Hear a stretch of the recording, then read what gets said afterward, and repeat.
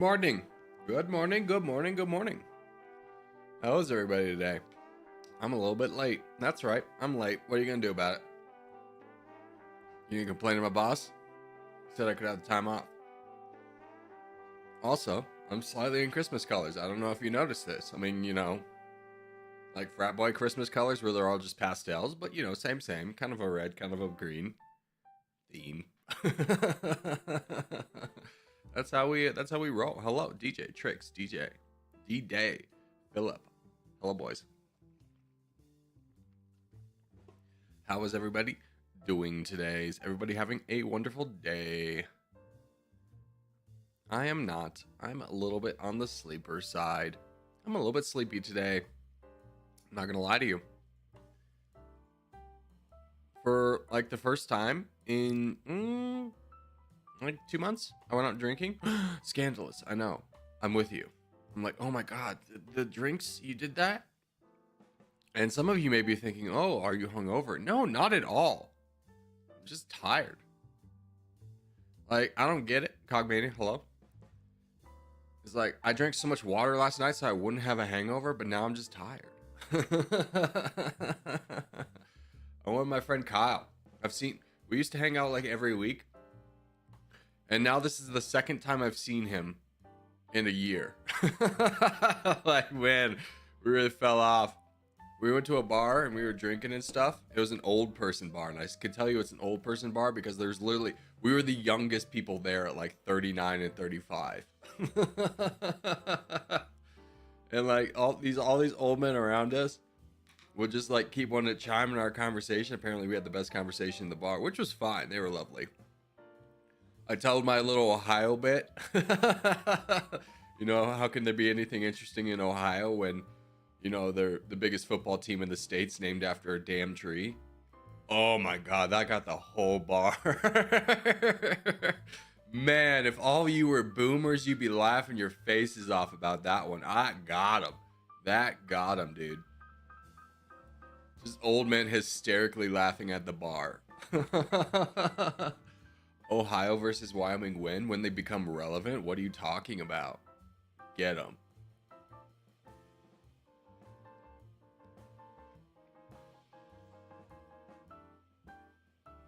I was built for the old men. What can I say? I'm their comedian. I'm the voice of their generation. We also laughed at you guys for having, all the sayings, all the vocab that we all don't understand collectively.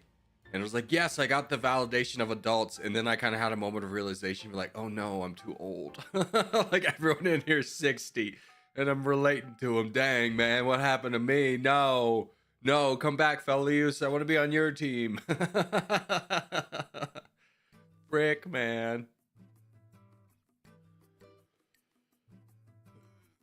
Are we going to do FFA this stream or only teams? Just teams. Yeah, teams is kind of what the vast majority of people want to have settled on of enjoying, because we used to do FFAs all the time too, and what we kind of found is it's always the same like 5 people in the FFA and everybody else is like waiting. And not only waiting, they leave the stream. They get bored and they just leave the stream, where I feel like teams is a little bit more active, because even when you're out you can still be rooting for your team.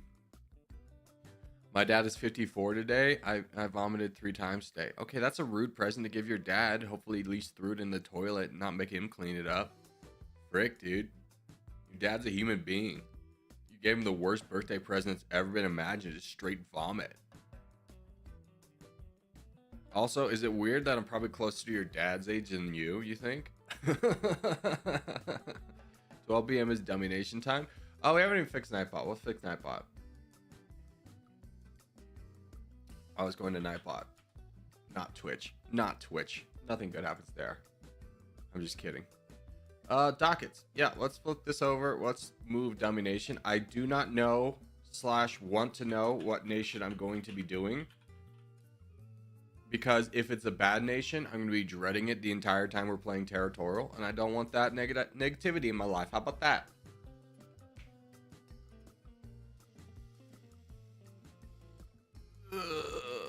Hello, Letitia, Philip, Liam. Good to see all you. Yeah, so that'll be our docket for the day. We will be playing a Dummynation. Trying to work my way back into that game. We'll see. We'll see. Syria changed its flag. Did it? Does Syria have a new flag? Frick, I'm gonna need to know this. For Dummynation. Opposition. Okay, so now it's green and black with 3 stars. Okay. That's good to know. If Wordle comes up and they do Syria, I'm going to be ready for the new flag. And if they haven't updated, I'm going to be, why are you supporting an oppressive regime? Although, let's be real. These guys have a very mixed history of whether they're going to be good or bad, too. Like, they've said, they've said, done the right thing since taking power, but when they were initially, like, fighting, they were saying, like, all the horrible, oppressive, religious regime stuff that has happened time and time in that region over and over again. Their flag looks better, not gonna lie. I mean, I'm gonna be straightforward with you, not to get political into their situation, because I'm not an expert, but I will agree. But psychologically speaking, when you're designing a space, you always go with odd numbers. 1, 3, 5. 3 is better than 2. So I will give them the ups that they have a better flag. Why do you go with odd numbers? I couldn't tell you. I didn't remember that part of the class, but I just remember you always go with odd numbers. I think it was because it was thought provoking. Where like where even numbers can be too uniform. So like if you were to do something in a room, you would throw 3 chairs in, not 2, because it would look mirrored and it would look kind of boring. I don't know. Meanwhile, America has like 27 stars. Yeah, we got at least 27 stars. I'll give you that. Although I hear from Trump, when we financially bankrupt both Canada and Mexico, that they're allowed to be the 51st and 52nd states. Congratulations, Canada and Mexico. Yes, let's go. It's gonna be awkward to have to tear down that wall that we just built, or I think they still build it. I mean, first off, the wall is hilariously bad. You see all the images of a guy with like a ladder or like milk cartons just walking over it. But anyways, apparently, if Trump holds up in Mexico, we financially bankrupt them with our tariffs. Mexico becomes the 52nd state, or first. I don't know which one goes first, Canada or Mexico. I don't know. Maybe we tear down that wall. It just seems like we wasted a lot of time and effort there, man.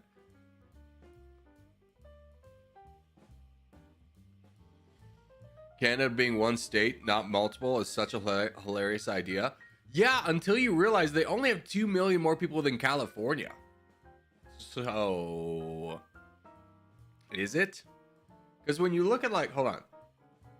Canada population, density map. Barely anyone lives in Canada. Canadians don't even want anything to do with most of Canada. Everyone lives below, what was it?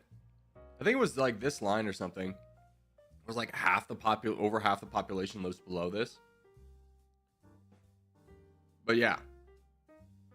Or it was over half of Canada's population lives within 100 kilometers of the United States border. So you're basically already asking. We're having a party in our house and you weren't invited. But you're standing on the front porch, but you're not gonna ring the doorbell because that would be weird. But everyone can see you outside looking sad. That's what Canada is, dude. They're just man, I wish I could be in the United States. I wish I could pay for my medical care. Canada's mostly empty state. Yeah, I mean, a lot of it has to do with the terrain. Obviously, it's very cold up here. But then a lot of Canada is hold on, the Canadian shale, I think it is. No, it was something else. But basically, a lot of this is rock. So you can't farm, and most communities start off with some kind of basis of agriculture. Or at least they did. I don't know, I mean, are there cities really... I mean, cities kind of established today. There's not really new cities going up, other than I know Indonesia is trying to move their capital. because their current capital is sinking. And I believe Egypt is also moving their capital.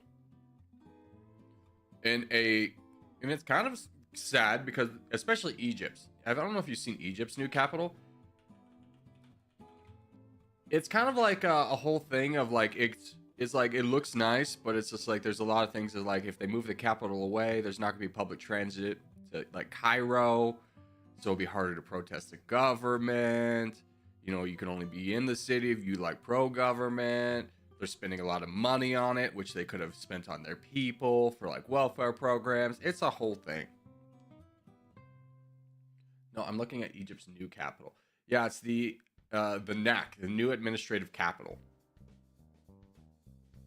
Well, let's take a look at it, because it is kind of like, I mean, it's one of those things is like, I don't think they're gonna finish it. I think this is just gonna be a monument to man's arrogance. Like being straight up with you, I don't think it's gonna get done. I think they're gonna run out of money. They have so many like gigantic areas that they plan to do that they haven't even started, and I think they're already over budget.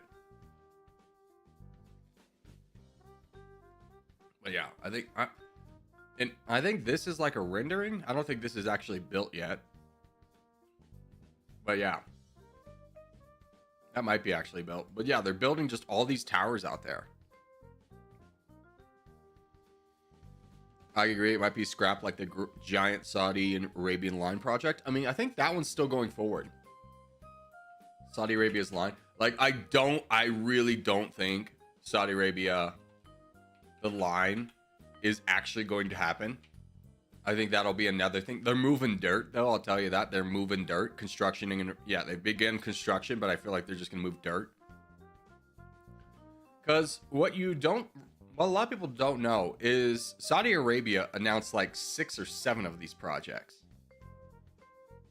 at the same time. All of the same like ambition. And I don't think any of them are actually going to happen. The line, they might build some of it, but nowhere near the amount that they said they were going to. I think they'll build like, if I was to really guess, I would say they'll probably build something like as a touristy destination, but nowhere near like the actual like city it was supposed to be.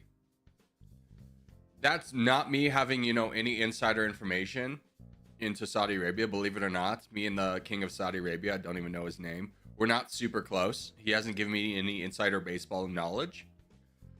But I'm just going to go ahead and say construction costs are going to knock this one down. This ain't going to happen. Call me crazy. How could he lie to us? I know, that's what I was saying too. Wait, there's a better one. Saudi Arabia World Islands. Okay, so here's like kind of why I was saying that. Is because everyone knows this guy over here, this like dock. It's like, oh yeah, they had another project over here where they terraformed the ocean to make a bunch of islands that would shape the world. And then they sold those islands, pre-sold those islands for people to have houses on them. They were going to make it a whole community. Now you may notice there are no islands. There's like only a couple houses.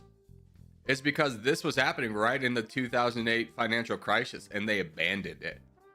And I'm going to be straightforward with you. I bet you in like 50 years, these guys are going to be underwater.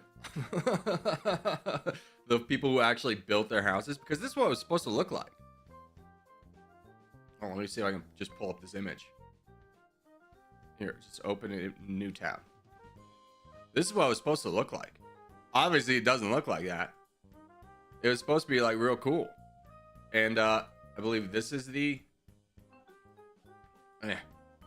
This is what it looks like. Didn't quite nail it. That's the UAE, not Saudi Arabia. You know what? You are absolutely correct. I did mistake those two. This is Dubai in the UAE. This is not Saudi Arabia. I was trying to draw a parallel of the two projects, and that was the one that came to mind. And you're absolutely 100% correct. That is the UAE, not Saudi Arabia. Cordy, have you been to the Middle East before? No.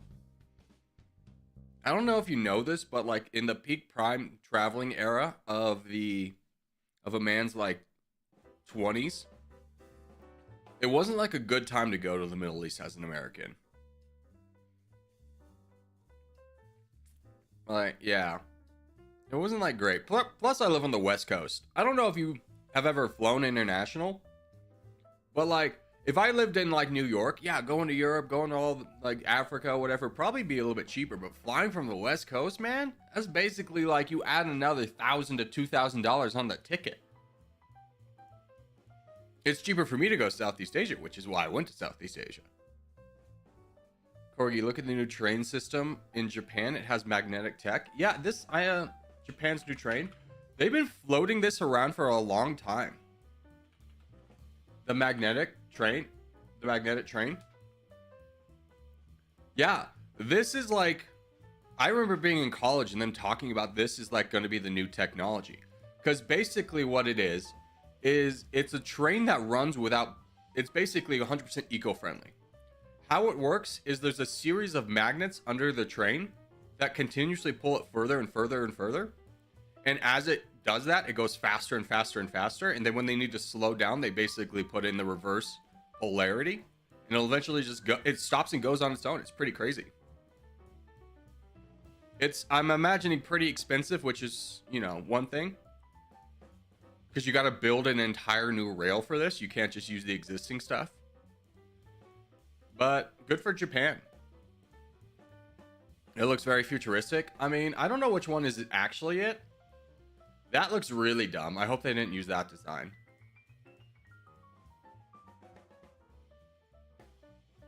Yeah. This looks real dumb.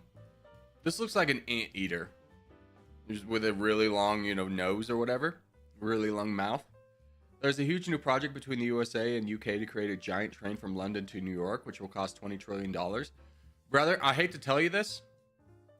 I would check your sources. I would check your sources on that. I think you might have fallen for a, what's it called? A lie. There will be no project like that. That would benefit nobody.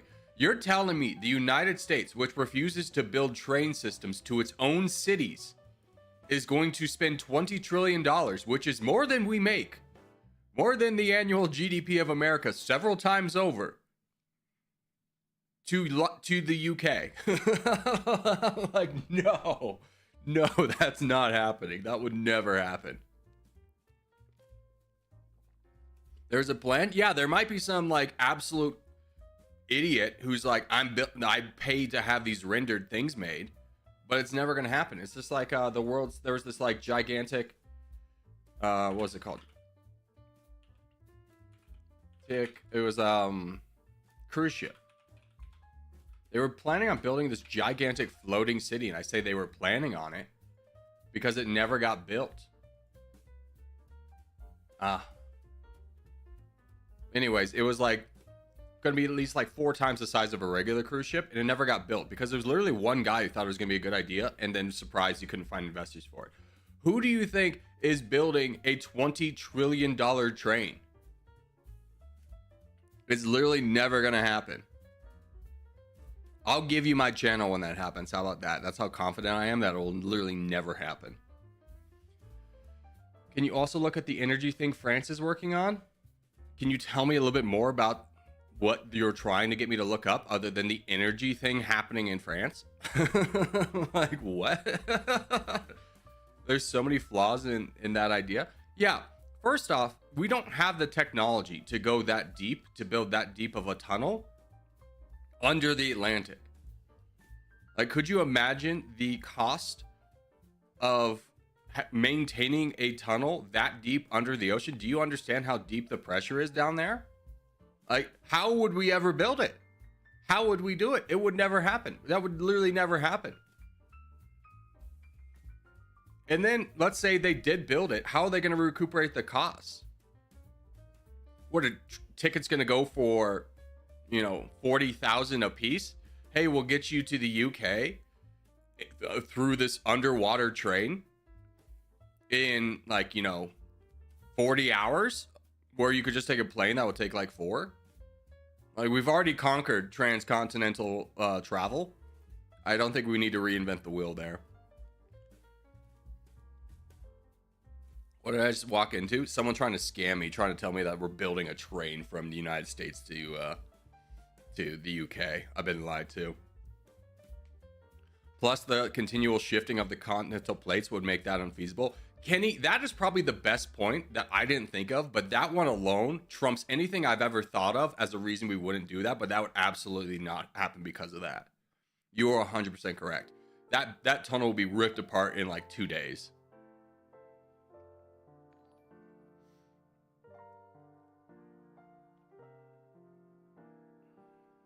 I believe the France energy topic means the fusion reactor in France. Like what? Nuclear power? What's fusion? What's the difference between fusion? I'm not a scientist. Fusion reactor, France. The International Thermal Experimental Reactor is a fusion reactor being built in France. Francais. Is a collaboration between 35 nations. What? Why are we all working on this? Hold on. Don't get me out of here. I don't want to listen to your propaganda. Aimed at creating energy through fusion process similar to that of the sun. Bringing the power of the sun to the earth might be a little bit, you know, I'm going to call sketch. I feel like everyone's funding this because if stuff goes wrong, it's going to be France's problem. ITER will be the largest of more than 100 fusion reactors built since the 1950s, with 6 times the plasma volume of the JT60SA in Japan, the largest tokamak operating today, whatever a tokamak is. Its stated purpose is scientific research, technological demonstration of a large fusion reactor without electricity generation. Its goals are to achieve enough fusion to produce 10 times as much thermal output as thermal power absorbed by the plasma for short time periods.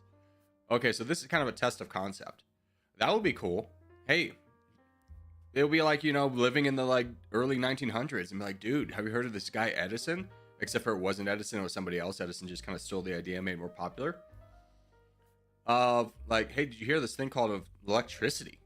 It's going to change the world. I mean, this could change the world for sure. Bro, what are the odds I walk into stream today and we're talking about mega projects?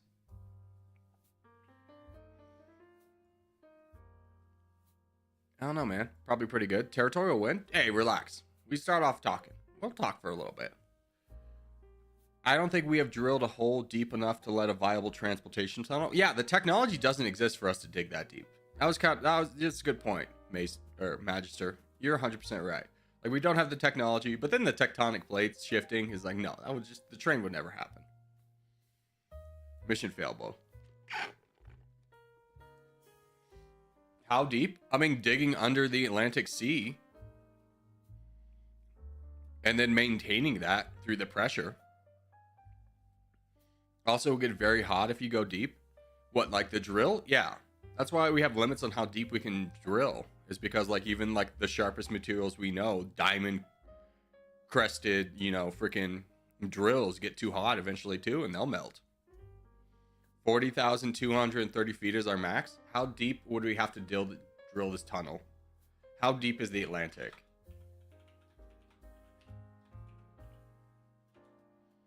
Okay, we could drill apparently deeper than the Atlantic.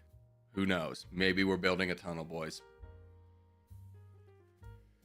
Yeah, so they aren't doing the mega project from the US to the UK. Yeah, I don't think that. I think that was just one guy's like, hey, let's talk about this. And then he, like, in 3 months, he's going to be like, oh, by the way, I have a cool cryptocurrency. Like, dude, have you heard of my new cryptocurrency? It's good. We're going to the moon with it. Yeah, I didn't even think of tectonic shifting. That would make it nigh impossible. Yeah. I mean, if like Spain and Morocco won't connect their countries with a train, I mean, nah, we out of this. Desert Tech is a fun idea that didn't really end up happening. What's Desert Tech? Desert Tech. Desert Tech? Is an American munitions manufacturer? I don't think that's who you were talking about. I don't think you were just wanting to talk about, like, you know, weapons manufacturer. Sustainable wealth? Yeah, I mean, first off, I just read this, sustainable wealth for every human on Earth, and just instantly knew this would never happen. First off, the reason I'll tell you why is because no.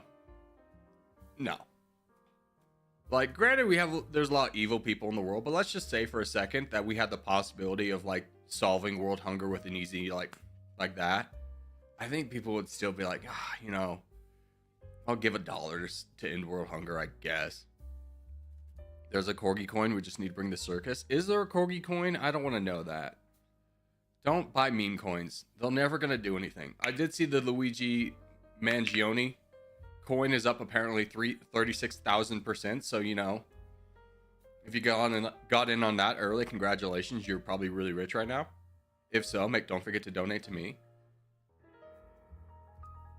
You know, bring me along. Let me ride on your coattails.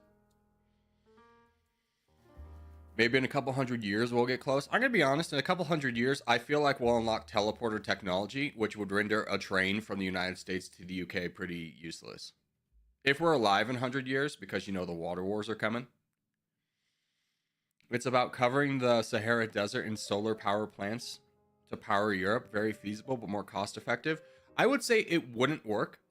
Just straight off the bat, I'm going to point out a technical flaw of your plan to put solar power energy into the desert is twofold.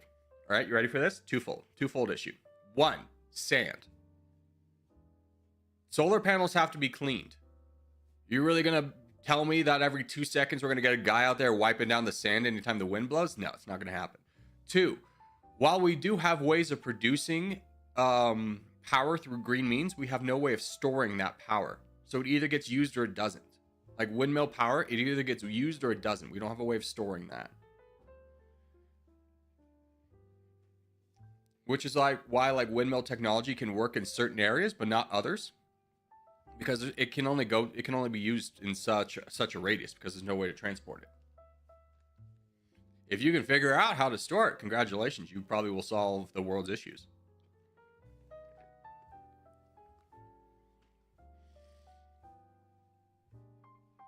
Just power a fan with those solar panels, problem solved. Dude, true. Just fight back the wind with more wind. They'll never see it coming. I'm such a science nerd that pained me to hear. What, that you have to wipe down solar panels with a little bit of like Clorox wipes every few hours or something like that?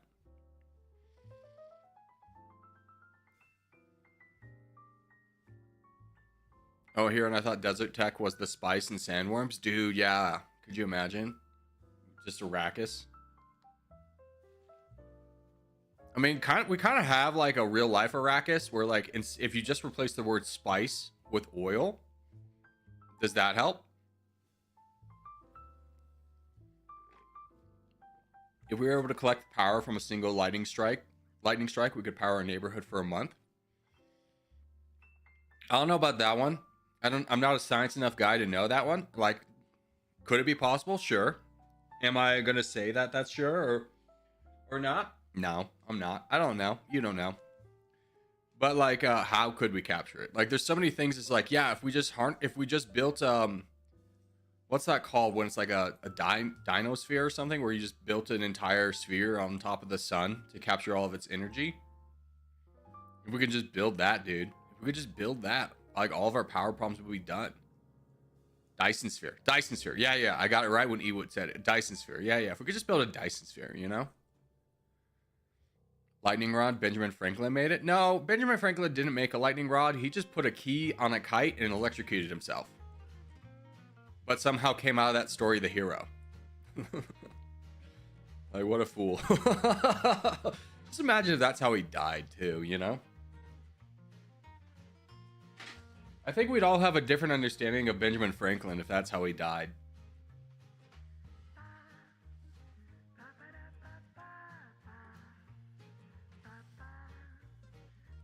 The UK should be like Saudi Arabia of wind energy. Just got to build more. I mean, here's the problem with wind energy. Is first off, it does not work when it's cold.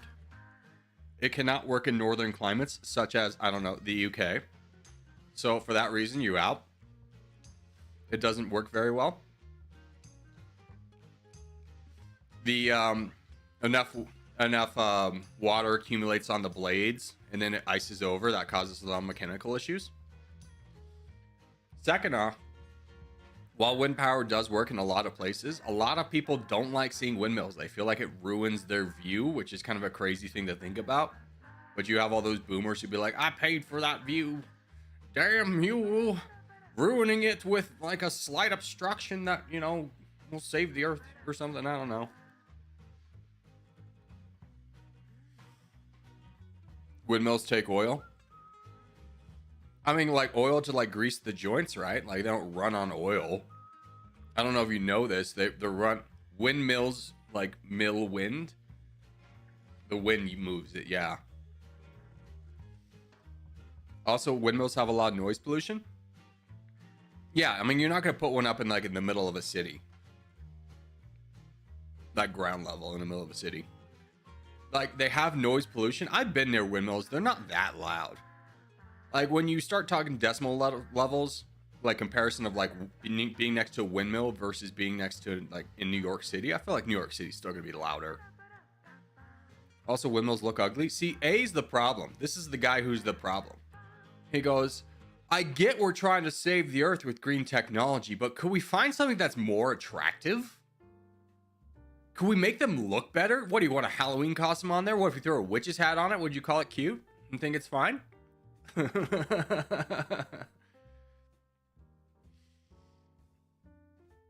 Why does it matter how it looks? I mean, I think windmills look fine. I think, honestly, they look fine. I don't think they look bad.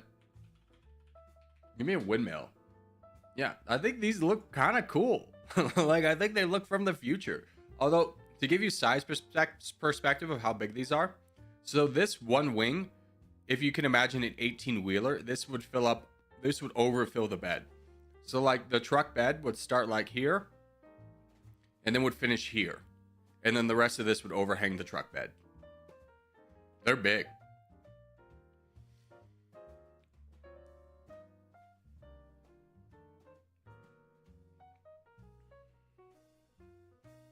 All right, hold on. I'm just going to ban somebody. It's like fine if you don't want to chat, but if you're just going to be incredibly rude and just saying like, hey, play a game, well, no one cares, play a game.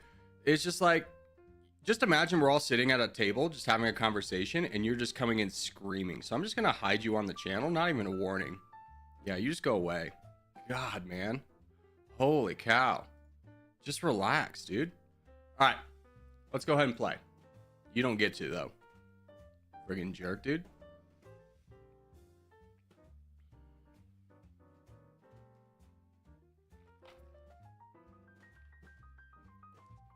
Bro's entire chat history is just him spamming play. Like, he doesn't communicate at all, except for when we're not doing what he wants to do. It's like a toddler. It's like talking to a toddler right now.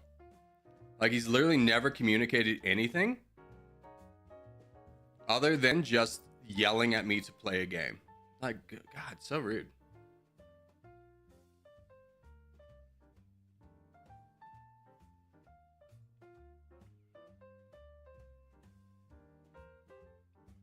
Will you ever unhide him, or is that forever? No, that's forever. That's forever. Corgi, do you have a favorite Star Wars movie? Dude, we talked about this yesterday. Where were you, D-Day? No, I don't have my favorite Star Wars like series is Andor. And we are waiting for a game right now. I think Andor's like the best kind of thing, but I say that having like, you know, not seen the old Star Wars in a long time. I think they're pretty good. The Clone Wars? God, what are you, 9? Get out of here. The Clone Wars was the worst. I have an entire rant about why a man doesn't like sand. What are we talking about here?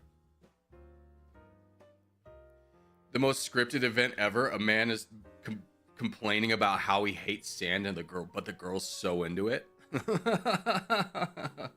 what are we talking about? Oh, you're talking about Clone Wars the series? Oh, okay. Clone Wars the series wasn't bad. I thought you were talking about the movie. Yeah, the series was pretty good. I'll give you that. I think the Clone Wars as an idea was such a cool idea. I think George Lucas really nailed that idea. I just think the story he told within it was bad.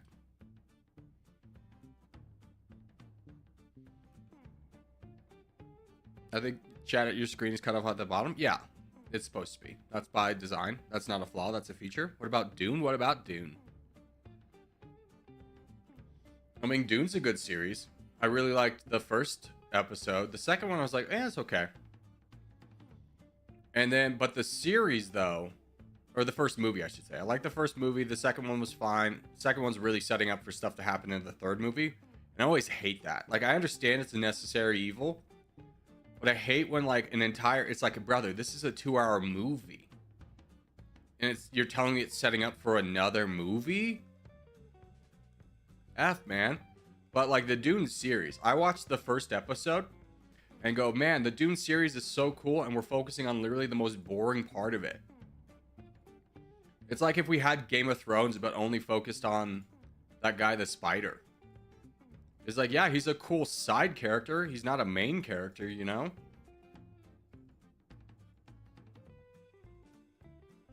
This is like, I watched the entire one. It's like, I get what they're trying to do, but do they actually have any motivation of a reason why they want to do it?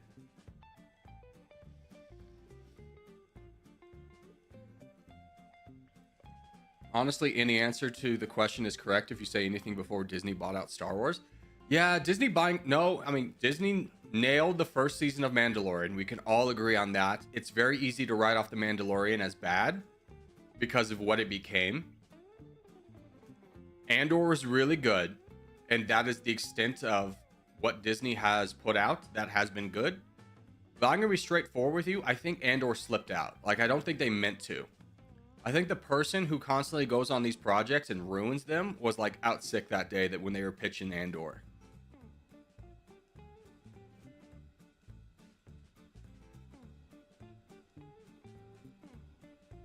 All right, Dragon, I got you, boo. Yeah. Mandalorian has only 2 seasons with a perfect ending. Yeah, we don't acknowledge season 3. I watched the first episode of the 3rd season of The Mandalorian, and I was just like, oh, this is gonna be bad. I'm out. All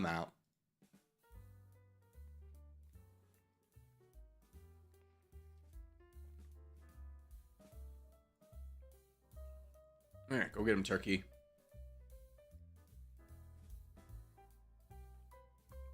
Haven't seen Andor?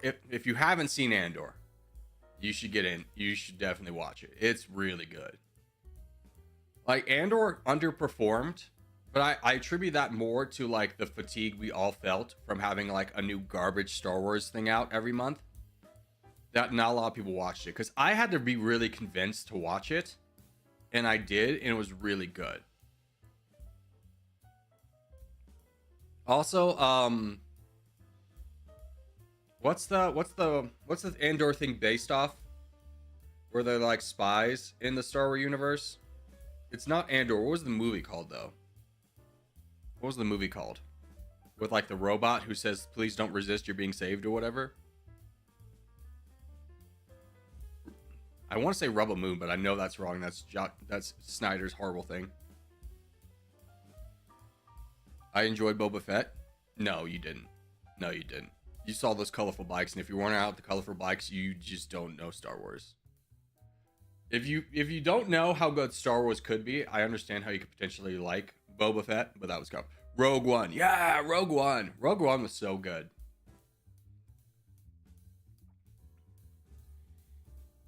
Yeah, Boba Fett sucked. That was my opinion. That was my take.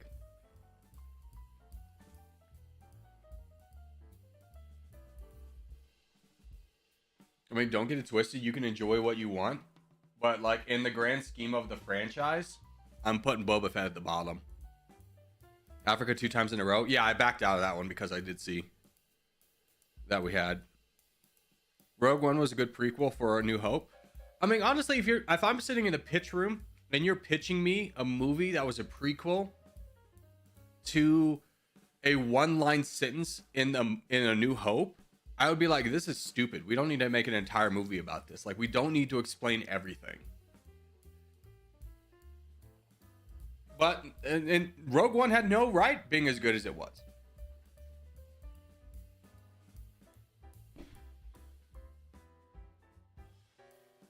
All right, here we go.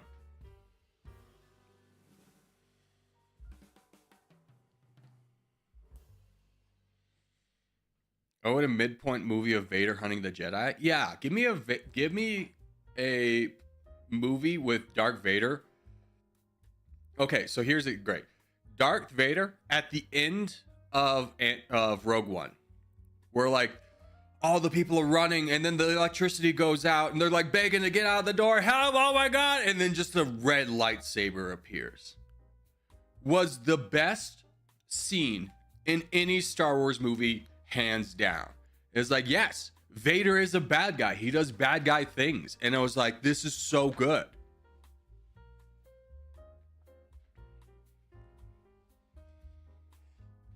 That little throwaway scene, which they almost cut from the movie, was the best scene in any Star Wars franchise I've ever seen.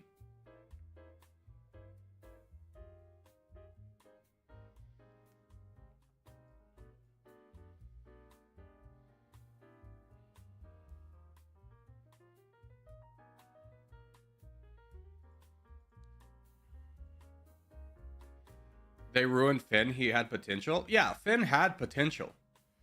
I mean, you start talking about the moral dilemma of knowing his past and how he was kind of forced to be a stormtrooper and then having to fight all these people who have like probably similar pasts as him, and like the potential conversations he could have with Rey, be like, no, these are people too, they're just like misguided, and like the moral qualms with that could have been fantastic. But the moment like he joins Rey, he's just like, yeah, let me kill these baddies, and be like, dude, those are your friends, what are you talking about? Like, you had relationships with those people. What are we doing? Just shoot him out of the sky. Yeah, got another one. I'm like, dang, dude. That's a person. Obi-Wan should have been a good movie. Yeah, Obi-Wan should have, but it wasn't. It's again, it was a Disneyfication of his story.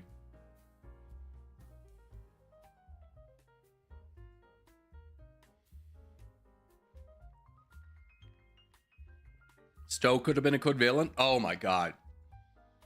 Yeah, having two directors without a clear vision of where they're both going, but both giving them like a trilogy to tell, splitting the trilogy to tell, was such a mistake. Because it's like, what's the R.R. Martin or whatever, not Martin, J.J. Abrams comes in and just goes, I don't like Stoke, I'm gonna kill him off immediately. And then Stoke was like of no consequence.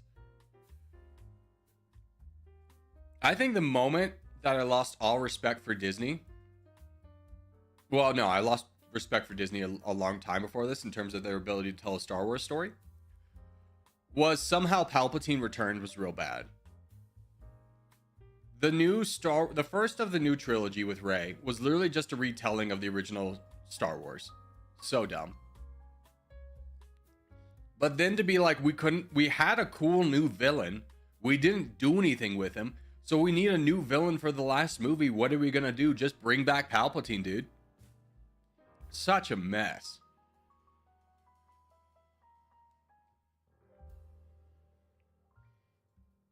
Yeah. Boys. Boys. Boys. Boys. Boys. Get in there. Fight this guy. There's 5 of you.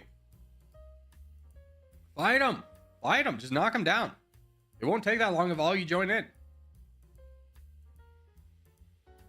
Is it bad to remember the names of people that don't help out, to not donate to them in later games? Yeah, it is bad.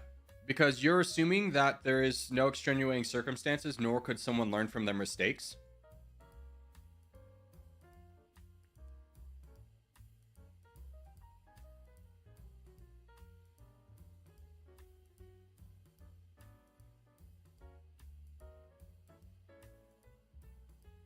Yeah, go get him, turkey. If they were going to bring back Palpatine like that, they should have honestly been like Jar Jar. It would have at least been funny. Yeah, there's a whole theory on the internet where Jar Jar was actually a bad guy and used this power of the Sith, which had canon, where it's just kind of like it looks more goofy than it is, but it's actually really well calculated. And it was just like, yeah, that could have been fun. Except for the fact that Jar Jar Binks his voice was so incredibly annoying. Like, I don't think you remember how annoying Jar Jar Binks was as a character that he could never make a return.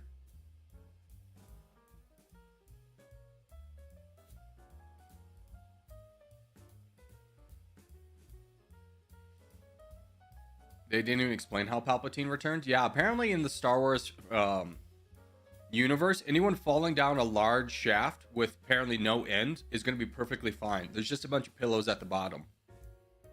He'll be just fine. Even who was the guy from the first thing? You know, the guy who's like red, used the double lightsaber, got literally cut in half. Darth Maul, yeah, got literally cut in half. He's fine. He's back.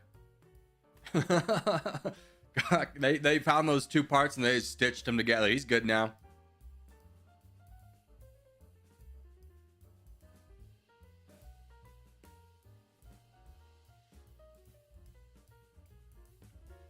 But that led him to being an amazing character later on. Yeah, I mean, I'm gonna be straightforward with you. I don't think they should have killed off Darth Maul, because I do think they had a good story to tell with a new character. Especially in like the Clone Wars, they gave him a really good arc for sure. So I don't mind one person being able to survive like a forever fall down the shaft, but like when every character does that, you go, okay, so like these are just not dangerous then. Like if they brought back Mace Windu, I wouldn't be surprised at all. Like, yeah, we did not see him actually land on the ground, so he landed on a bunch of pillows. He's good.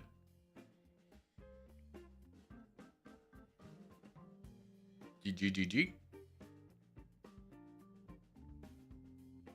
Contest? Did I miss it? Nope, we're out. It's stupid, but it goes with the stuff Plagueis was working on. I mean, nothing is stupid if you just believe if they take 2 seconds to explain it by that logic, but I'm just gonna go ahead and say a lot of that stuff is garbage. You can have a new bad guy.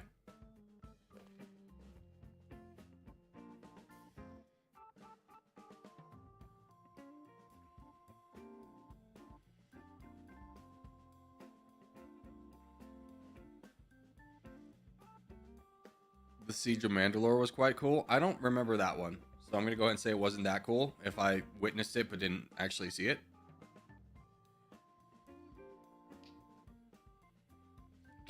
I said this yesterday, but give me a Star Wars story that doesn't involve Jedis, and it's such a cool universe to explore. Not everything has to be like a destined fate. I picked up a lightsaber and I was the chosen one. I'm just a wee farmer boy. Like, we already got the I'm a wee farmer boy and I was the chosen one story arc. We don't need to keep telling that. Was ever an opinion of the Battlestar Galactic series? I never watched it. It looked a little goofy for me, to be quite frank.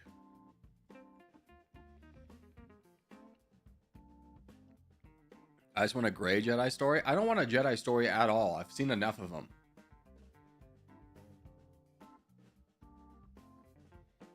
Which is why, like, the Mandalorian was such a cool idea. Like, yeah, bounty hunter. And he go pew pew. He's like kind of an anti-hero, but then he's just like not. He's the bestest little boy that's ever existed in the Star Wars universe.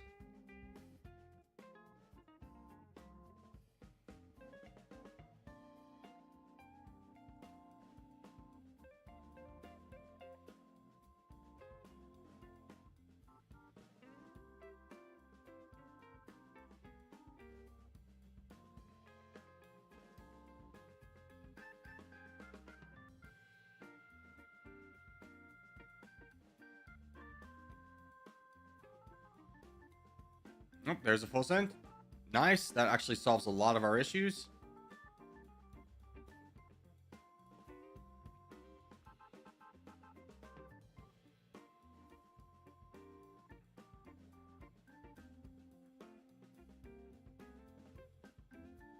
Get involved. Get involved. Get involved. Get involved. What are you guys doing? Get involved. Take out this guy. Take out this guy.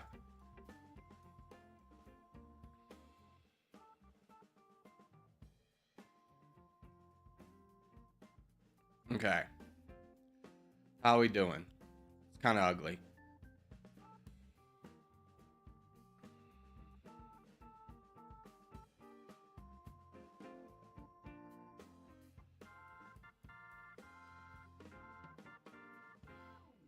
That's a problem, bud. You can't be on the front lines and then not be good with your troops. Let's try and get Necro built up a little bit. Near the Horn of Africa. In the north, let's try and build up Pharaoh. Let's try and build up Pharaoh in the north and Necro in the south. Necro, I believe in you.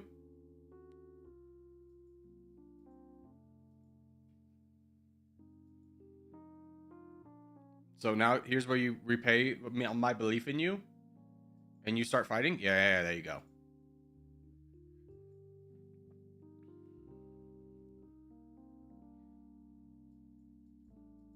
Pharaoh's doing well up there. Good.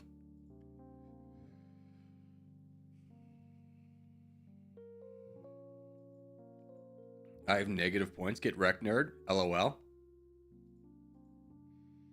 Dummynation, please. Check the docket, brother.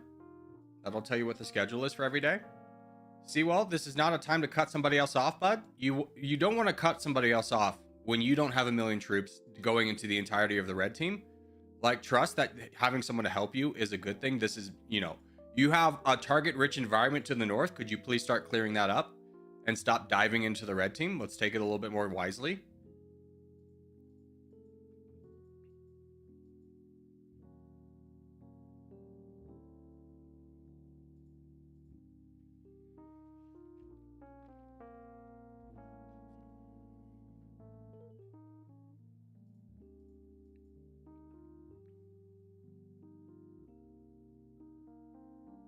Oh, the classic. I need a crown play. Yeah, I'm gonna be straightforward with you. If you do this outside of stream, this will be your death and the death of your team. So I'm trying to give you a little bit better practices about how, as the crown, your number one responsibility is to protect the back lines, and he has done none of that. So this is a very bad play. Yeah, I'll donate to Sparta now.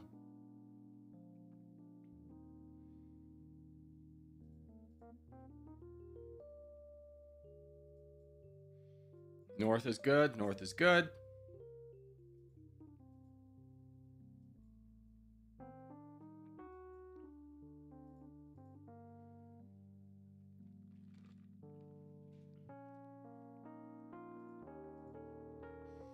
Timeout daily memes. Yeah, if only I had some kind of moderation team that would time out people when they're spamming. Wouldn't that be sick? If I had like 20 mods, wouldn't it be cool if one of them would do something?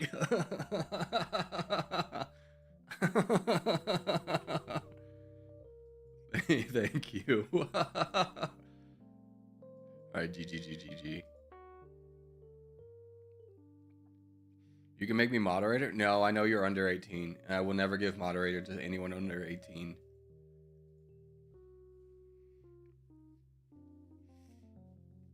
Most mods are playing the game. Can you not multitask? I mean, here I am streaming, talking, and looking at chat.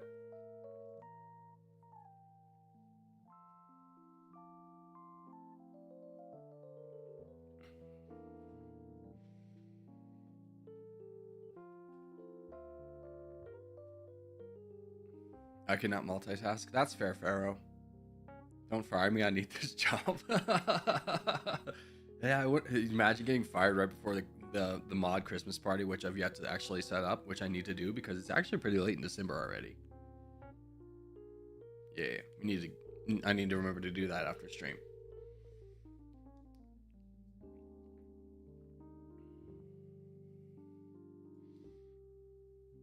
You're at 40K or 40K. Congrats. Thank you, brother. I appreciate it.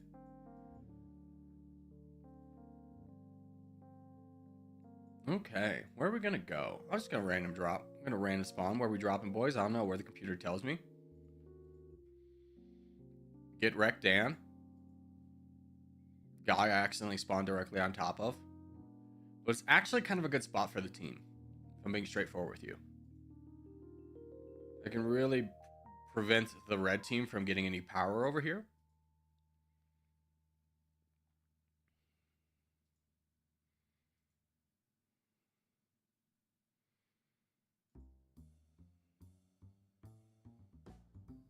Let's go. One guy down.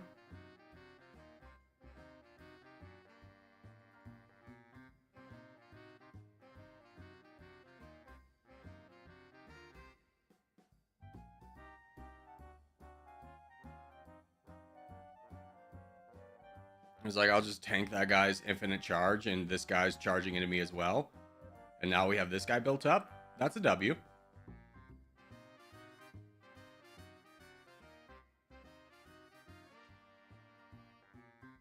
Yeah, Dan, keep focusing me. I'm the big baddie. Ignore the teammate. That makes like the 5th Christmas party I'll go to. Wow, Pharaoh, way to just make us all feel bad with how many friends you apparently have. Dang, dude.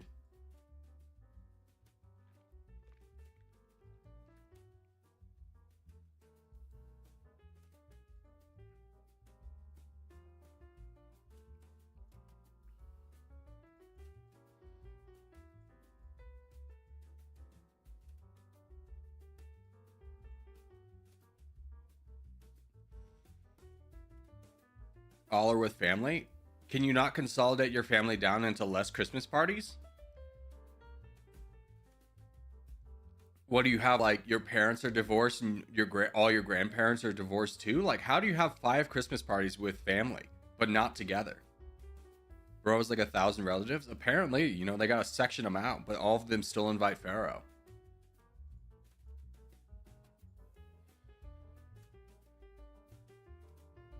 I used to date this girl who had a really big family.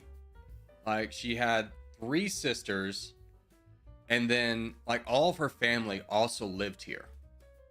So we're talking, you know, 5 aunts and uncles, all of them with children, and they all lived here.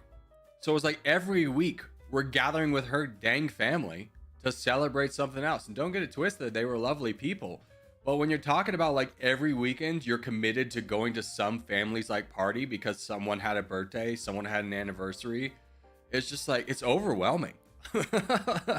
Like, I never had a Sunday to myself because I'm always gathering at their dang house. Like, what are we celebrating today? A dog's birthday? Sick. I'm so happy. I'm so excited to once again hang out with your family. I haven't seen them in almost an entire week. It's just like, man, I just want to lay down. I just want to like have a little moment of myself. All right, we got 4 minutes for the next game. Let's do some Wordles. Don't ask if you just joined the stream while we were looking up windmills. This is Djibouti. Can you pick the 3 neighbors of Djibouti? We got Somalia. We don't count Somaliland, apparently. That's fine, whatever. Eritrea. We got Ethiopia. Can you pick the capital city of Djibouti? Isn't it just Djibouti? Djibouti City. Nailed it. Where is it? Frick, you gave me stuff all on the coast. Here? Here. Dang it. That was literally my last guess. I'm not going to lie. I would have gotten that 100% wrong. Can you pick the flag of Djibouti? No, I haven't seen it very often in Dummynation. So that's Somalia. That's Ethiopia. That's Kenya. That's Saudi Arabia. I don't... These are more like Middle East. So it's down to like these 2. Nailed it. That's cool. Process of elimination. Can you guess which landmark is in Djibouti? That is in China.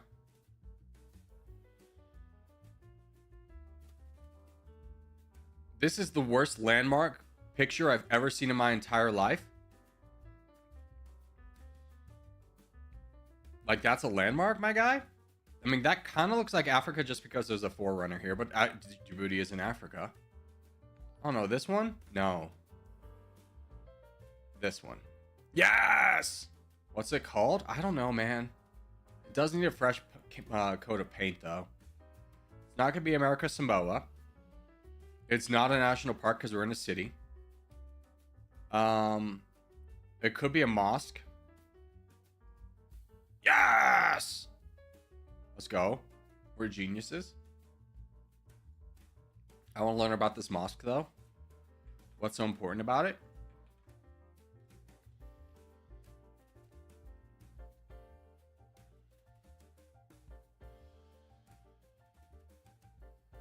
It was a mosque built in 1897. It is among the oldest standing masjids in the capital. It can accommodate 1,000 people. Djibouti, I think you need to work on your landmarks, bud. Like, this is just like a church. Like, it's like, yeah, it's old. I get it. And like, can we paint it? Like, what's going on? It's not looking so good.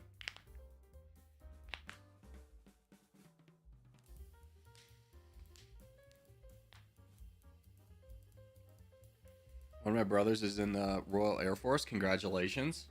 Can you ask him? Can you ask him a question for me? If he's on a commercial plane as a passenger and the pilots are like incapacitated for some reason, would he take over the plane and land the plane safely, even though he doesn't have the certification? Or would he be stopped by the certification, not having the right certification to fly that plane, like that one guy who said he had a brother in the Canadian Air Force would?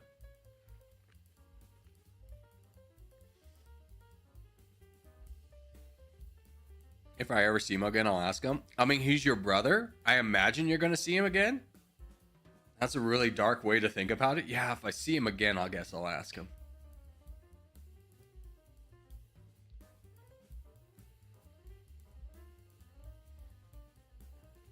We need to pass Mr. Beast by tomorrow. Come on, guys. Yeah, come on, dude. Let's pass Mr. Beast.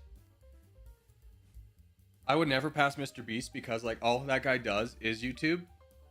And I guess all I do is YouTube too, but like he researches stuff, market trends. He literally made his own niche. And don't get it twisted. As far as Mr. Beast's content goes, I've never been like against it, but I do hate how much it shifted YouTube into this very like productive or produced mindset where like everything needs to be so high production, where YouTube used to just be scuffed, unedited playthroughs of a guy playing, you know, Elden Rings. The video will be 30 minutes and the 30 minutes was just what he recorded in 30 minutes, no cuts. He goes to the bathroom for 10 minutes, that stays in the video.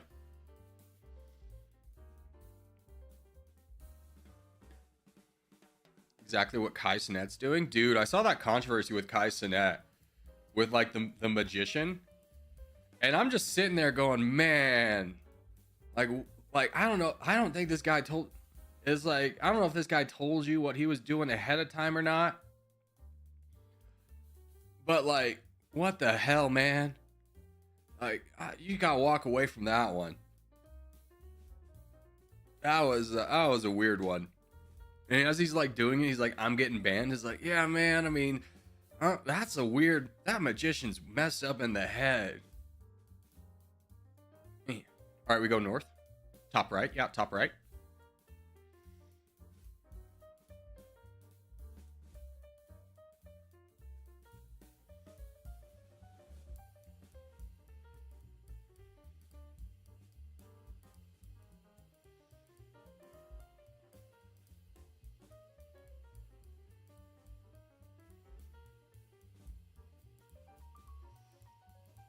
Good luck, boys and girls.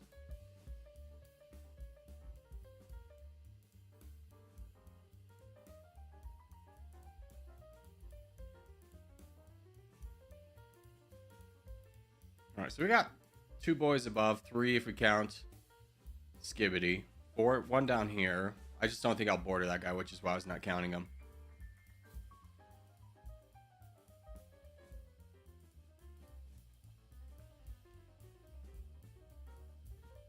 I'm attacking for way too much. That's unfortunate.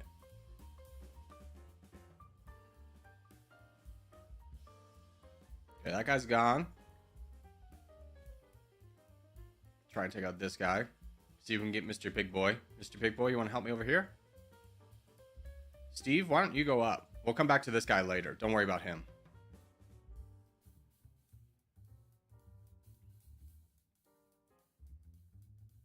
There we go. For fun, who are you attacking, bud? You know you're on the backline position. You should be attacking somebody. You're attacking over there. Good, good, good. All right, Potato, this is now mission critical. You got to get over there. Soft, you got to get over there. Steve, you got to get over here. This is mission critical. Get over there now.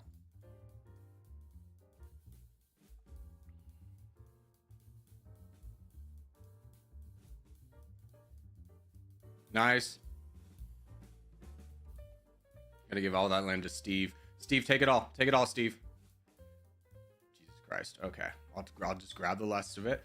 Now get involved right there. Start charging right now. Right now. Right now. We have this guy who's trolling. We need to take out that land before he gets more and becomes a bigger problem.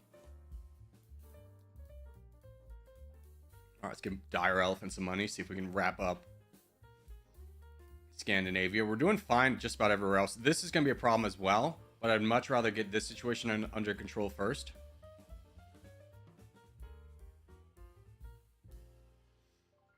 Buddy, don't worry about these boats over here. These guys got like 100,000. You'll be fine. Just fight.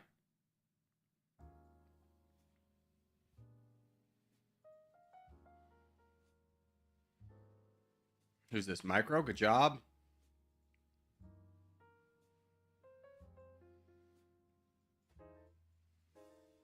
Still doing fine over there. Rar's holding it down. Good job, Rar.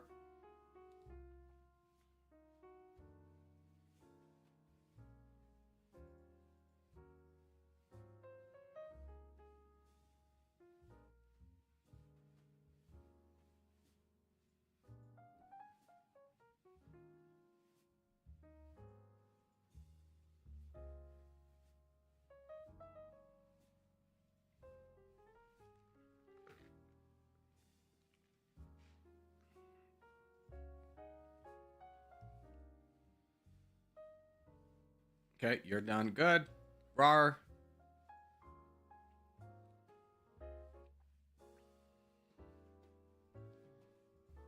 Good job. That's done. What the hell, sausage? What are we even doing?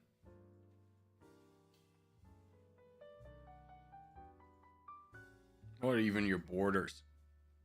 You got 2 bots that have 0 troops. 3 bots. You haven't even gotten those guys yet. What are we doing? What are we doing?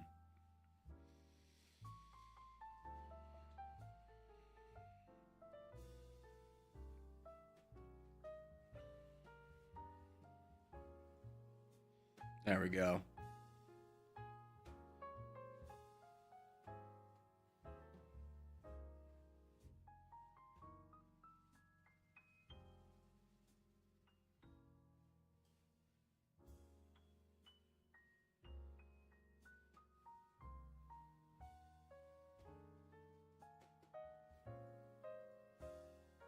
Well done, boys.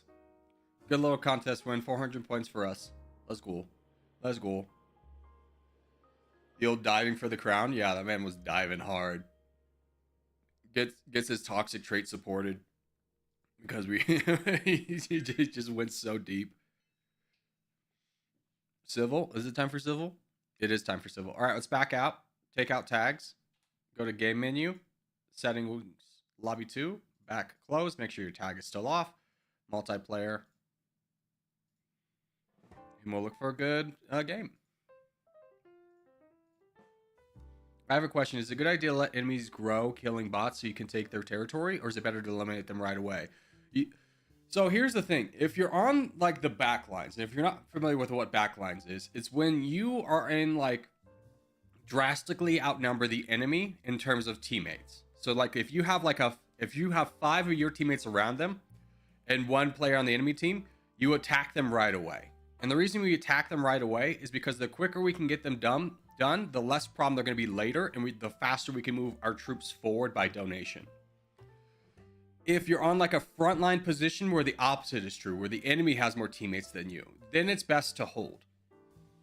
But if it's kind of like a middle ground of, man, I'm just watching this guy grow, getting all these bots, I would still say, like, let's say you're just kind of playing on your own in a free-for-all, I would say it's fine to let him get the bots, because while he's attacking that frequently to get all those bots, you're saving, and you're gonna the entire time he's wasting troops, you're gaining more troops, and then you can attack him later.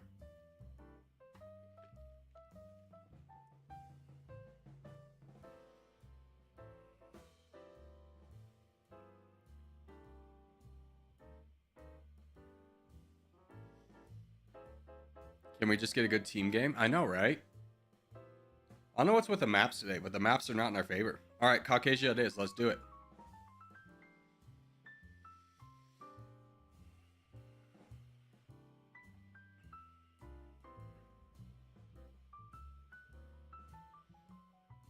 Finally something good. I mean, Caucasia's good. Caucasia's good. Now I'm just hoping for a good game.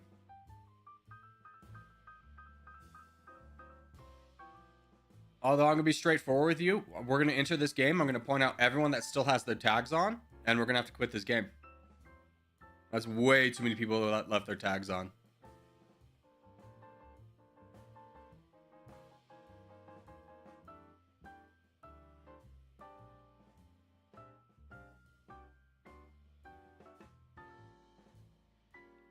All right, who do we have?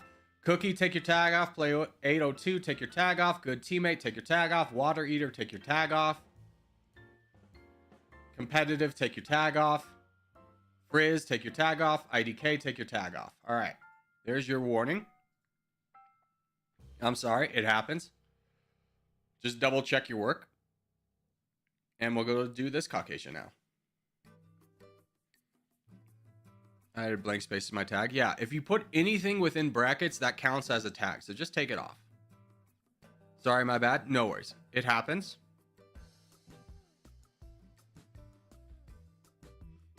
Fortunately, we get the same game again. So we really don't miss out on too much other than a little bit of time.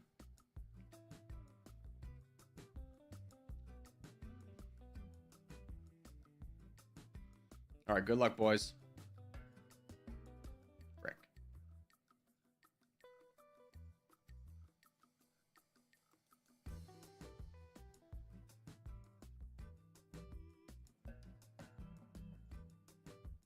Oh my God.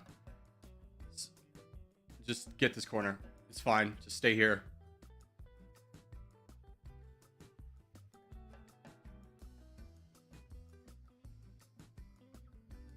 We got a good lineup as the green team in a corner, which is good. We have most of our players with us.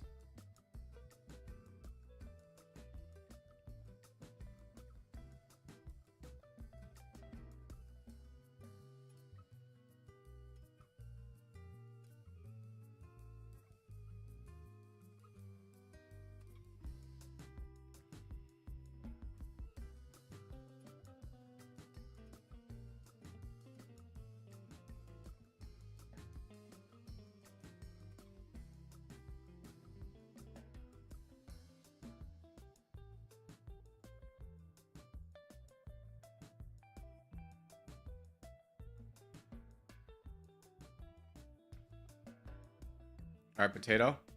Here. Randall Thar. Here. Brazil. Let's go here. Let's get this done.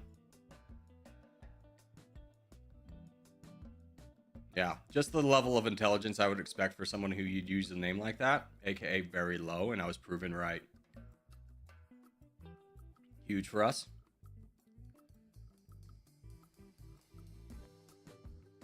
Frick, I missed it. Yeah, LOL. Get wrecked. You had 2 chances, too. Hello, Corgi. I haven't been in recent streams. Yeah, Fum, you have not. I have noticed that. Not in a way where, like, you're in trouble or anything. I'm just going, oh, he's a nice guy. Wonder what. Hope he's doing well.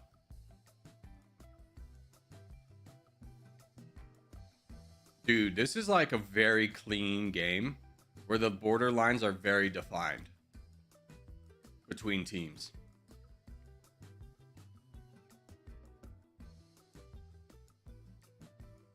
Two pharaohs? That's an imposter among us? Where's the second pharaoh?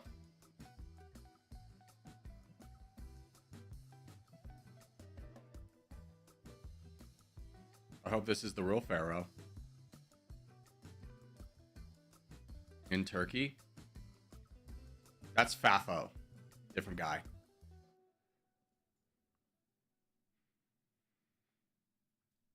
Okay, Corgi's the 20-20, 40-40, 50-50 strat working nowadays. I do 20, or you do 120. I do 20, 20, 40, 40, and then I either go on that 4th cycle or I wait one depending on the situation. So I think you have too many cycles.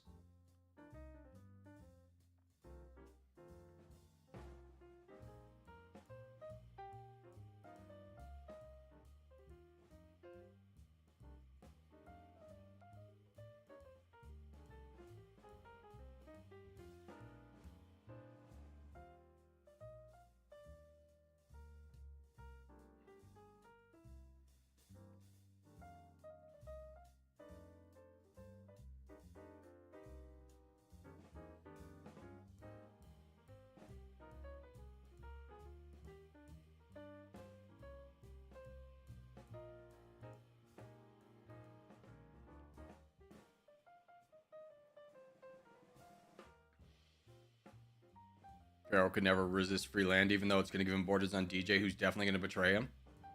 Who's definitely going to fight him. We'll see if he stops. He did. Oh my god, he did.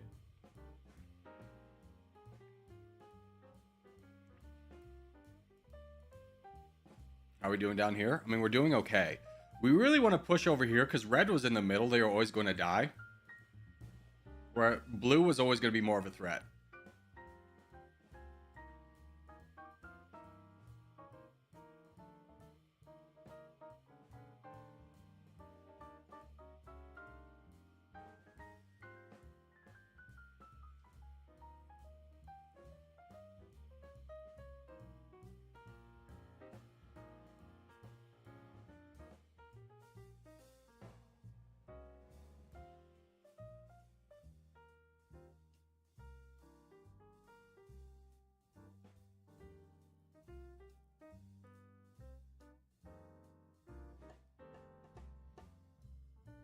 Love this move by Pharaoh. Not cutting off Finn allows Finn to take this guy off the table and allows Pharaoh to focus on... He was always going to be outnumbered, but it's a 2v1 instead of a 3v1.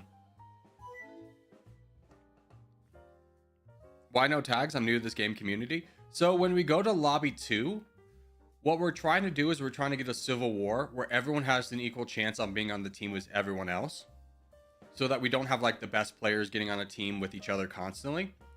And also the game has a habit of when too many people enter the game with one tag on, that if like, let's say it was a 4-team game, but because the game prioritizes putting people on the same clan together on the same team, let's say there's 50 people in there, but 30 of them have the Corgi clan tag on, just as an example, because this used to happen. Well, then it's not really a fair game because the game's putting 30 people on the same team and then splitting the rest of the population on the other 3 teams. So what the game does now is it consolidates down to say if 30 people are on one team and there's, let's say, 60 people in the game, it'll consolidate the amount of teams down. So instead of a 4-team game, it will go down to a 1v1 team game, which is something we're trying to avoid because more teams equals more chaos, which equals more fun. So that's the reason we take off tags in lobby 2.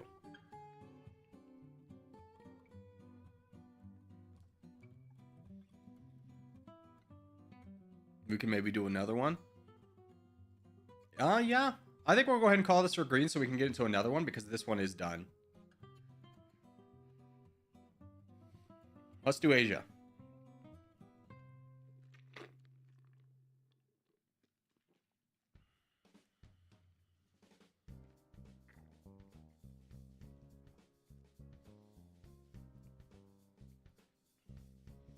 Nearly always on Corgi's team. Let's go.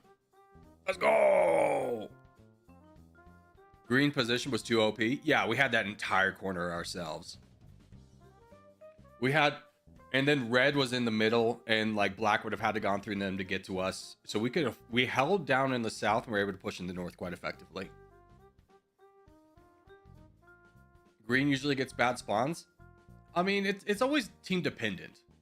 Like right now, like green is in the worst position. Like we're scattered to the wind. People are going in the middle. It's not looking great for us.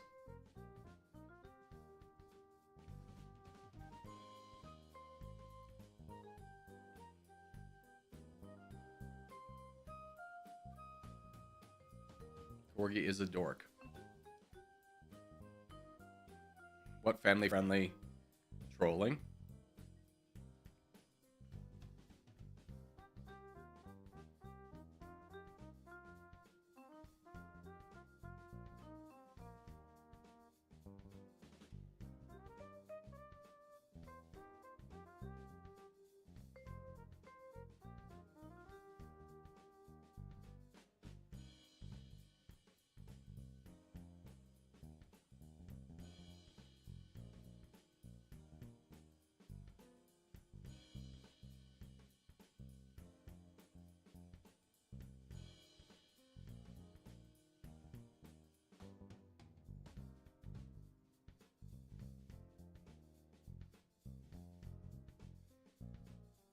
Hey, Pios, you gotta worry about Daily Meme. Don't worry about this guy.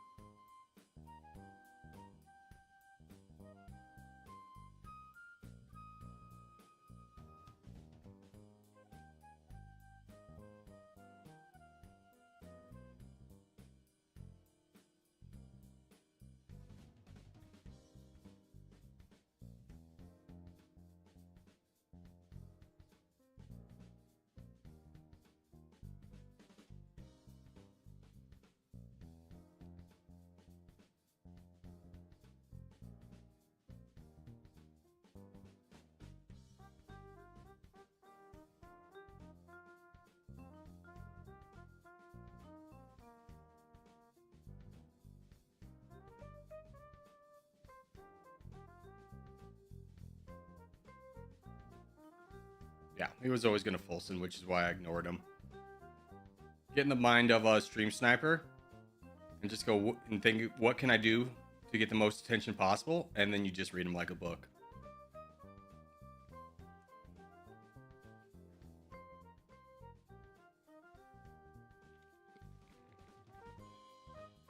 Balkan corgis stay strong. The Balkans are, you're talking about the one guy cookie over there?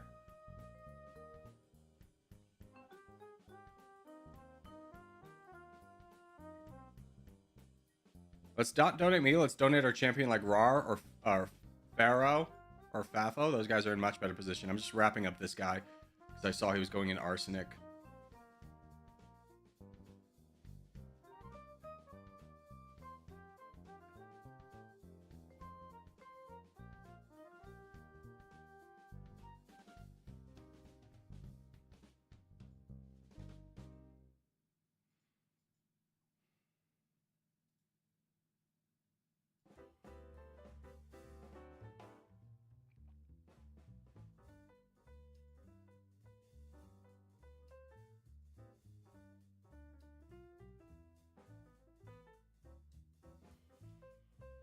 Don't donate me. Don't donate me. Donate Rar.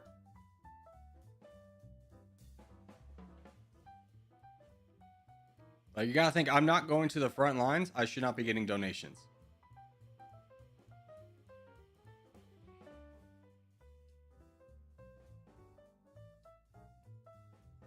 Okay, I'm done with you.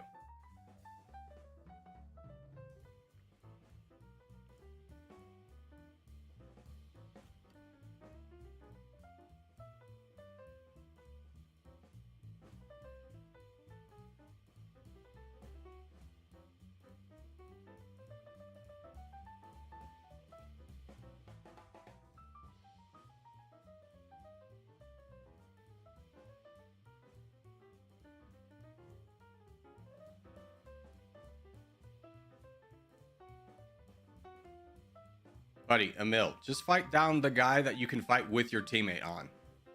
Don't go for free land. It's not always the best.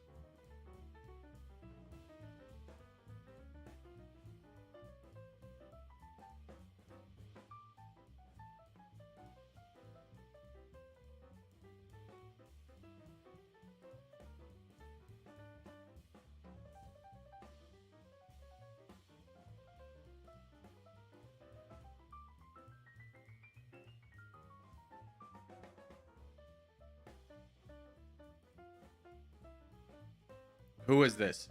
For fun? Don't be boating over here. Don't do that.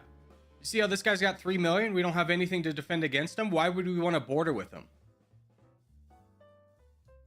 Like, our troops, our big guys are fighting battles. They're not just sitting back and donating. You don't want those bots over there. Or boats over there. We don't want this.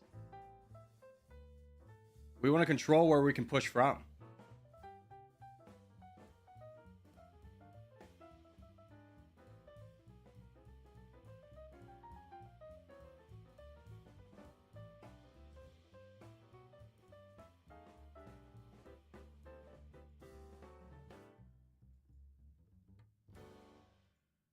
Eh.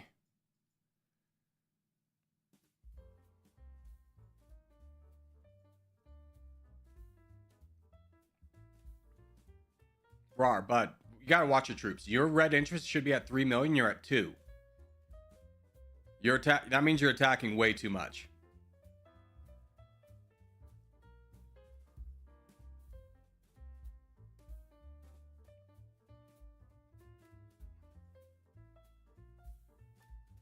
Echo, you gotta kick off blue. You gotta kick him off.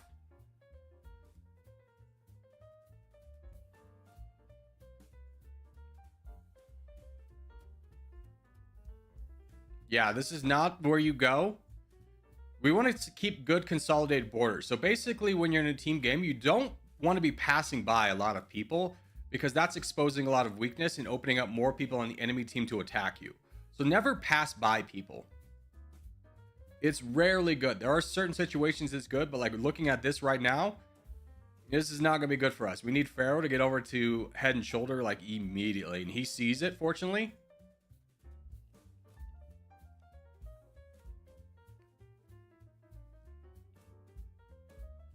Maybe he does.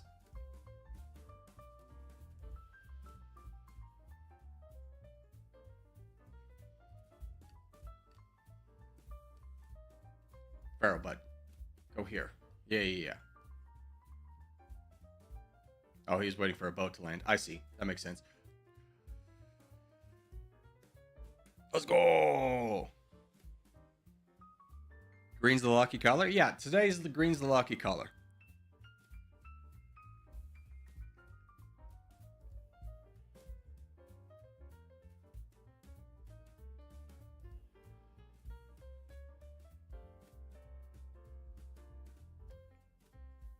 Yeah. So we'll say this: everyone on the green team, switch your color next time. Next time we do a civil war, let's all try and make an effort to switch our color. Green got sloppy at the end, or got sloppy at the end of my part, but I made it. Yeah, you were doing great, Echo. Until I was like, you're doing great. You're consolidating, and I looked. It was like you're all the way over here getting attacked by like 4 players on the red team. I was like, whoa, buddy. I don't know about that one, Chief. All right, settings, lobby 1. We're going back to lobby 1. Add the brackets back.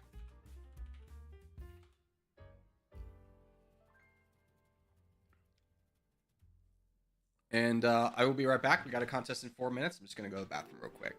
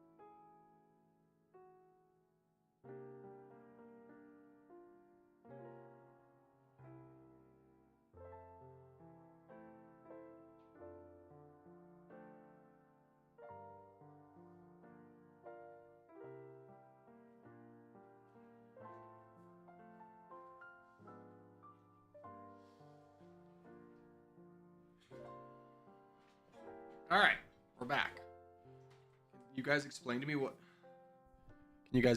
gold does? Gold doesn't do anything. Yeah, it was a system added. You accumulate gold, it doesn't do anything. At one point, we had a thought process that the developer would add a reason for gold, but the developer of this game is remarkably inconsistent. He's constantly starting ideas that'll never finish. So I don't think there'll ever be a use for gold, being straightforward with you. All right, we got 2 minutes. Can I do a global, you think? Maybe. There we go. Let's find the mystery country today. France. Not France. France is ice cold. Give me Myanmar. Myanmar is very warm, but not adjacent. Give me Vietnam. Vietnam is adjacent to the answer. The answer is Cambodia. Nailed it. I'm so smart. I'm the smartest man there ever was. So smart. So smart. If the answer was adjacent to Vietnam, there's only 3 countries it possibly could have been. China, which touches Myanmar, so it couldn't be that. Laos, which touches Myanmar, which couldn't be that. So the answer had to be Cambodia.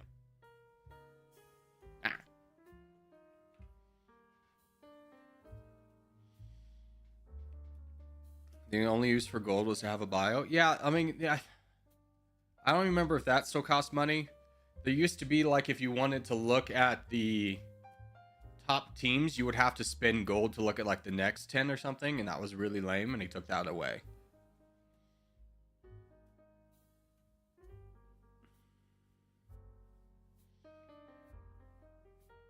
Yeah, Pharaoh, the developer used to have a light name filter, and he took that away. There used to be a light one. When you couldn't just spam anything, any super duper racial slur, but now we do.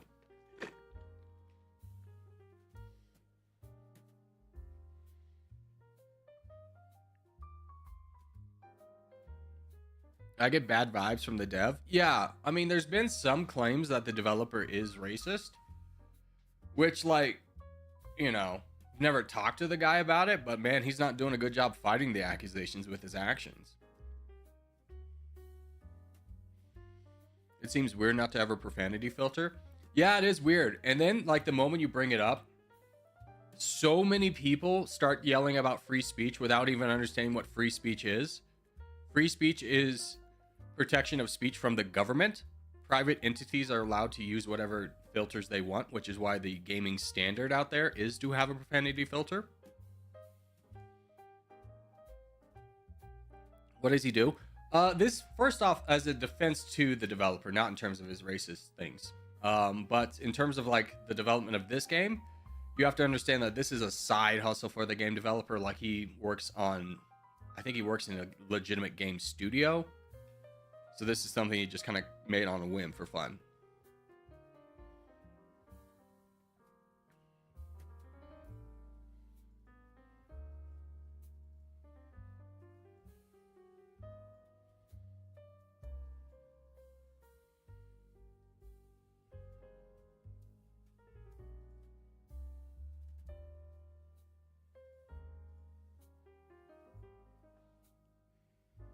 Maybe the other filter was messing with coding. No, I mean, if you have any experience with coding, like I don't, but I know how easy it is to add a name filter. It's a process that would take about 30 minutes of work. And the type of filters that add, if you are messing, if that messes with your coding elsewhere, you're just really bad at coding.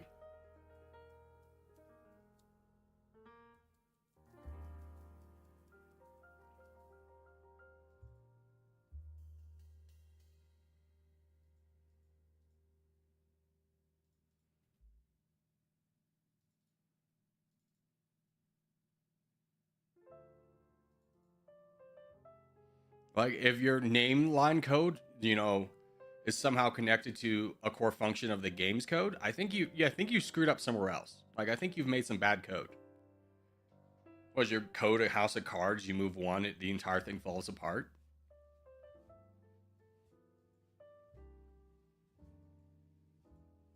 Boys, here's our plan. Yeah, you guys figured it out. Good job. What's going on up here? We're all attacking? Necromancer, you attacking? What do you think? What do we think? You getting down there? Get involved, brother. You're on a backline position. You outnumber the enemy. There is no saving. Go, go, go.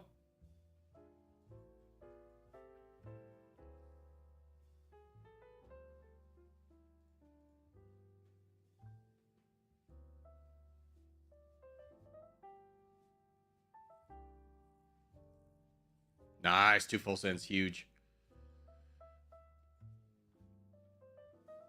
All right, let's try and build up more win in Europe. And I think DJ, or Tailco, excuse me, whoever that mystery man Tailco is, in Africa. Let's try and build up those two.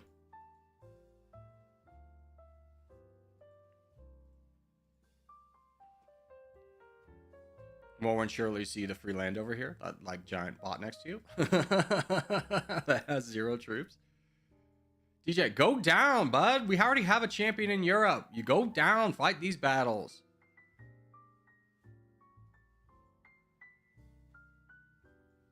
Like, we have the organization to hit 2 fronts at once, but you make the point redundant when you go to the land that we're building a champion at.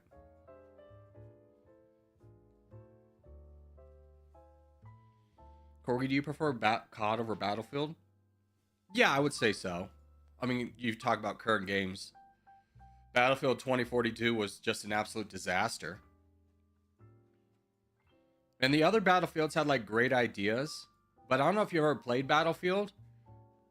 Because the old Battlefield, the maps were so large, you could get stuck in this endless cycle of you get shot.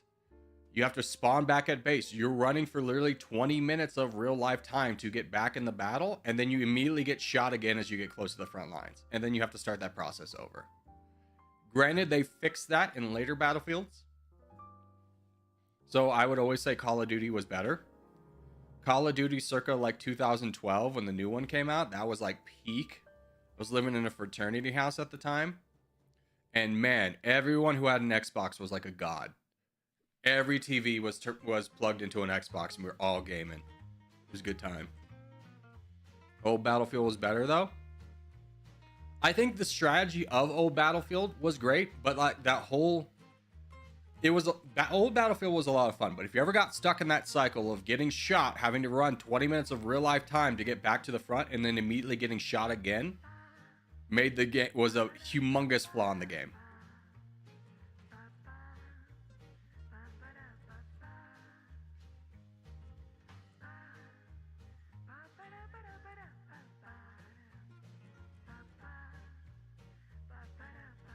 But I don't know if you ever watched the old man who used to be a sniper in Vietnam play Battlefield and use his real world sniping experience.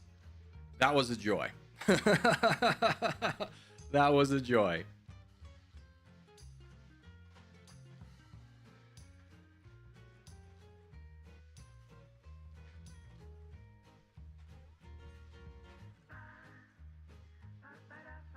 Yeah, that was a negative, but more realistic in terms of ballistics and actual vehicles.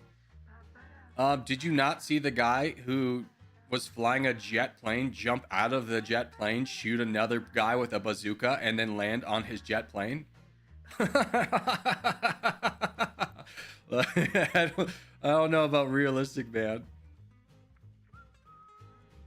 More realistic than Call of Duty? Yeah, I don't think a tactical move is to slide into every room, just slide, cancel. For sure. Okay, been avoiding work for too long. Have a good day, all. Good. Adios, Nate. Have a great one. Here's to South America. What? Yeah, no, that was a real clip someone did in Battlefield. As they were flying a jet, they ejected from the jet, shot another plane with a bazooka, and then landed on the jet that he had just ejected from, got back in, flew off. It was such a cool moment that in the Battlefield, it was such an infamous and cool moment in Battlefield's history that when they were doing Battlefield 2042, they showed that off as something you could do in the game. It became part of the next Battlefield. Yeah.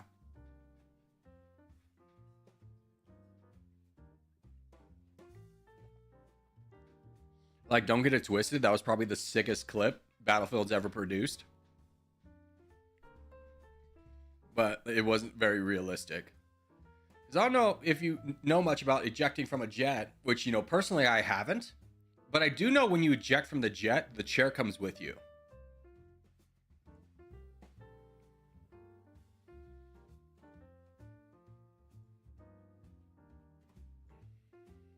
You're kind of like seatbelt in and everything, you know?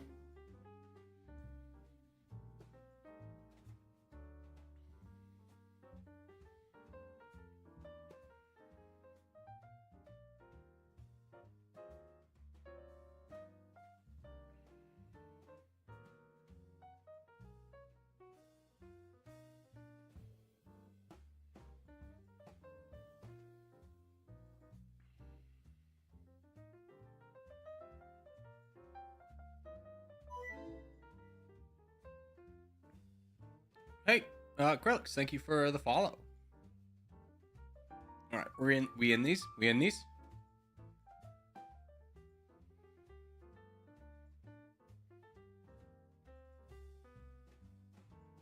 Surely others will join in. Surely, surely, surely.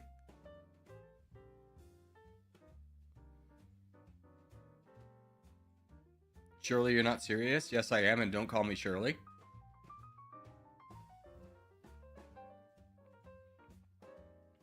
Eh.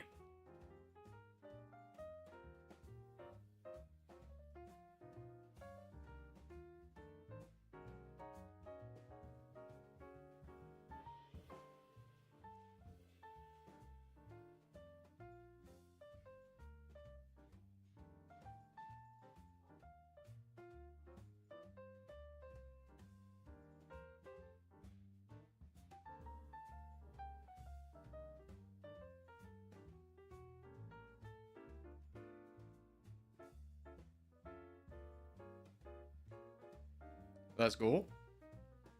We be done. We be done.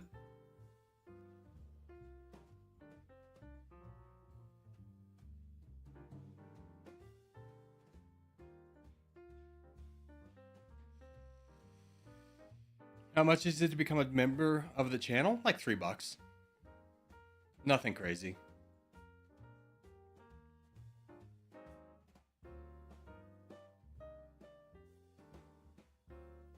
Eh.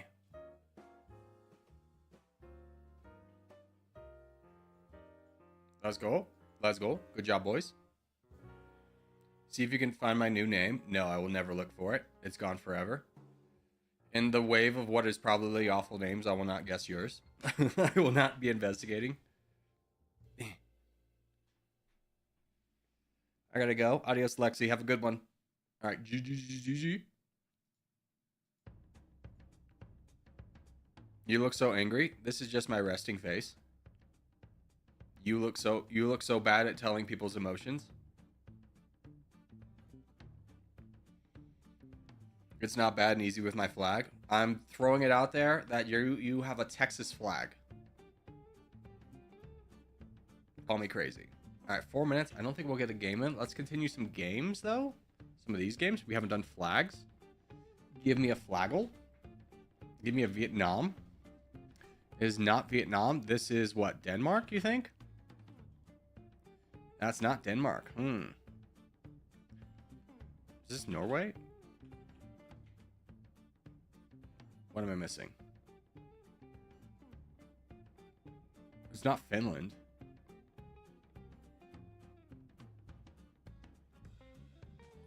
What's northeast of Norway? I don't know. Slavbod? Sure, we'll guess Slavbod. Go to the chat for that. Oh, of course, Slavbod and Jan Marin. Of course. Let me ask you, do people live here? Do people live here, or is this one of those stupid territory flags that they sometimes pop up?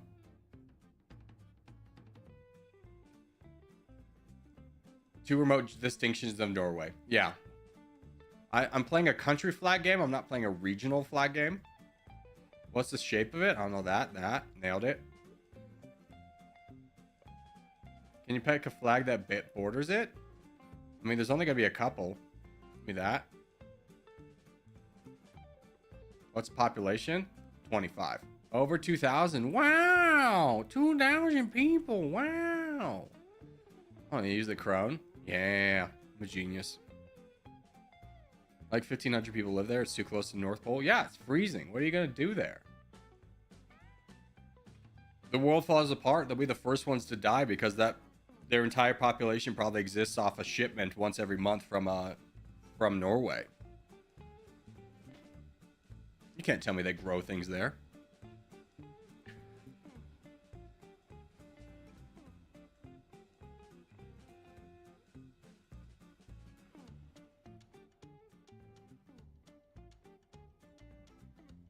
That's like 80 degrees north. Yeah, I mean, it's like right there. It's right there. I saw Nuuk, the capital of Greenland, now has an international airport. Congratulations, Greenland. I'm gonna be straightforward with you. I would have assumed they already did, but that's cool to know. How would they? Of course they would have an international airport. They don't touch land borders with any other country. So any airport they would have would probably be an international airport, wouldn't you think? Maybe they got a new international airport.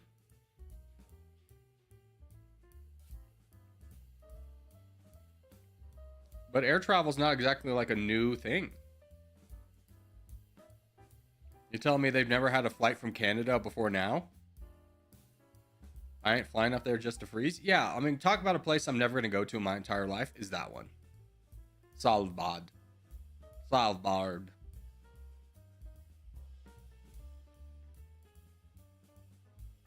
I mean, I don't know if I'd ever go to Greenland. Like, I want to see the Northern Lights at some point. I think it'd be easier to go to Alaska to see that.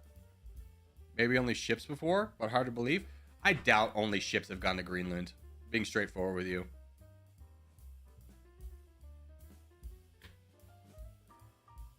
To all the renegades of Twitch, hello. Yeah, Gus, you're one of the few. It's only because I've only started recently streaming on Twitch and have been streaming on YouTube for like 2 years. They have a small airport for international transfers, but now you have to fly into a smaller Greenland town first.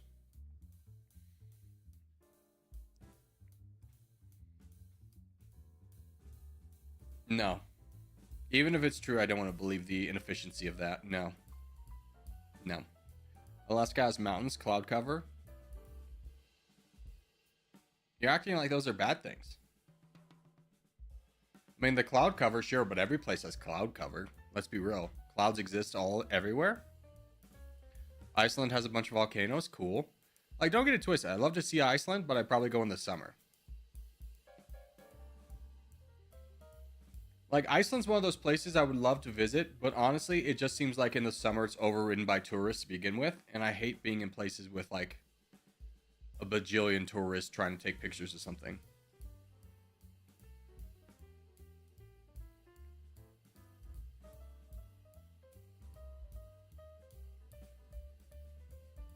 Summer and winter Iceland have completely different vibes? Yeah, I would imagine so.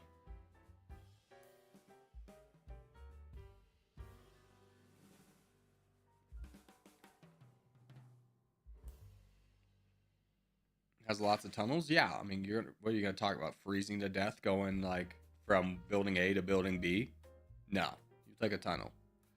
You don't have to leave the lower United States to see the Aurora Borealis. You can just see them pretty much from any state that borders Canada.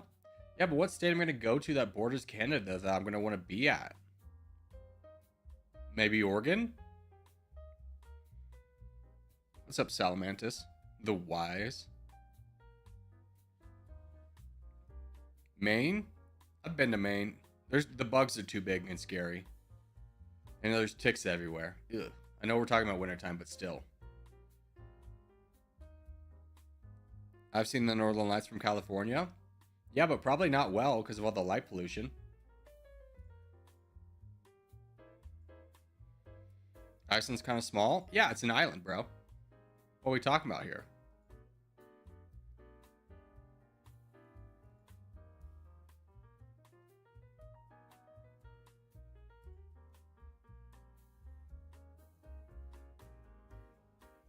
Like, Greenland gets overhyped on its size because of the way we lay out maps, but it's not really that big either.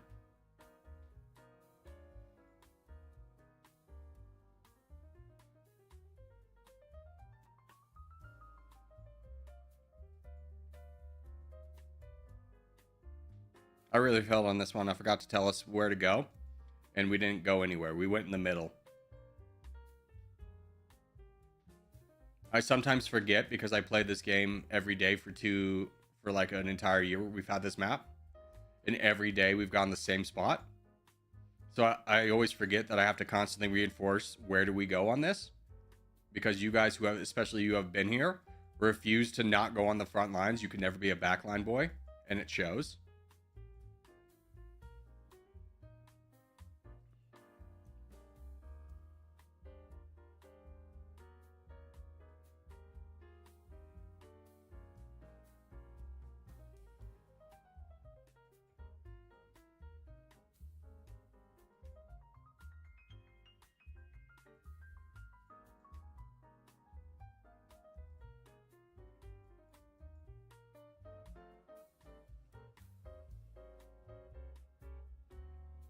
The problem is red suddenly went to our area.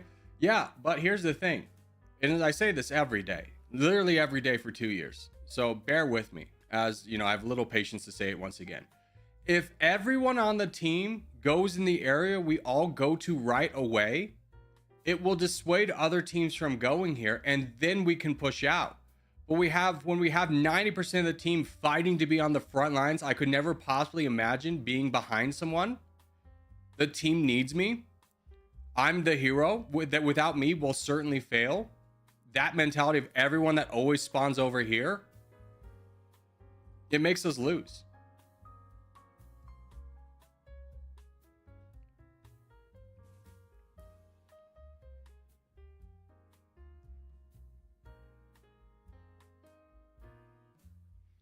Don't blame me. Blame the people who know to go in the back lines, not going there.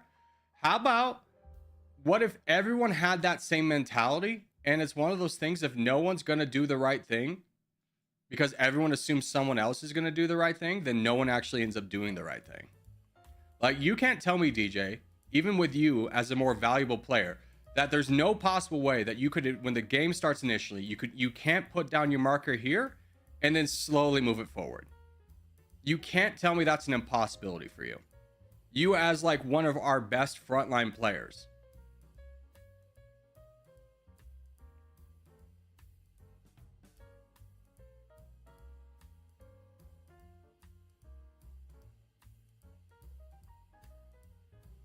I really didn't know. Yeah, new people, this is not a message for you. This is the message for the, like, we have 125 people here. I guarantee you over 100 of them have played this game before with us in stream on this exact map multiple times. So it's not like I'm mad. It's just kind of like, come on, guys, at some point you got to do the right thing without me just like poking. I can't just be behind you every time with a cattle prod poking you away from the front. If we all start back and then the people who want to be on the front slowly move forward, we'll get a starting location. This one's lost.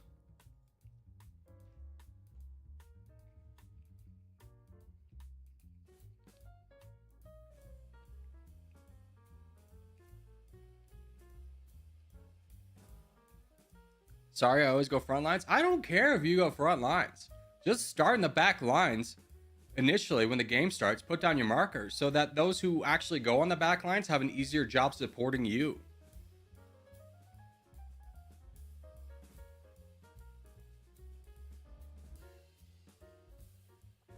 It's like more than fine if you want to be a frontline player. I've got no problem with it, but just in contests, do the bare minimum and just put your marker down there initially in the backlines to chase away people from the backlines.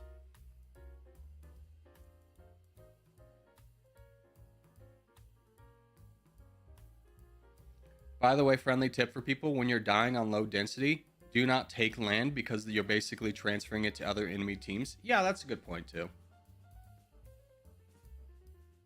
Spawning in a sea would have been more effective. Yeah, at least we would have had some cohesion of what we're doing. At least we would have had a sick meme to get out of it. Oh, man.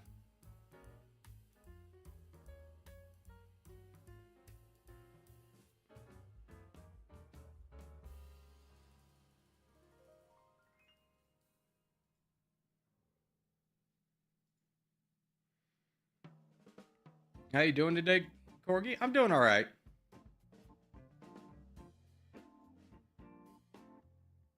Bro, we had 77. I don't know how we lost. I just explained in great detail how we lost.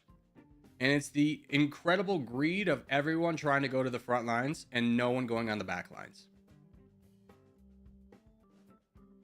Not even like not going to the front lines, just not even being bothered. Couldn't be bothered. Couldn't be me. Couldn't take a second to put my marker down in the back lines to chase away the other teams.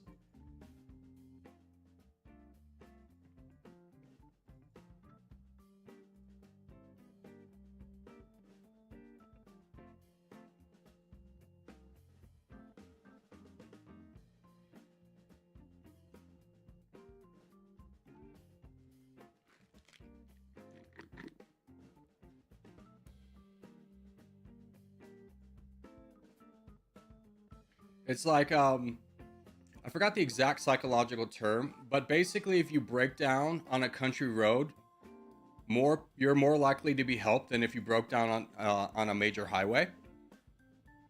It's like dispersion of responsibility or something like that. where the more people there are, the less accountability they'll take for like doing the right thing. Like how they a great example of this was a woman was stabbed to death in an alleyway. And on both sides were all these giant apartment complexes, and everyone heard her being stabbed. She was literally dying for 40 minutes, and everyone else just assumed someone else called the police, and then no one actually called the police. And as she was laying there dying, 40 minutes later, the killer came back and finished the job. And they never caught him because no one called the police. That's why you designate. Yeah, in an emergency situation, you never call out someone dial 911. You point to someone specifically and say, you call 911.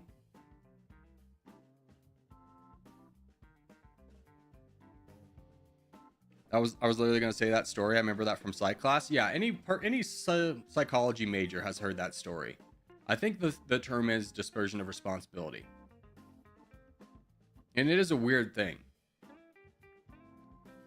Like a real life experience I had of this was I was boarding a plane. I was in, you board the plane, everyone's in line to like move forward, and I was like listening to music on the headphones, and I saw this stewardess like doing something, and it looked like she fell, but I was like 6th in line. And on an airplane, you're supposed to be like quiet. There's a lot of social pressure to be like quiet. You're not gonna be yelling or anything. What had happened was she fell, hit her head on the the chair rest, the armrest, and like went unconscious. And I kid you not, everyone was standing there for like 45 seconds, not knowing what to do. And like me in the 5th place is like, I actually didn't see what happened. I don't know what's going on. So I didn't like react either. I'm not like a hero in this story. But it wasn't until like, and then just like the quietest murmurings of like, she's knocked out. She's knocked out. This poor woman just, got knocked out unconscious in front of like, 50 people and no one did anything. But I've learned from that scenario, if there's like someone hit the call sign, but the stewardess is, just imagine that's someone like having trouble with their bag, so they're not reacting to it very fast. I've learned in an emergency scenario on an airplane, if you hit the call button 3 times, that triggers like an emergency for the rest of the flight staff. So now I know if I'm ever in that situation again where I watch a stewardess go out cold directly in front of me, you hit the call sign 3 times. People are cruel these days. It's not so much cruel, it's just the conditioning, the environmental conditioning that we're all susceptible to. It's part of our biology. It's part of our genetic makeup. It's how we survived for so long. You're literally fighting nature there. It's not people just being cruel. Like, it's not me just like knowing that this woman's unconscious and being like, oh, stupid woman. Like, it's just like, I don't know what to do in this situation. Surely someone who's like closer to the scenario can actually like judge whether this is an emergency or not. GGGGGG.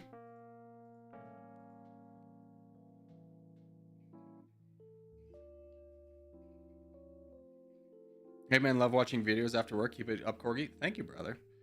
And I know we said did we say we're gonna go to 1, or did we say we're gonna go to noon? We'll do another contest. That was a better contest to end on. And we'll switch over to Dummers of the Nation. How can I take a look at the clan? I only find Middle Franken. I mean, the clan's right here. If you're looking for the Discord, you can type !Discord in the YouTube chat, and that'll bring up the Discord link that you can then join if you're looking for that.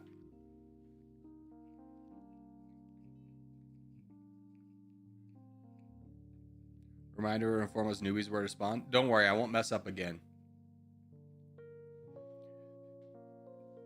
Like, I'm gonna be straightforward with you. That last loss is like, yeah, the noobs didn't know what to do and that's on me. I'm taking absolute responsibility on that. But we've been in these situations before. There's a lot of experienced people who know where to go.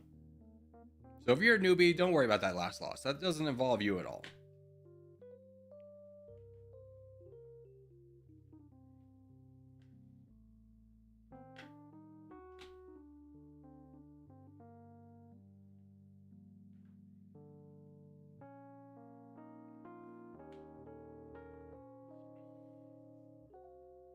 Civil? No.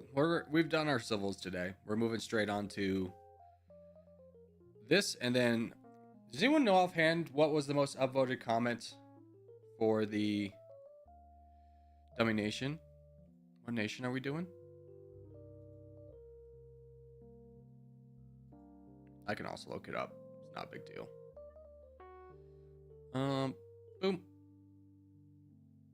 Boom. Hey, sorry for interrupting. Shut up. You are interrupting. Turkmenistan. Okay. Turkmenistan.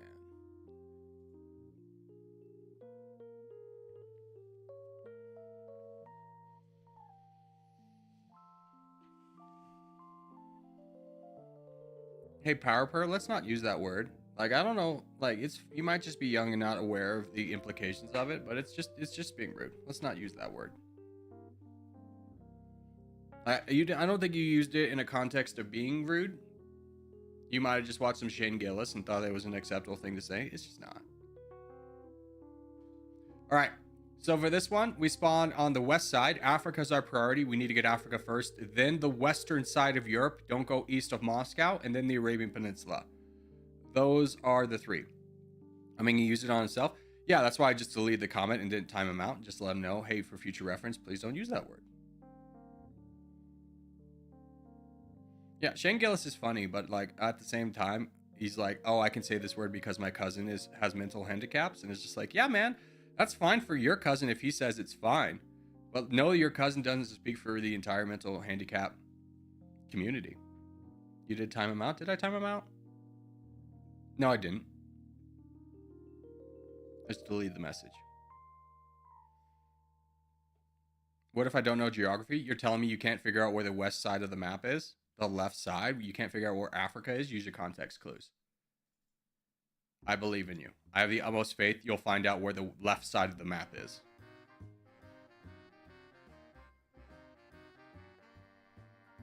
See, this is good. This is good. Do you see how many, like, how we have 2 players on enemy teams on the entirety of Africa because we all started here? That's perfect. And we chased them away. This is great. This is great. This is a great start.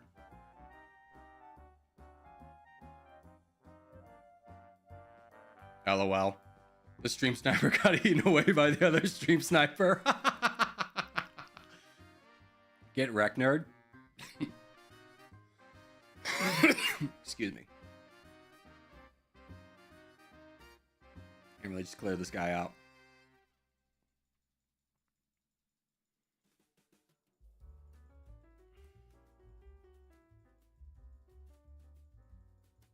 All right. Good luck, everyone.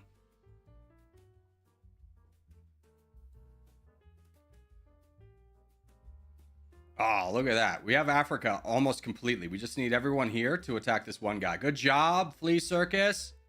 Way to get involved immediately. Love to see that. This is a bot down here. We have it. We have Africa. Minus this.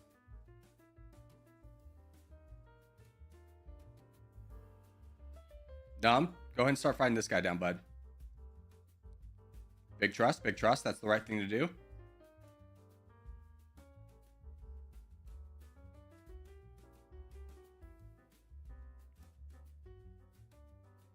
If we can get a couple donations to Crydex in the back if anyone's at their donation mark yet. We just need a few to win this battle. And then we can turn our attention fully forward.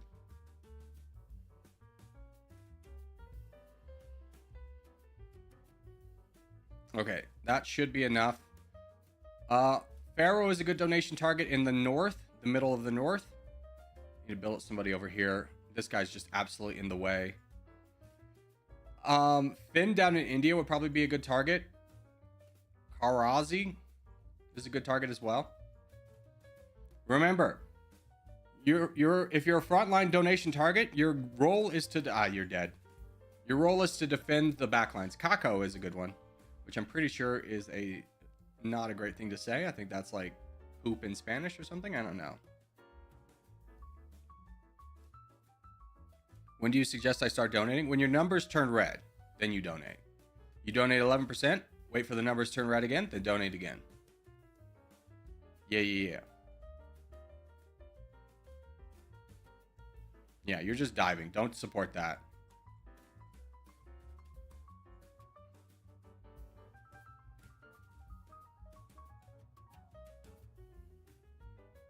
What? I need you to fight the... Yeah. Good job.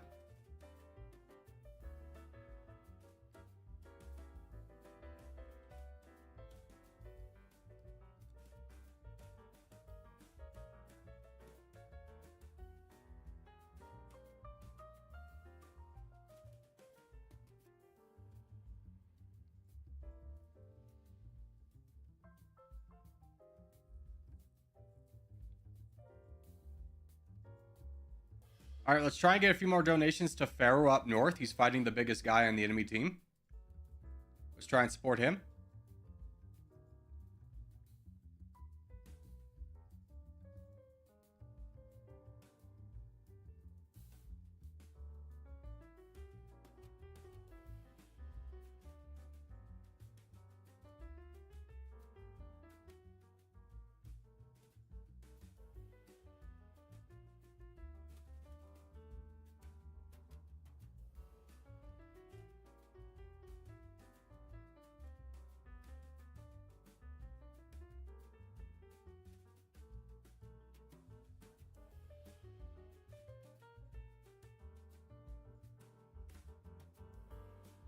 No way Aziz voted for land again. Who's Aziz? Is this Aziz?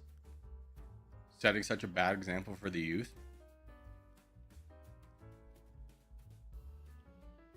Aziz is the guy who's like does the video of himself jumping over a speeding car that all these kids are gonna do, but they're nowhere near athletic, and then they're just gonna break their legs.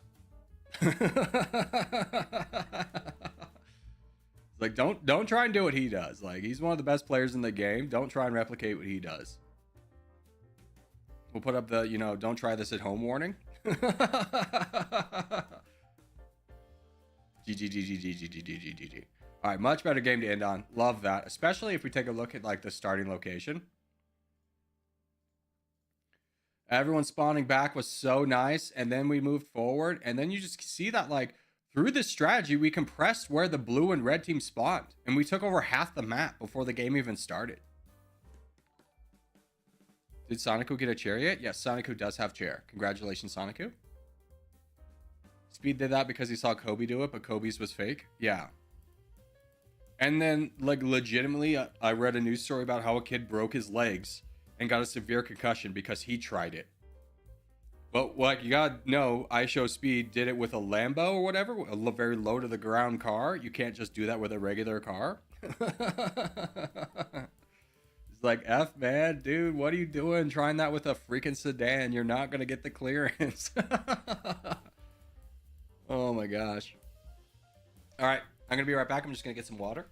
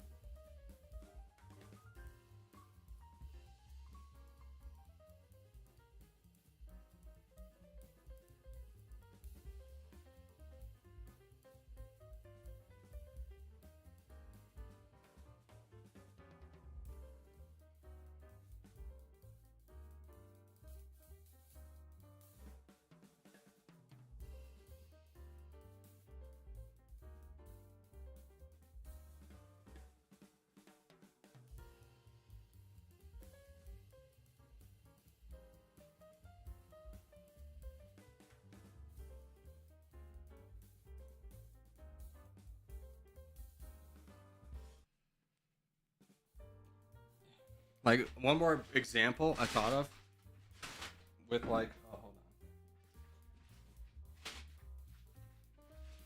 on.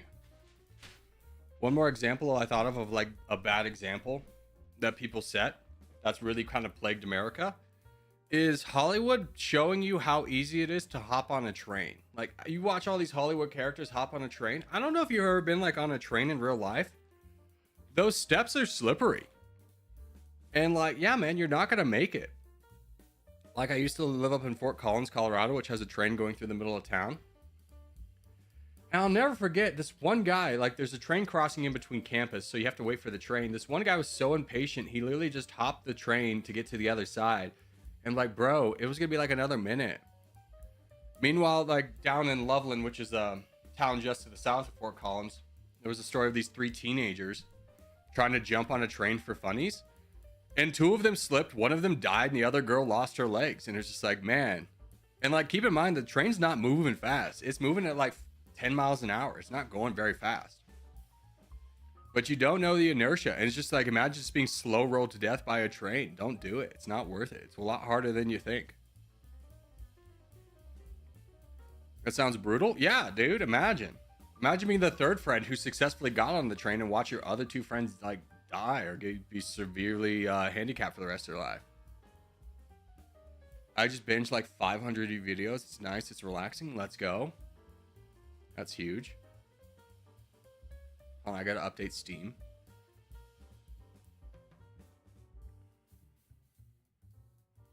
Corgi, have you seen the new jet lag episode? I don't know what jet lag is. So I'm gonna say no. Steam. That's funny. We were just talking about trains. Steam make train. Twain.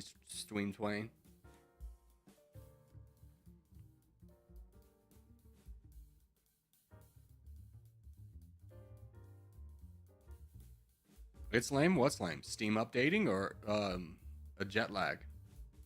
It's a cool YouTube channel. I mean, that's the thing about YouTube. There could be all these popular people out there that, holy cow, man. Are you kidding me?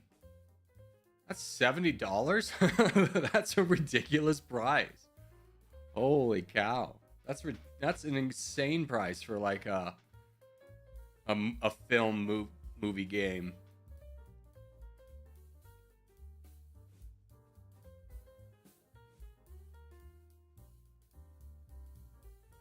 Oh, and by the way, I did get the go-ahead from my friends to start playing Path of Exile. So I think, sorry for you Europeans, I think I'm going to start doing like a late night stream with Path of Exile. Probably not tonight, but maybe tomorrow. I never knew how good Steam was until I tried it this year. Yeah, it's just nice supporting, like, yeah, you can probably get games cheaper elsewhere, but it's nice knowing that you're buying from a stable company that just works. Where if like you have a problem with a game, they're like, here's your money back. No worries, brother. Yeah. Define late night, like 6 my time.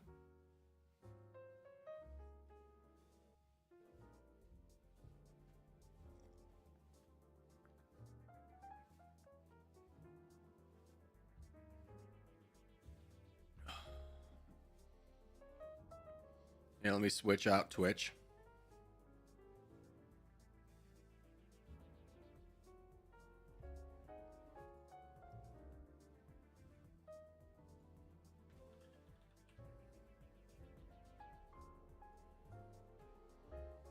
Okay, we be on that Twitch train. Let's go. Buy Game Pass for a month. Play through it and drop the sub. No, I mean, Path of Exile is a game company I fully want to support. I think I have it. Wait, is it on Xbox Pass? Because I have that right now. I was literally about to, like, unsubscribe.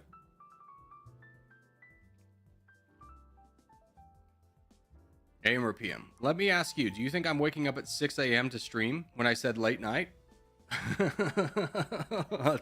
let's use our own context clues. Let's use our critical thinking. If I said late night at like 6 p.m., do you think I'm talking about 6 p.m. or 6 a.m.? Oh, there is a Path of Exile 2? Yeah, it just came out. I'm like raring to go. But I think I'll just pay the $30 to support the devs.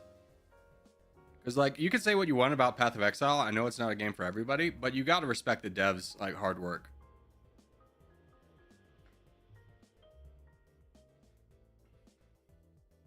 I mean, if you don't go to sleep at 6 a.m., would that be late night? No, that'd be early morning still. That'd be degenerate hours. Okay. Let's get rocking here. Let's start the recording.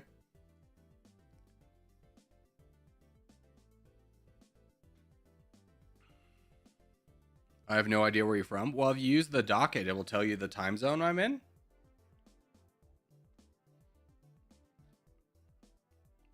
And then you can use the power of technology. You have the infinite collection of human knowledge put together on a little device that fits in your pocket. It's called a cell phone.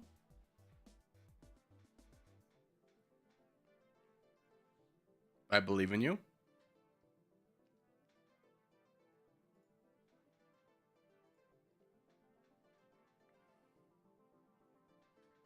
Never heard of it. Yeah, now you're asking everyone to do your time zone. Yeah, it's my least favorite bit of the day is I mention time and everyone goes, let me tell you what time zone I'm in. And every day I have to go, that's the least interesting thing about you. Never tell me your time zone. I don't care. I would love to hear a fun fact about your country, but the time zone that you're in is literally the least interesting thing you could ever tell me. Hello from Russia. See, that's even more fun than just saying it's this time in Russia. Hello from America. We're bitter enemies. Grr. We fight and stuff. I don't know. All right, brothers, welcome back to Dummynation. Today we're gonna be playing as the most upvoted country from the last video, which was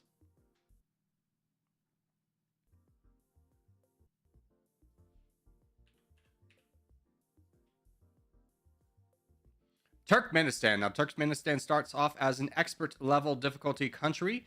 We are nestled in between Iran, Afghanistan, and Uzbekistan, as well as Kazakhstan. So not a lot of great things going for us right away.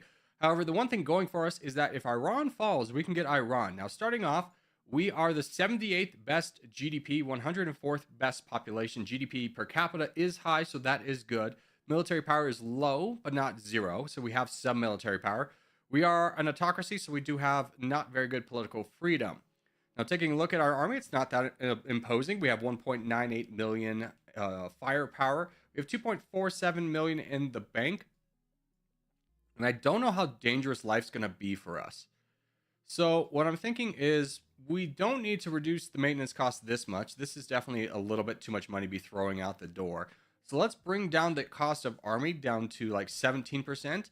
And let's go ahead and get martial law down to like 40. And that'll be a lot easier for us to swallow. Or 30%. Apply that just right away. And speaking of military, we should recruit some military. I'm kind of thinking which tree I want to go down. I think I'm going to go down full military research this go around. So let's point in 24 points. No, yeah, 24 points into military research. Get a 42% discount for future research. And then let's split the rest of that between combat training and reactive armor. So that maxes out this category, and now we can start to look forward. But let's go ahead and get a military. We have 14k commandos, definitely going to need a lot more than that. We don't have a big pool to recruit from, so I'm still going to get 2 of these guys. Ooh, really not a lot. Let's get a full unit of these guys first as much as we can. And then probably spend the rest of the money on tanks and such. Let's get about 2k tanks. And we have 700,000 left. Let's get another 1.5k rockets. And let's get 24 more planes. Call that a day there in terms of military. We spent our research. Let's go ahead and fix our budget. Social spending can come down. R&D can come up. 2.2% growth is pretty good. So we'll just go ahead and apply that and kind of wait for a little bit of an opportunity. The only real target we have right now is like Afghanistan. But when you look at their GDP, it's not actually amazing. So I'm going to be more looking for like Iran to get invaded, Kazakhstan to get invaded, maybe Azerbaijan. Although I think they're a little bit stronger than us. No, they're kind of the same. Not really that strong, though. We're stronger than they are GDP-wise. That's a little bit surprising. So we'll wait for something to develop in our favor and come back when that time arrives.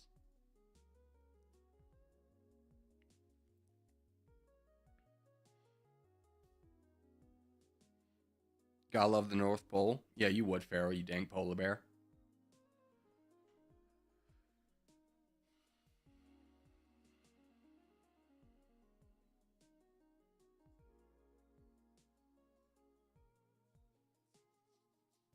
France has a lot of time zones. Yeah, I think China's the one of the big exceptions where it only has one time zone, despite it being in multiple time zones, because they're like one time zone, one country. Going after people for telling their time zones while also telling people to look up their time zone. Yeah, when they ask like, "What time is this going to be for me?" It's just like, I don't know, man. I don't know where you live, and they go, "It's 6 p.m. my time." It's like, okay, well, should I derail the whole stream to like figure out convert the times when like this is something you're perfectly capable of? Like, why should I stop the stream so we can figure out what time it is in Portugal right now?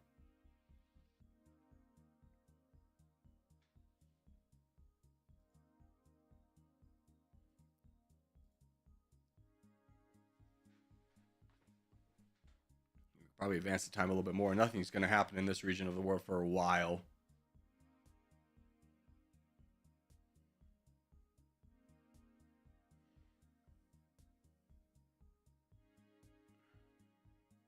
Spirits up, chat? What does that mean? Did you just cast a spell on me? What's going on there? I'm kind of thinking about getting the first level of robotics. I don't know. We're not making a ton of money. It might be worth to get military intelligence up. We'll see. I think military intelligence would be good.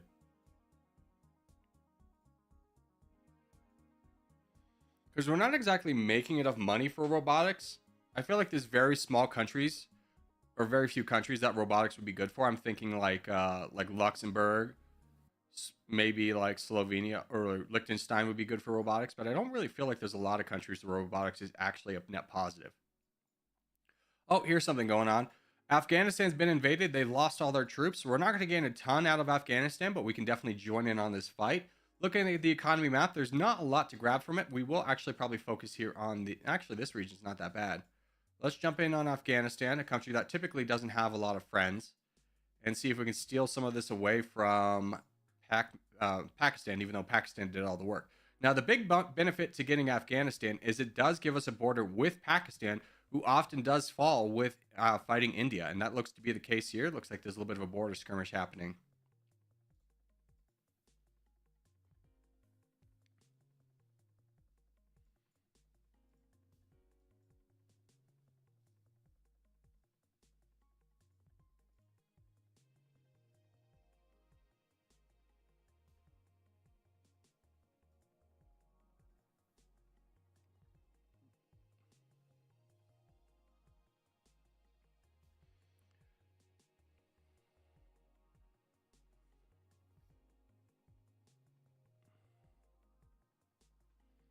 I will admit, the times got me the first time I opened the stream. It wasn't 12 CST. Yeah, you damn Europeans, just, overinflating your sense of what times should be marketed. No, America is the center of the world. Never forget this. Yeah, let's get some rockets in there. The rockets will help us speed things along.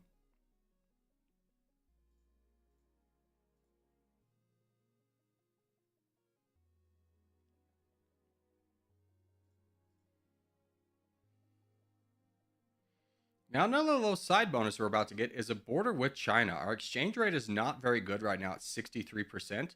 So we could definitely get a better alliance with China, having borders with them. And it would, if we could secure that, would definitely, number one, protect us. But number two, make it so, are we friends with India? No, they had like a light green. Make it so that we can fix our budget a little bit. It's 1.5 million. This might go down now that we share a border with them. But let's gear up for watching this fight with Pakistan, who still has 3 million troops, so we're not exactly looking to fight that right now. In fact, if we wanted to stay away from the capital, where's the most valuable region? It is right next to their capital. I think we could push through here. What's the terrain? A little bit rough. We could push here and then up, and I think that would be the best. So I think that's going to be our battle plan for when Pakistan falls.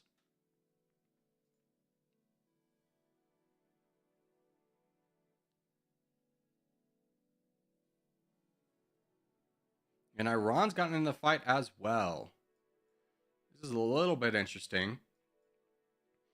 I think for our own security, we're going to go ahead and push this, risk it a little bit. See if Pakistan comes over to fight us. If they do, I think we'll retreat. But I think most of their army is wrapped up here in the middle. There's their army. Don't come to us. Go up to evil. Oh, you're coming to us. Run away. No need to engage in that. Hey, you've chased me away. You've chased me away. I don't want to fight you.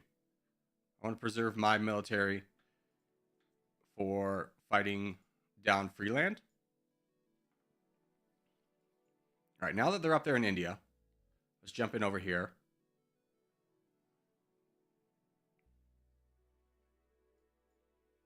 And get into this valley.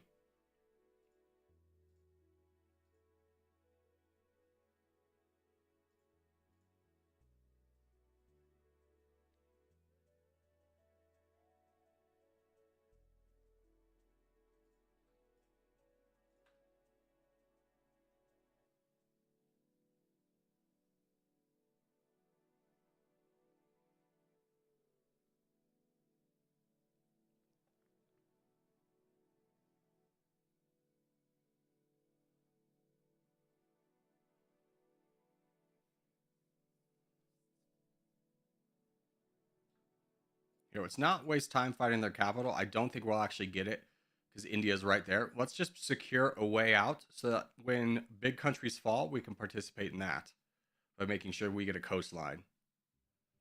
So nice little move for us. A little bit awkward of a country we have right now. I'll give you that.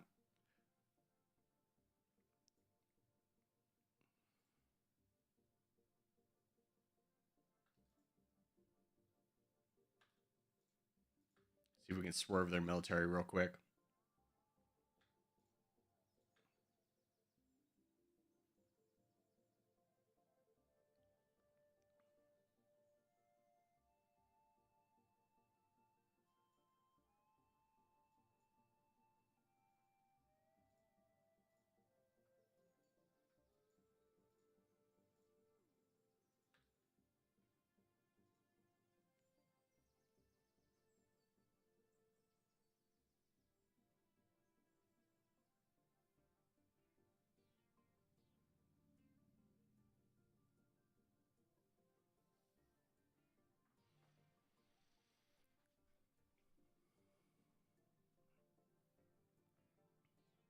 Corgi's focused on the game. He'll check chat during the slow parts of the game. Yeah, this game does require a little bit of mental focus, but there is a lot of downtime. So just because I'm not looking at chat like in the moment of the heat of battle, which is like, getting Pakistan is going to secure our place in the sun, doesn't mean I'm never going to check chat.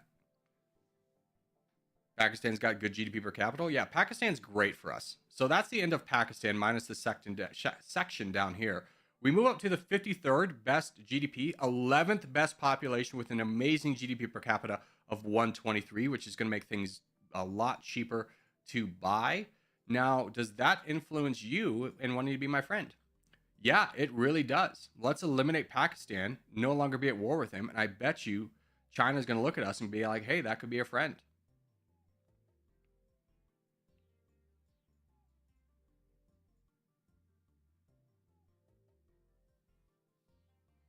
In fact, can we just take a look at Pakistan? I don't really want this island. Can I just peace out with you? 70k? Done. So now we don't have to worry about losing land to rebels up here. And that might bring down the price of an alliance. It's going down. It'll take a little bit to fully disperse, but we are now in a lot better spot in the world. Actually making some money now. We have a good population for recruitment. So we can get a lot of foot soldiers because that was a real hard thing for us to get initially. So I'll delay getting this alliance with China, wait for the price to come down, spend the money that we were going to spend on that on troops, and let's start investing in military intelligence, get a little bit more experience for our troops.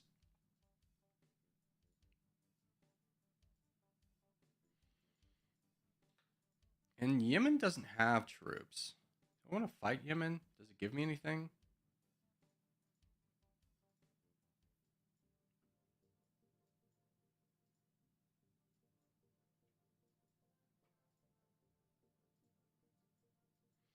Kenya's really weak. Kenya's a good GDP. Do you have any friends? No.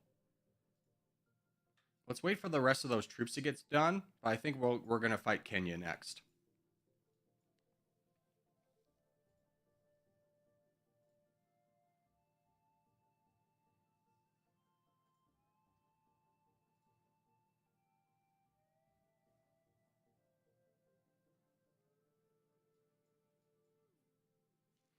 Was this game? This is Dummynation. Yemen is not worthy? Not really, no. I mean, the good parts of Yemen's all been taken, to be quite frank with you, in terms of economic gains. So I don't feel like Yemen's real worth. Kenya, though. Kenya would be.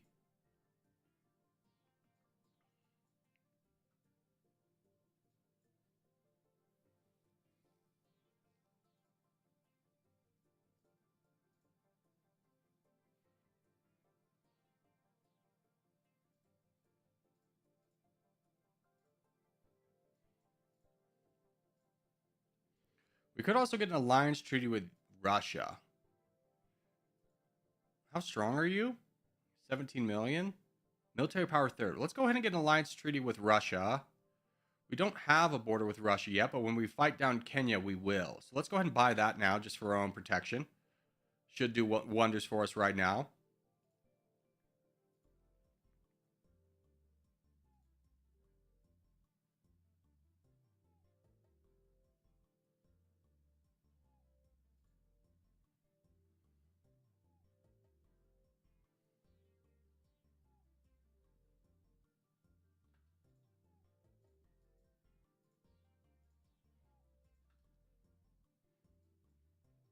All right, with our new foot soldiers done, we now have a strength of 9 million.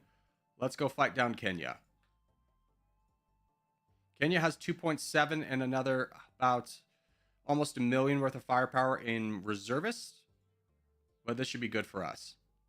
Shouldn't be. We'll lose a little bit of troops along the way. Nothing too spectacular because we have tanks and they really don't.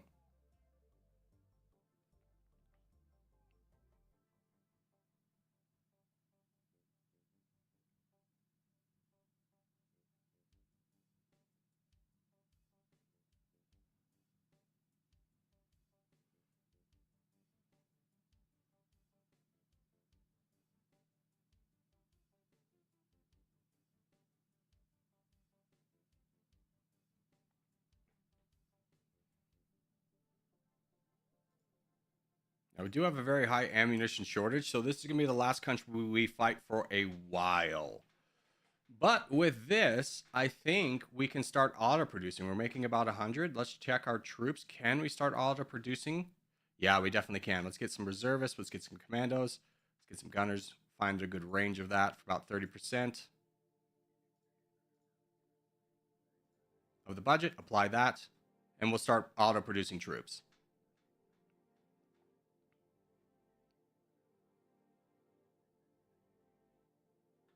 All right, they are done. I'm also going to jump in here on Somalia because they're done as well. They're getting cooked by Russia and China just for a little bit more land for ourselves, a little bit more population.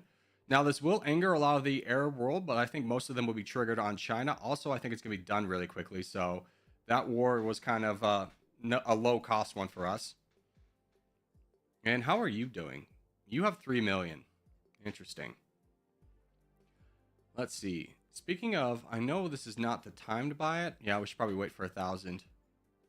But I think we're in a good spot. I'm going to bring my troops back up to homeland.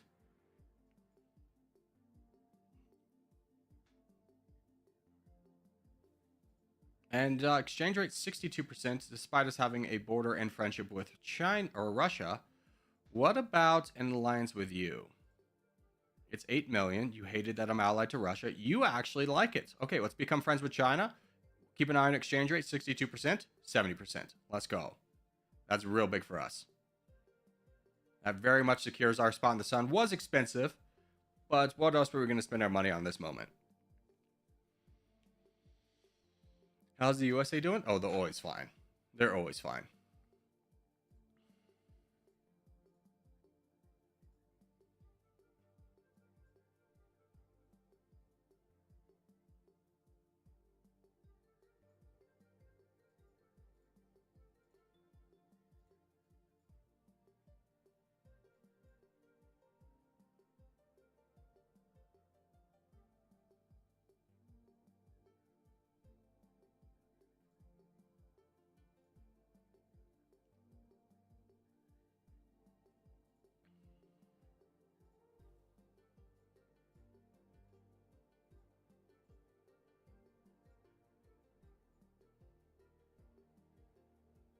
Sudan fell to China. Sudan mostly fell to China. They still have a good amount. I would attack them, but we have such bad ammunition shortage that we would take heavy attritions doing that. Not to mention that a lot of the big players who are allied in the Arab world are still on the board, like Egypt, Libya, Algeria, Saudi Arabia, even though they're a little bit on the weaker side, still exist. Iraq, it's just not worth going into right now. How's Chad the Great doing? Chad the Great is fighting Libya. They're fighting over the Sahara Desert. Go, Chad. Get that desert. Chad's getting cooked by Libya? Yeah, I mean, I don't know. They made some advances.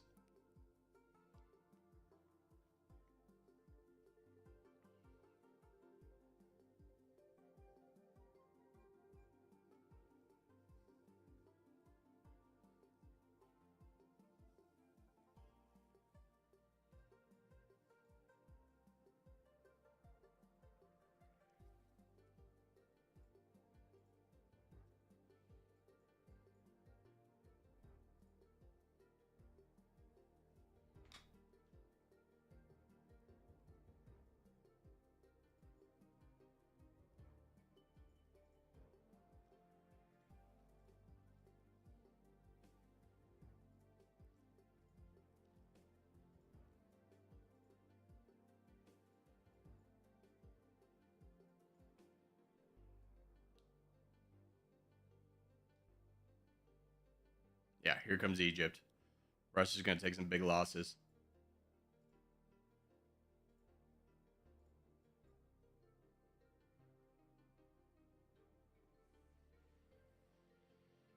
What happened to Better TT? Got shut down. The developer changed the way the coding is accessible, so Better TT couldn't exist. The developer went on to develop a game called Warfront IO, but I haven't seen a new update in that in a few months, so I'm not sure if he's still working on it.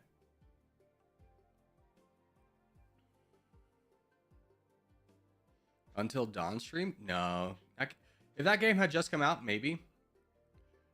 Here's the thing. I don't mind streaming different games. I don't really want to stream games where like you violently watch someone die, because I don't feel like that really fits the channel.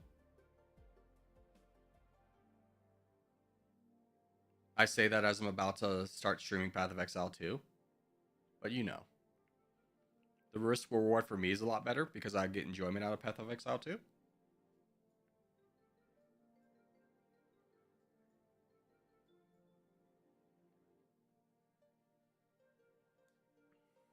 Make a separate channel.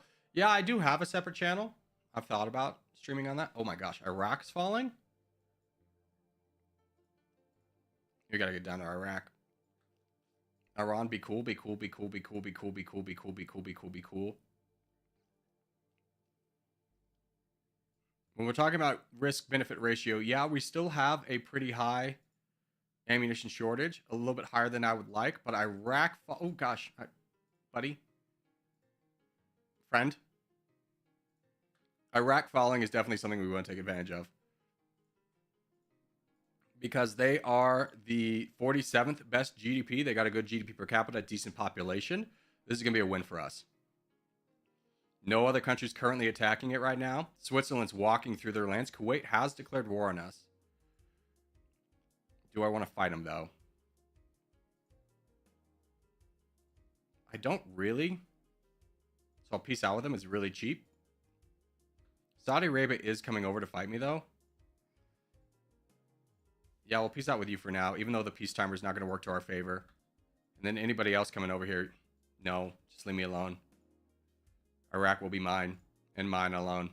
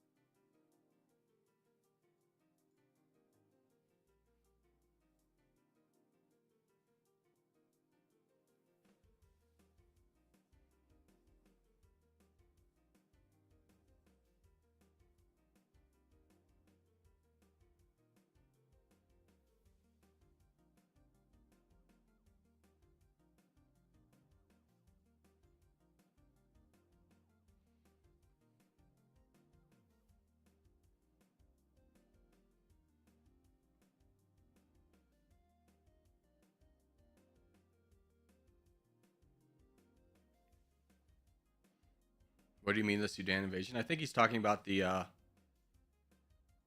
Syrian war in real life.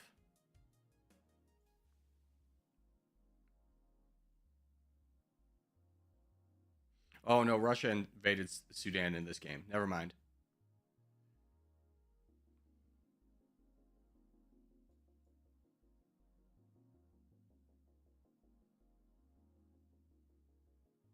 Mauritania actually made it over here. Let's not fight.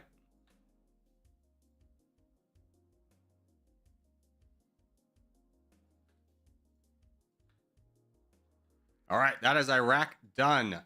We now have a glorious empire. We are the 25th best GDP. So taking Iraq moved us from 41 to 25. It did bring up our GDP per capita a little bit. Unfortunately, we're now in the 90s, but that's okay.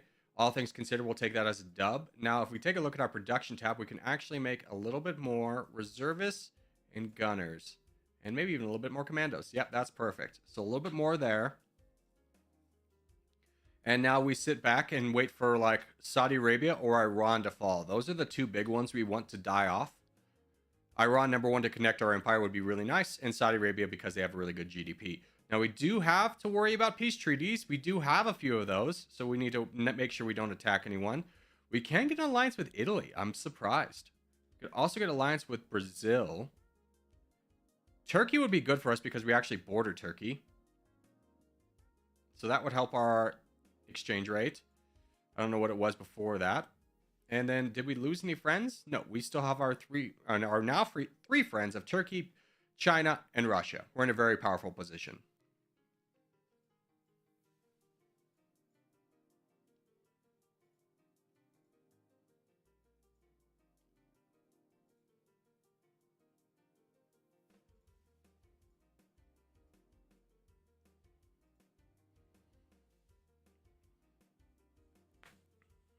Europe, Georgia. Georgia's standing strong. South America?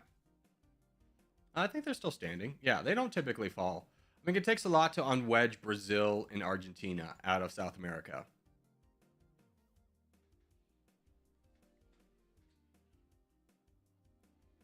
Just going to walk over here.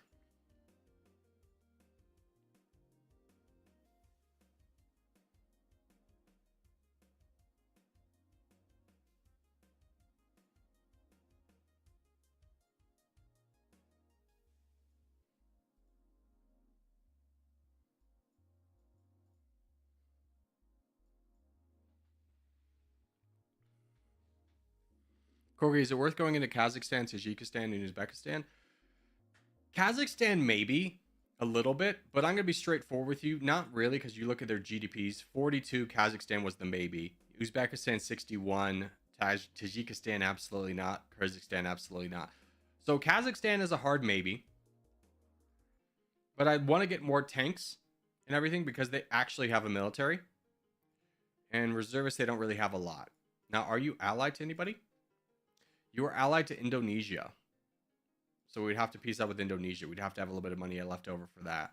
Because we don't want to be fighting Indonesia. They got 30 million on their side. But the problem with fighting Kazakhstan is I don't want to commit my forces to Kazakhstan and then have like Saudi Arabia or Iran fall, who are much more prized targets. Iran with the 33rd best GDP or Saudi Arabia with the 16th. Invade Egypt. Egypt is like farthest from my mind right now. They have a good military and they're right in the middle. I don't know about that one, Chief. What's up, Kraft? How are you?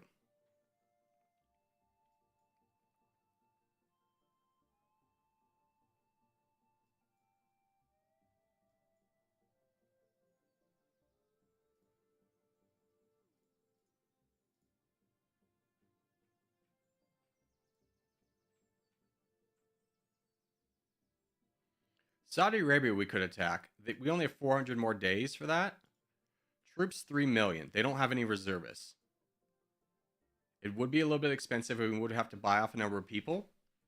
How's our ammunition shortage? It is 0. If we get another million worth of tanks, I think we could take them. How do we line up? I mean, we have a lot more of everything than they do. Yeah, let's get another 1.3k tanks and start gearing up for a war with Saudi Arabia.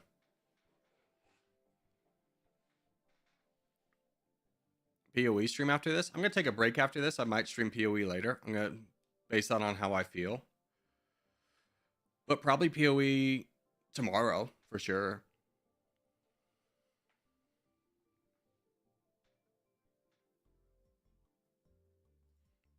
I'm going to do what Co-Carnage does and, you know, take a break and eat some lunch.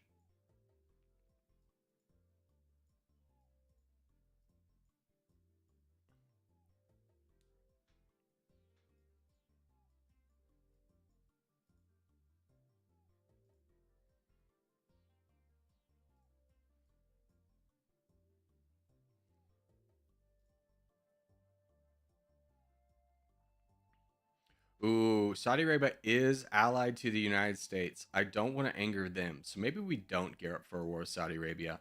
Maybe it is a good time to fight Kazakhstan, because no one's going to know Iran right now for whatever reason. They got 10 million. I don't think they have any friends. I mean, they don't have any friends. So no one's going to Iran. I think this would be actually a really good time to strike down Kazakhstan. So we'll wait for the rest of our troops. They are here. Let's go fight Kazakhstan. Their only friend is Indonesia. And Indonesia will take a while to get up here, and we'll see what the peace treaty is. But let's go fight Kazakhstan.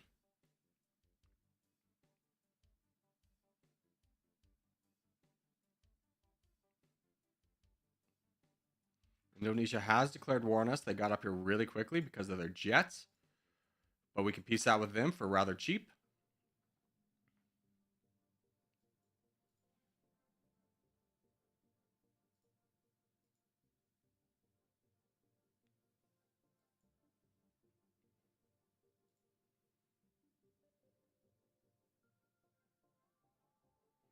Okay, they don't have a ton of troops, so I'm going to risk it and split a little bit because I don't want to share this land with Russia.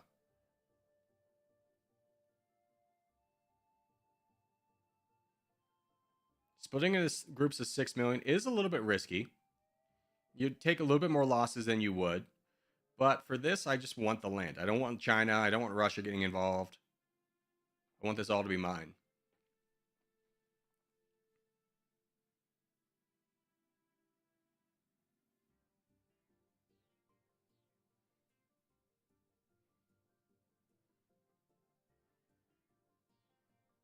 Kazakhstan won't spawn much militia, very sparsely populated. Yeah, that was another reason I felt comfortable doing it. And I have reservists.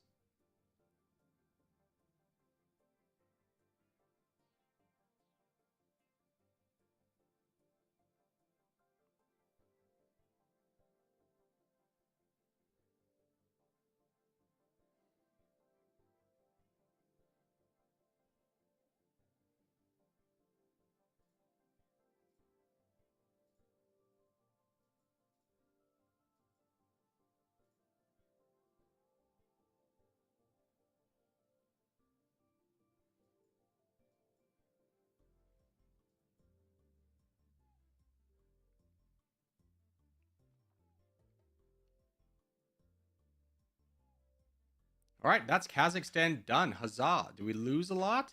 Not really. We barely lost anything. What we lost, we were able to recuperate, which is wonderful for us. And now, how are we looking? We move up one position to 20th, 6th in population. GDP per capita did rise a little bit, but that's fine. We're a little bit stronger. We're making about 268 now, so that is great for us. How strong are you? Very strong. Okay, good to know.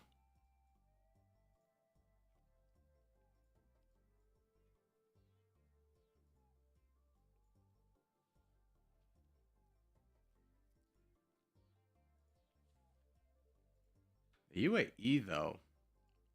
Who are your friends? A lot of friends. Hmm. If I took that, I'd have to get another alliance peace treaty with Saudi Arabia. Stopping. Oh, you're not friends with the United States anymore. Interesting. What if we got some rockets and we fought down Saudi Arabia?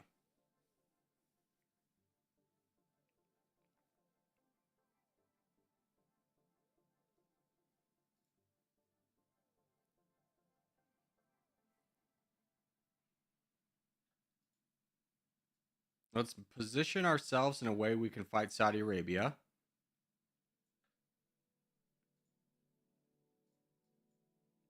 I kind of want to strike from this side first.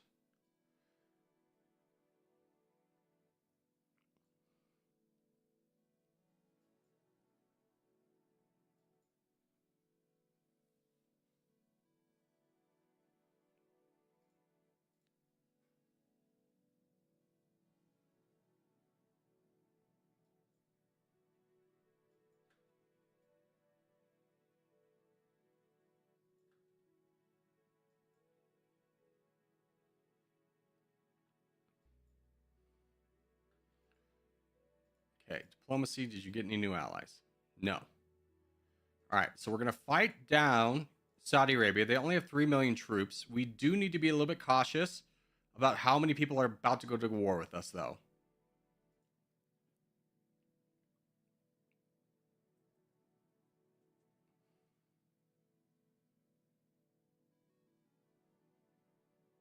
Maybe we're fine.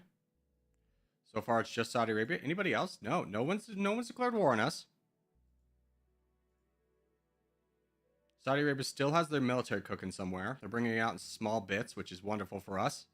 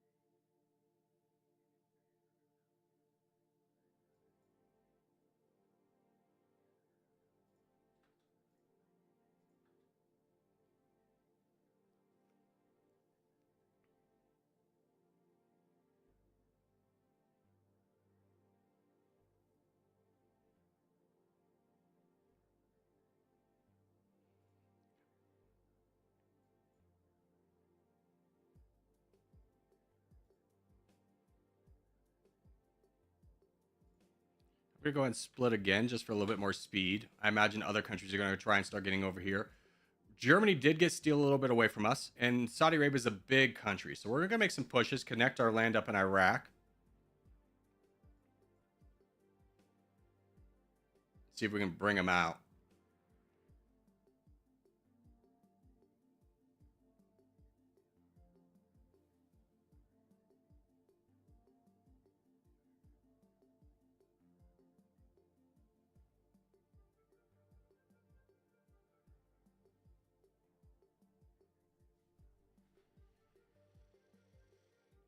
South Saudi Arabia is just worthless. Yeah, it's mostly desert down here, which is why I'm prioritizing the north so heavily. Number one, I prioritize the west side because a lot of Europeans will jump over here and be like, I'll grab this, and there's a lot of good land over here. Or they won't really typically do the same for this area, even though they still can access it. Like Germany's given up. They got like a little bit and they're like, we're good.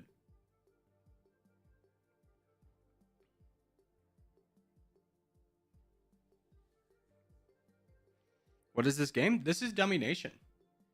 Oman. I don't really have any designs on fighting you, so we'll peace out with you for cheap. Again.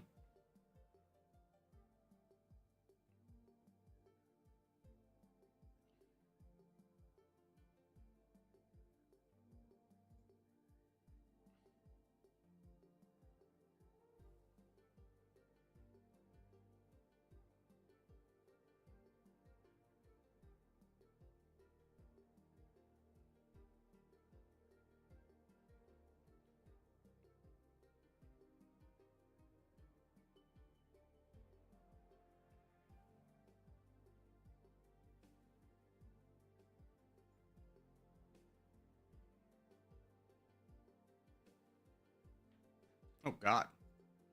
Egypt, when did you come war?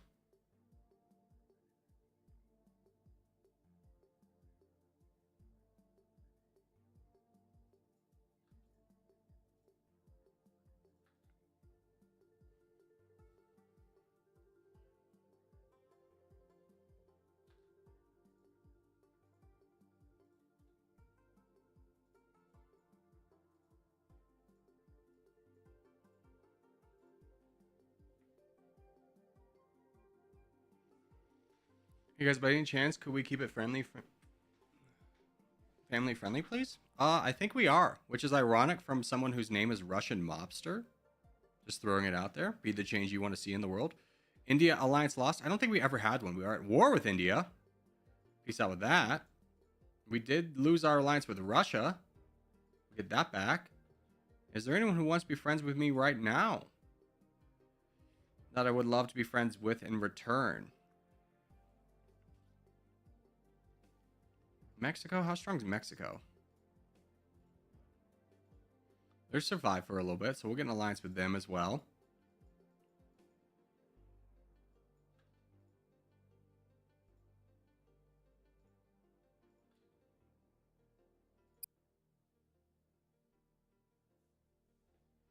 Corgi, how's Uganda doing? They usually do all right. I mean, they're 3 million. Losing some troops to India walking through.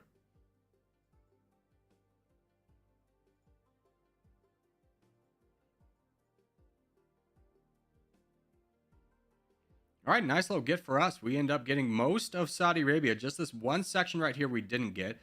Now, while we were doing that, we did miss out on Qatar and Kuwait, but Bahrain is still on the table. I mean, it's very easy to get Bahrain. I don't know why they're still on the board. In fact, let's check their friendships. Maybe they have a big friend somewhere. Nope. Let's go get Bahrain.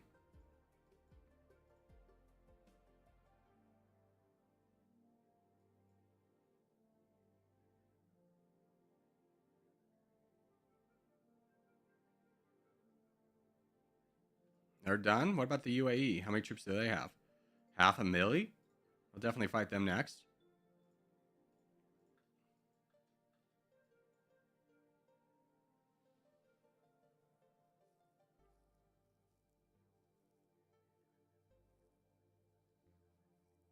Peace treaty with the UAE? Do I have one?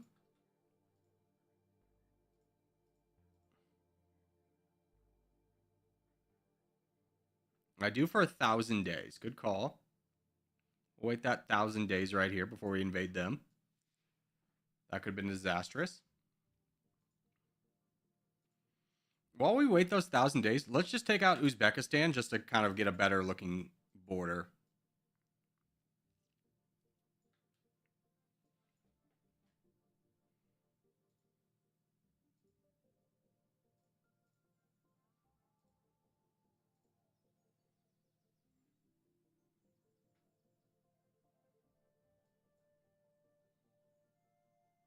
The border gore is real in Dummynation? Yeah, I mean, our country is not exactly beautiful.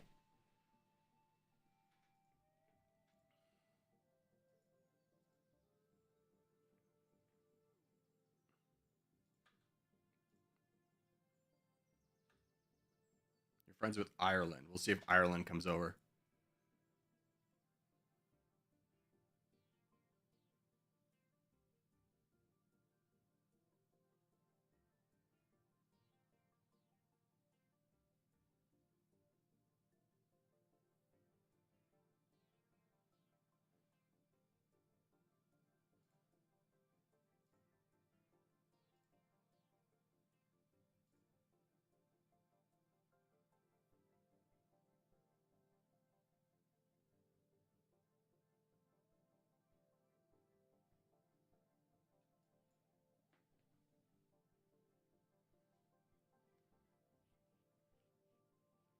Tajikistan starts with all reservists?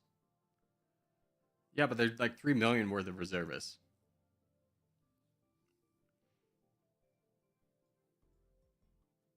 Ooh, Iran. Iran's getting bullied. Okay, so we're going to finish up with Uzbekistan. We're going to go hard into Iran. We've got great borders on Iran to get a lot of their good economic zones over here. So that's going to be what we push for. Let's get, what's our army look like? We could probably use a few more helicopters. Let's try and get those really quickly because they also recruit rather fast.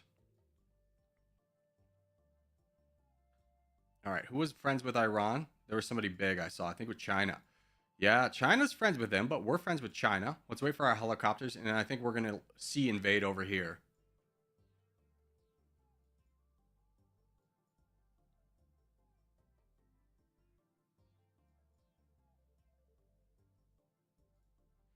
Helicopters are done. Wonderful. Let's begin to land. Actually, we'll just go through here. Let's grab this area. Start invading Iran.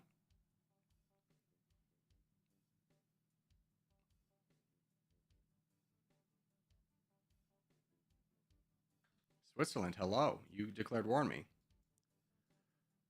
Truth be told, wasn't expecting it, but we'll peace out with you.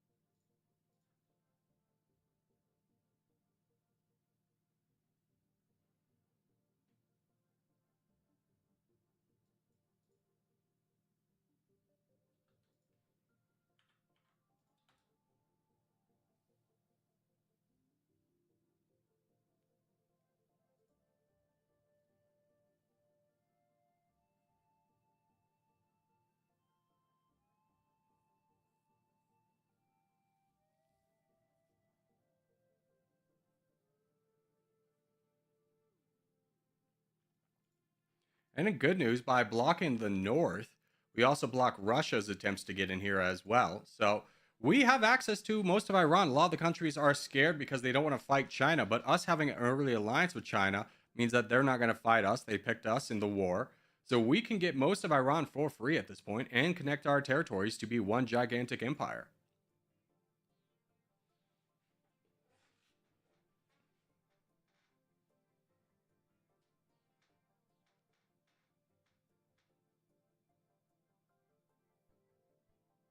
Iran fixes the border gore. Yeah. That's the biggest reason. Like, it's a good country to get, for sure, but also it fixes the border gore.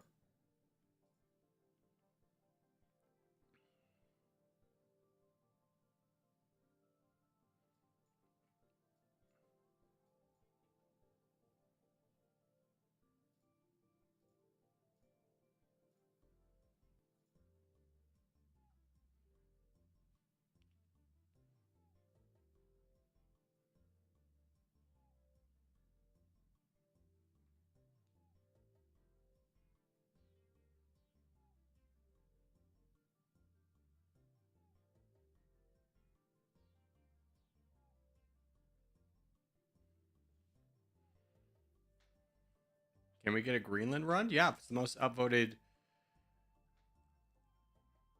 choice on the video. I did Greenland? Yeah, I did Greenland, obviously.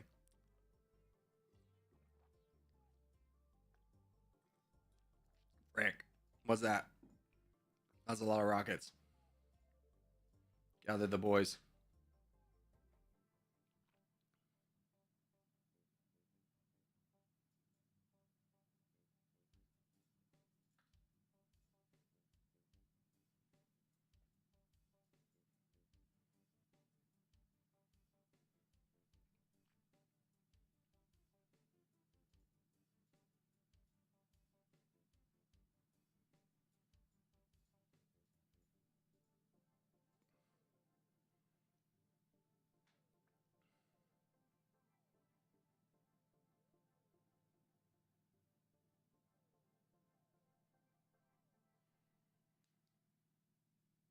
I think the UA peace tree is done. Yeah, I think you're probably right. But what's our ammunition shortage? All right. Iran is done. We are now very strong. We do have our peace treaty done with the UAE, but honestly, I'm not the biggest fan of jumping in right now just because our ammunition shortage is rather high. We have a terrible exchange rate because we lost our friendship with China. Let's grab that back. We need more money. So that's priority number one, is getting this back before we do anything else.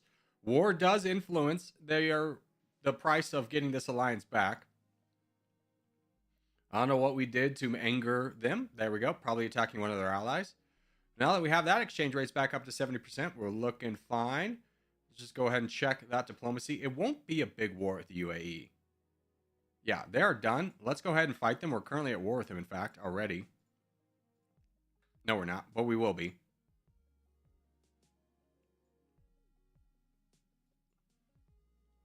And after this, I think we cool it until we get that ammunition shortage down a little bit more.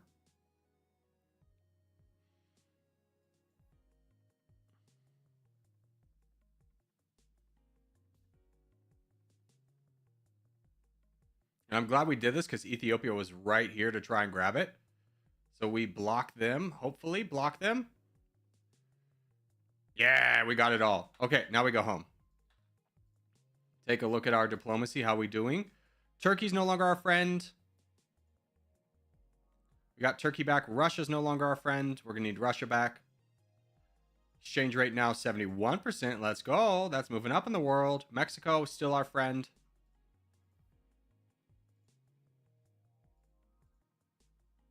So we have 4 little friends over here.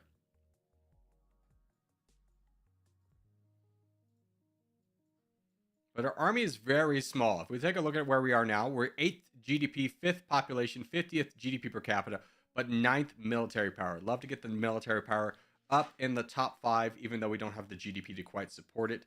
Kind of looking for like India to fall. What? Oh, India's fallen. We need to get that ammunition shortage down to 0, and we're going to fight India.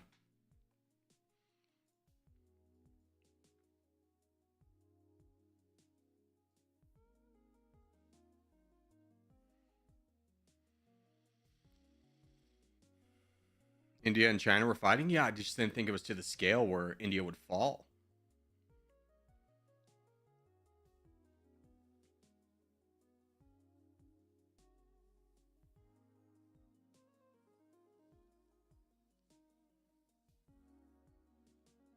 No attack Turkey? I have no designs on Turkey at the current moment. They're part of the EU. That would incite, a fight on all of them, and is all of them fighting? And I don't really want to do that.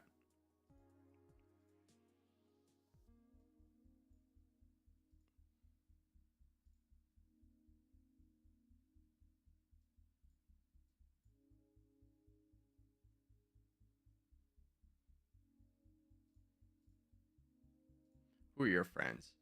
None.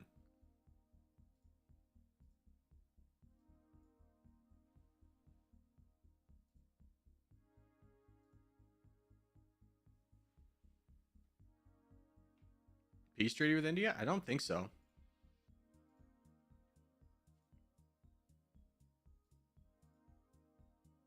"30 days.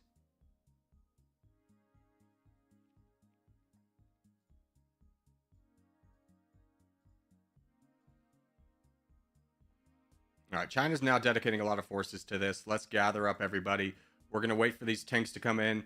Our ammunition shortage is still a little bit of a problem, but it's manageable. It's going to be a long war with India, which is why I was trying to get down to 0. But let's go ahead and start pushing into India right now as China's bringing troops over. And I want to make sure I get there first. We get another level of military intelligence, which gives us more experience. And we begin the long, drawn-out war with India. They do not have any friends. We did check that prior to engaging. And then what are the reservists at? They're at 1 million. We'll drain that really quickly.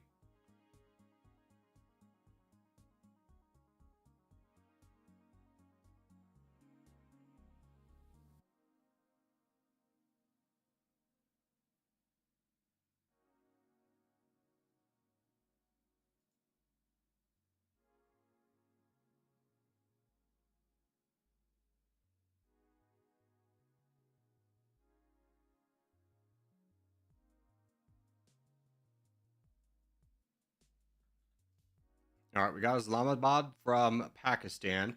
Now let's just start pushing into Delhi. This is where we want to be. This will be the quickest route. We'll leave China this up here so they worry about grabbing, the mountains and stuff.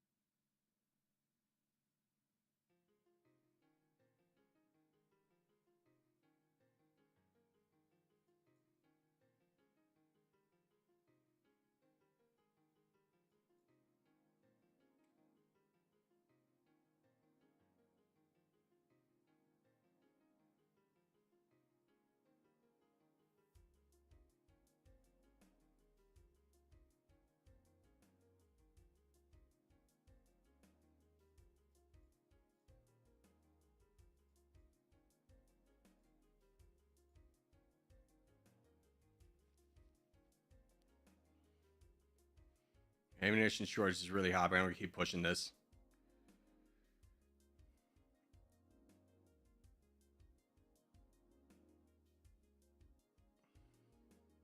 We're almost done with it.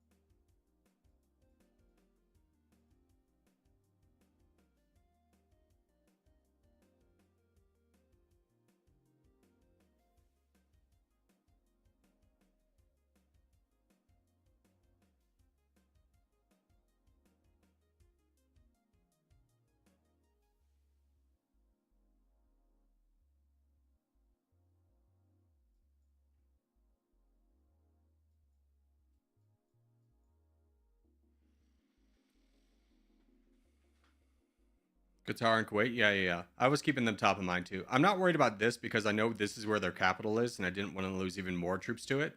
So I kind of left that for China. But that is mostly India done. They still have Madagascar down here.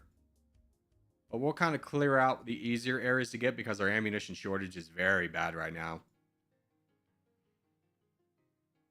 As long as we're still friends with China, everything should be a-okay here, champs. Grab the rest of this stuff over here just for cohesion.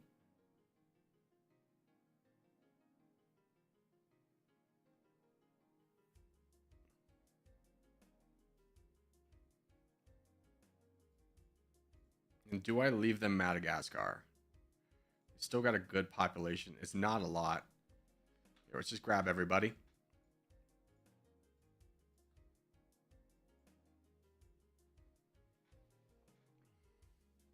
And let's take a look at what we're producing right now. We could probably raise that. Yeah, we can raise that by a lot.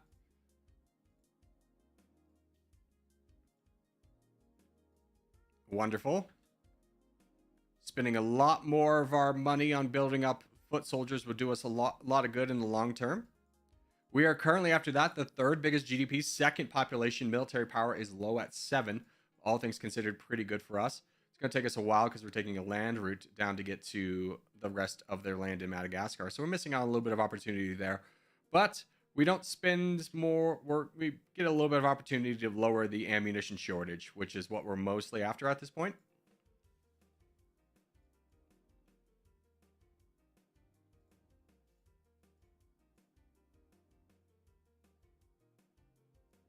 And finishing up India so they don't come back to bite us in the butt later.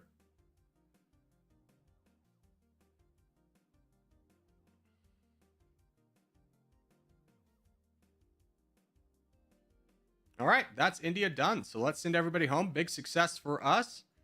And now we'll just kind of build up and wait for another good opportunity.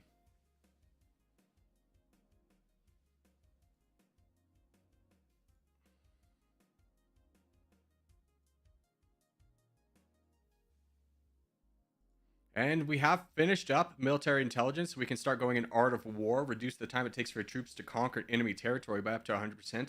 That's going to be really nice for us. It costs 5.8, so it'll be a while before we get there. But we do have a lot of money to spend. Let's take a look at our military. Definitely need a lot more tanks. We have 2 million in the bank. Let's just throw those all into tanks right now. Take a look at our exchange rate, 75%. Very nice. We're in a really good spot. Gorgie, is Zambia worth it? Not really. I mean, at this point in the game, if they're surviving, they have a lot of troops, and they're probably friends with somebody. Yeah, Brazil. So that would not be worth jumping into. Namibia, probably the same. They're friends with Switzerland, South Africa, Belgium, and the United States. So not worth going into.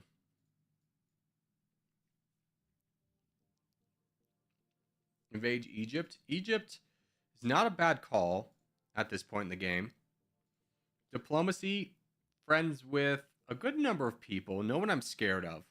But we're not in a position to keep invading because of our ammunition shortage. We got to get this one to come down. Otherwise, we're just taking a ton of unnecessary losses.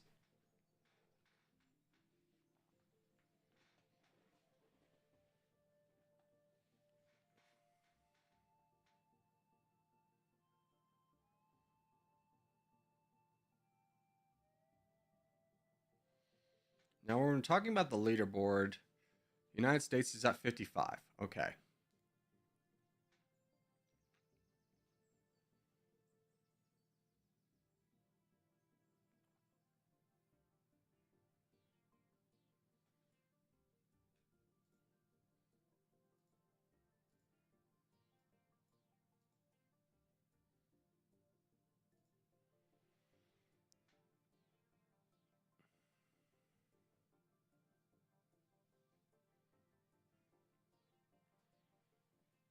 Corgi, when you checked the Namibia Alliance, USA Alliance was 200K.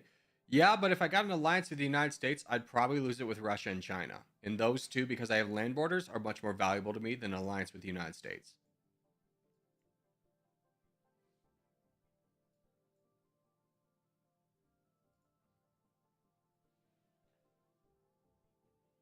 Hey, Muhammad, let's keep things English only, please.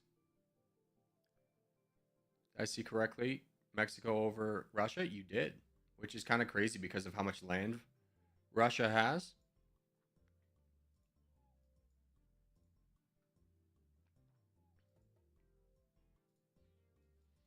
Ethiopia is getting invaded. Do you have any friends? No. Let's jump down here and see if we can pick off some pieces of Ethiopia.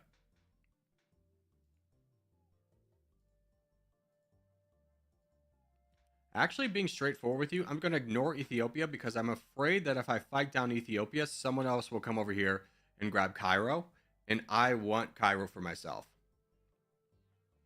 I think we're at a low enough budget. Yeah, ammunition shortage is in an acceptable state. Let's get over here and fight Egypt.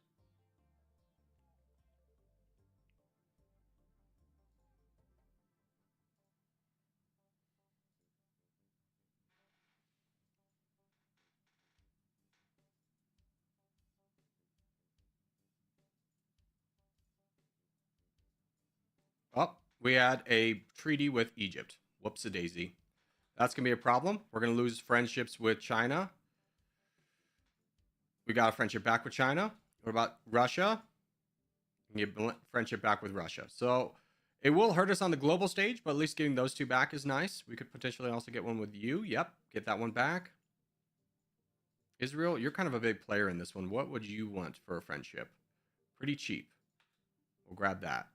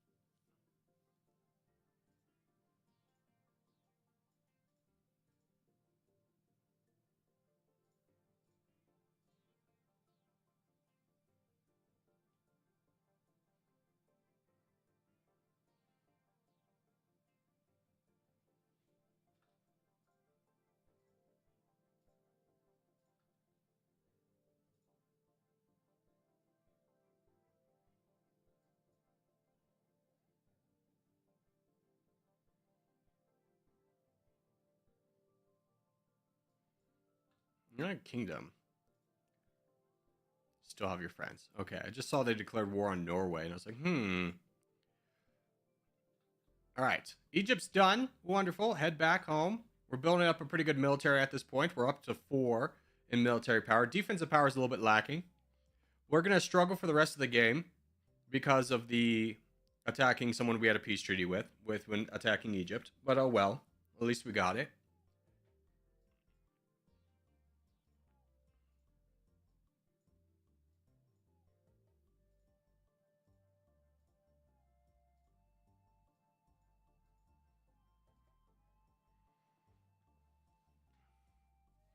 Is Turkey still your ally? Yeah, we paid for them back too.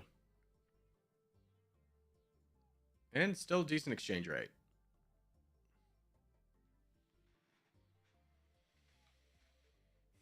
Attack Israel? No, I'm allied to Israel.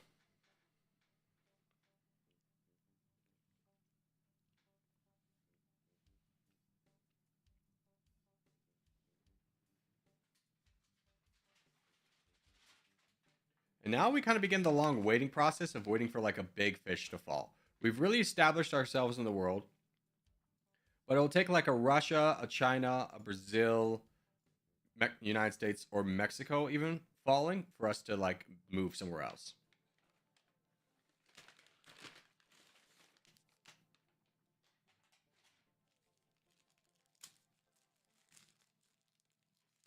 Ethiopia's still around? Yeah, but not like the valuable parts of Ethiopia.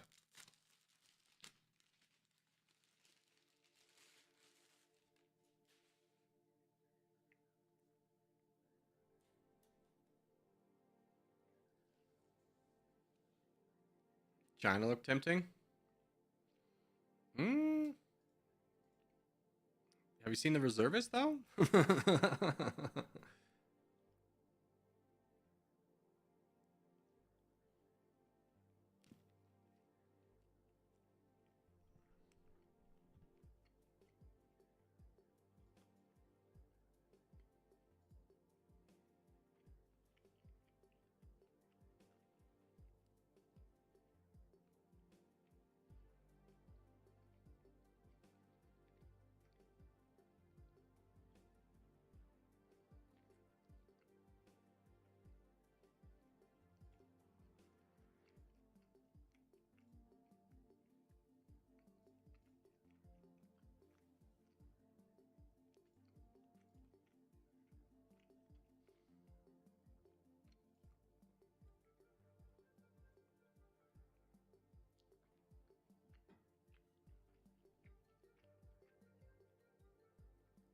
Nigeria's got to be buffed? Yeah.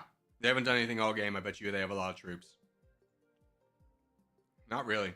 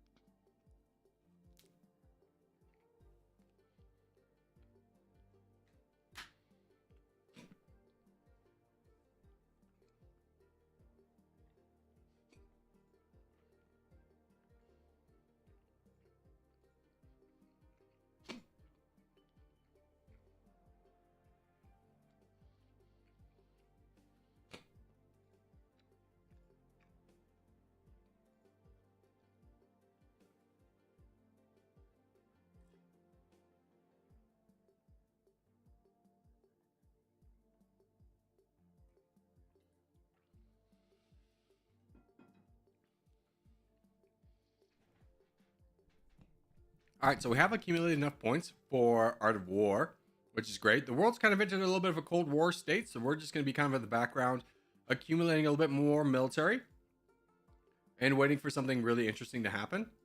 But other than that, nothing much is going to be going on. We just are kind of big game hunting at this point. I would love Russia to fall, but they're not going to fall anytime soon. We do have a big enough military, I think, to dissuade other countries from invading us. I don't know what the United States has. They're pretty similar. We're actually bigger than China. So I think we're fine for the time being, just to relax.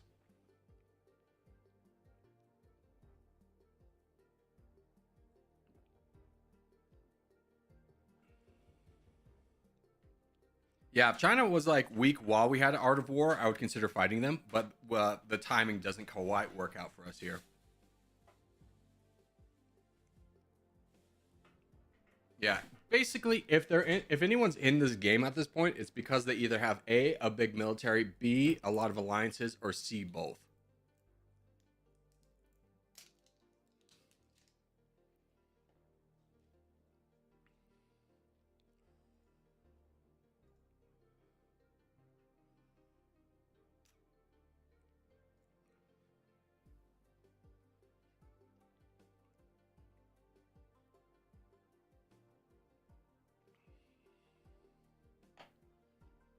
United Kingdom's like one bad move away from losing all their alliances. That'd be a good one too.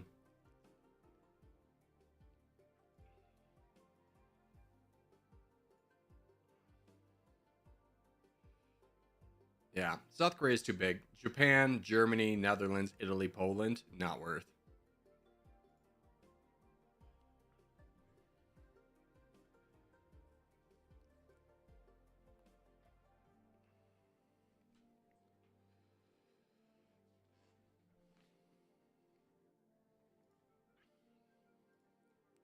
I would love to get up to 10k tanks just for peace of mind, but we really do need more rockets.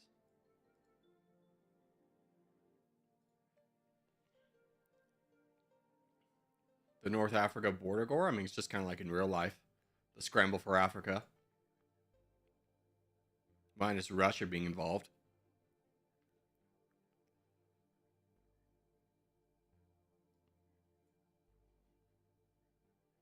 China's very unbalanced. USA's a little bit unbalanced.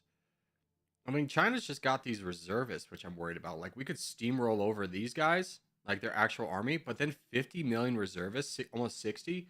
Like, yeah, we could potentially take them, but like, what would that do to our military? And can we, like, the game's all about snowballing. Like, would the economy be really worth it? Well, I never knew Dummynation took this long. I mean, I've played it before on easy mode. I'm guessing you're on hard mode. It's just an expert level country.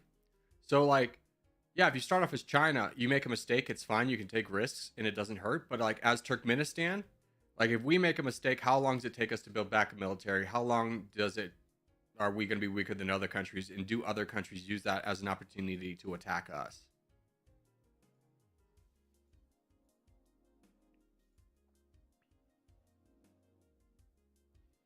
Honestly, the game should cap reservists to relative to your military size. I mean, the game did. There was a state where like it was impossible to win because the United States would just take over what they needed, boost their economy, and be building reservists the entire time. Like they would at this point in the game have like 100 million reservists and be like, what am I supposed to do against that? But China just having commandos really kind of makes me want to actually fight them. I mean, it's 40 million firepower. I don't know.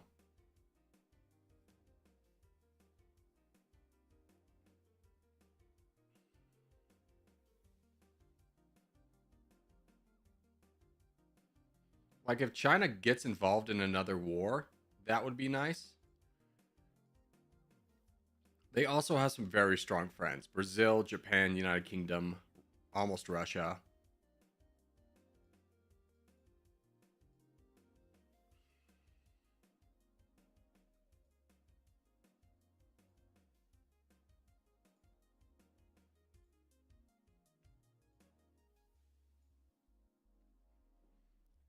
Angola? What would Angola give us?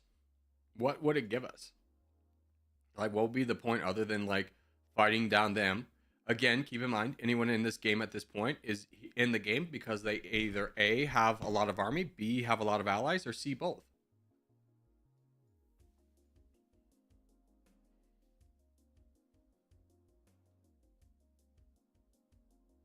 The craziest thing, though, is like Russia has 3% of the world's pop or GDP with this much land. I don't know what they're doing, but they're absolutely doing it wrong.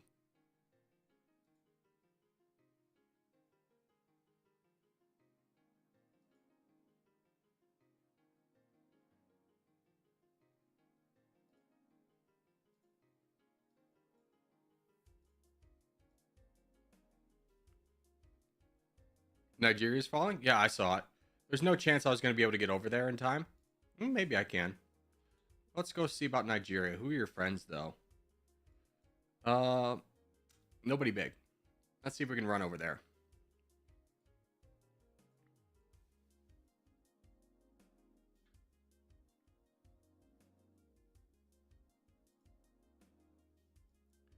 If I told you fastest, what's the fastest way to get over here?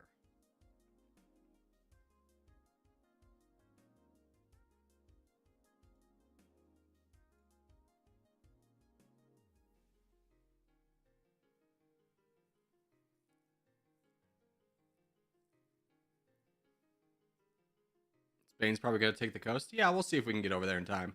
At this point, like, Nigeria would be a nice have, but it's not a must-have.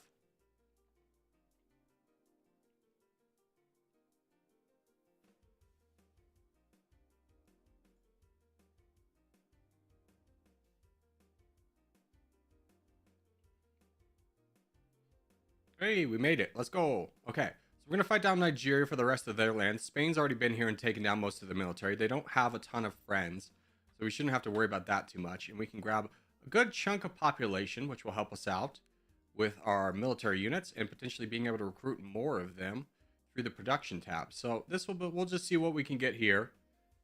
Like I was telling chat, Nigeria is a nice have, but it's never been a must-have in this game. So getting them out of the way. Ooh, buddy, I don't want to fight you. Get that out of there.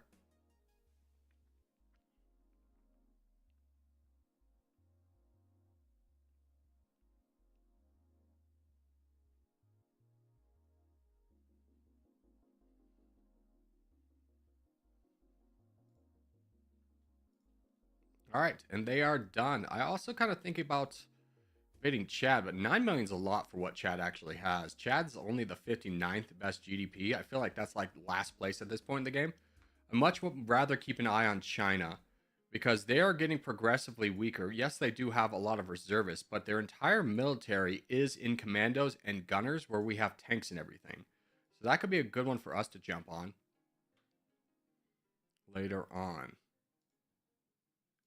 Let's just keep building up our own military for the time being, though. Trying to get to about 10k tanks, about 5k rockets. And if they fall to, like, 14 or something, then we might jump in on them.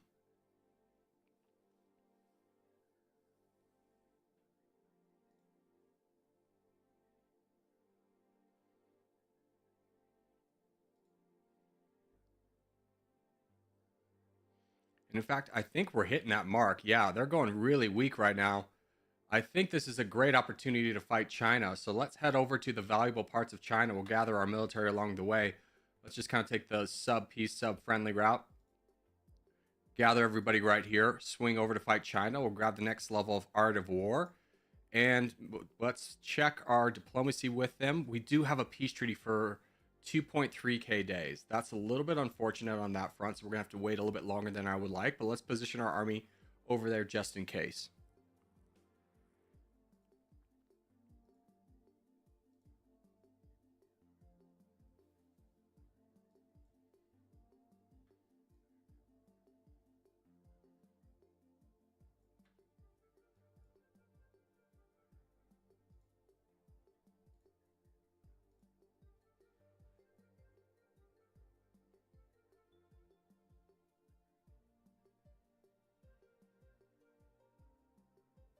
For 25 million, not worth it? What are we talking about? Chad? Oh yeah, Chad's just desert. There's nothing there that we're going to need.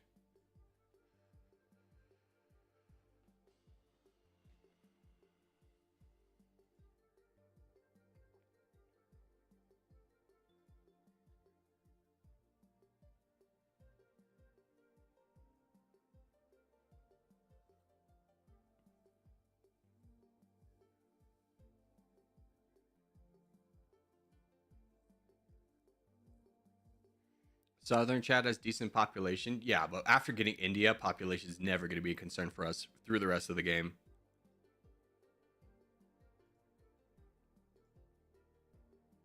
Oh my god, China, you're just tempting me so hard. Should we wait the extra 1,000 days or should we break the peace treaty now?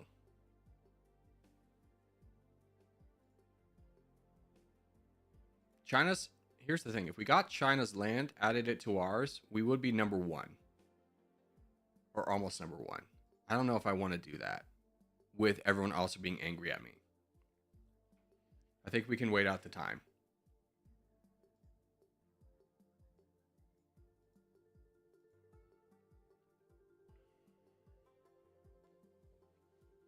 How weak is Tajikistan? Brother, what is in... First off, that's Turkmenistan. What is in Turkmenistan? Or, no, that is Tajikistan. What's in Tajikistan that you would say is very valuable? Ooh, now Russia falling. I wish I hadn't signed a peace treaty with them because they're going after Turkey. That probably will spawn the EU. Did you lose all your friends? You did. Oh, that's a shame we didn't jump on that. We potentially still could. Hold on. Could we get over there in time to grab some of Turkey? If we took the fastest route and ran over here.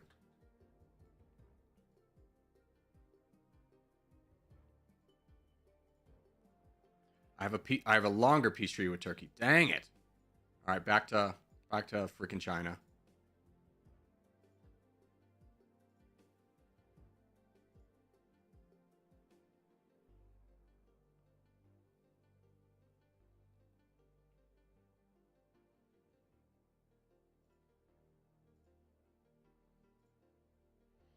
It's okay. China's peace treaty is about to run out. Let's check out their friends. United Kingdom, France, Japan, Thailand, Brazil. And us, of course. We can go ahead and get an alliance treaty with Brazil right away for pretty cheap. Knock them out of the way. We can go ahead and once we start right before we start the war, get a peace treaty with France because we're already at war with them. So I think this is definitely doable. Let's just wait these last 700 days, start the war with China because right now, what's their military look like? 4 million. They're building back up. They do have a lot of reservists, but with our tanks, we'll be able to crush those easily.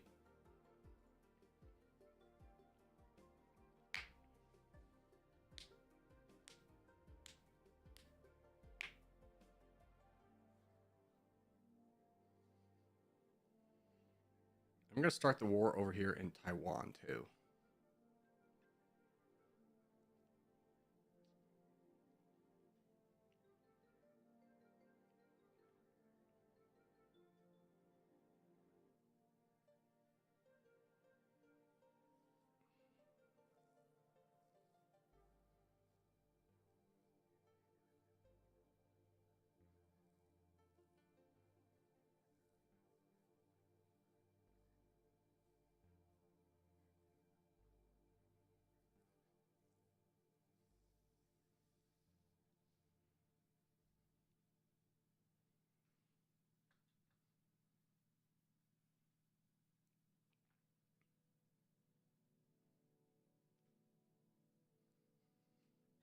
And before we start, let's go ahead and get another level of Art of War.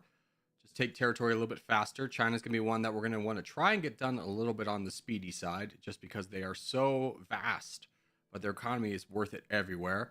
60 days left. As soon as this goes, we're going to insult China, which I will not forget, because you also get a negative for attacking ally. Oh, we are no longer friends with him. Great.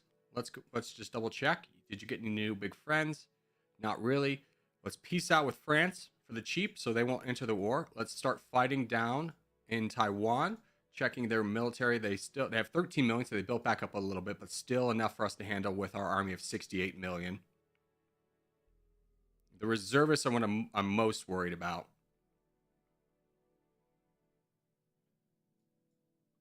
As long as you don't go directly to their capital, we should be able to piecemeal them as well. China's down to 4 million. Wonderful. Let's go ahead and split this army into a group of 30. And in fact, let's split it again. Go into groups of 15.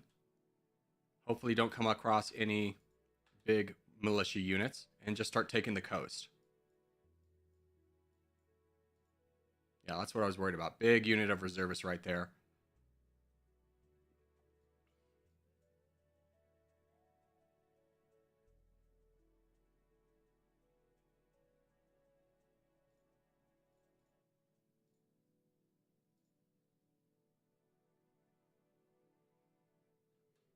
How's the reservists looking? They're down to 57 million, which is, not a big win. But we're starting to take land away from them. Holy cow, just group everybody together. This is a little bit scary. Japan is hostile to us. Let's go ahead and back that out. Say no thank you. And now that they're grouped together, let's go back in. We've already lost a good chunk of military. You stay home.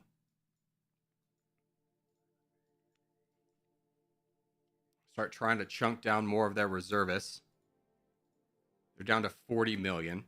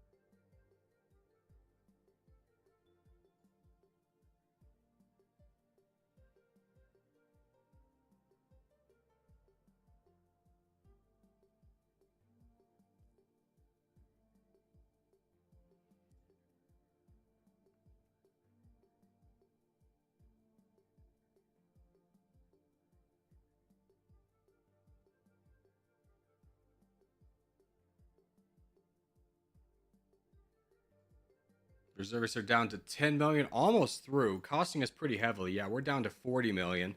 So we've lost 20 million of our own. But when you start talking about the cost of knocking down their reservists, I mean, we're doing pretty well. I think this last big army over here, if we go challenge it directly, should be okay. Our ammunition shortage is incredibly high, which is very unfortunate for us. But again, it's all about getting down these big units of reservists.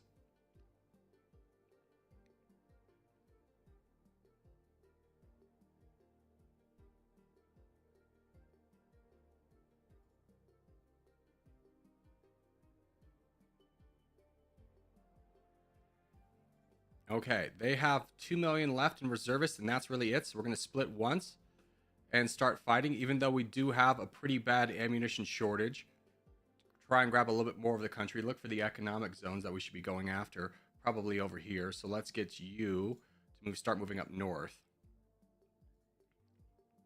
And in the background, we are building another military over here.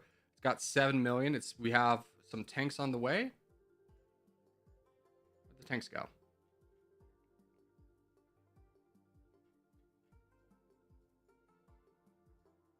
I don't know where the tanks went. We lost the tanks.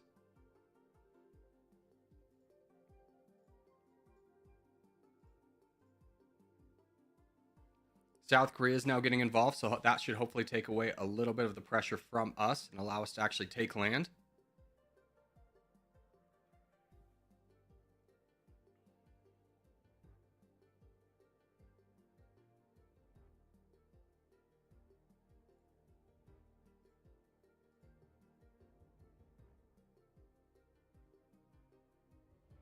Now that we're not fighting gigantic armies anymore, our ammunition shortage is actually going down. We're just fighting little militias. So that's really good as well.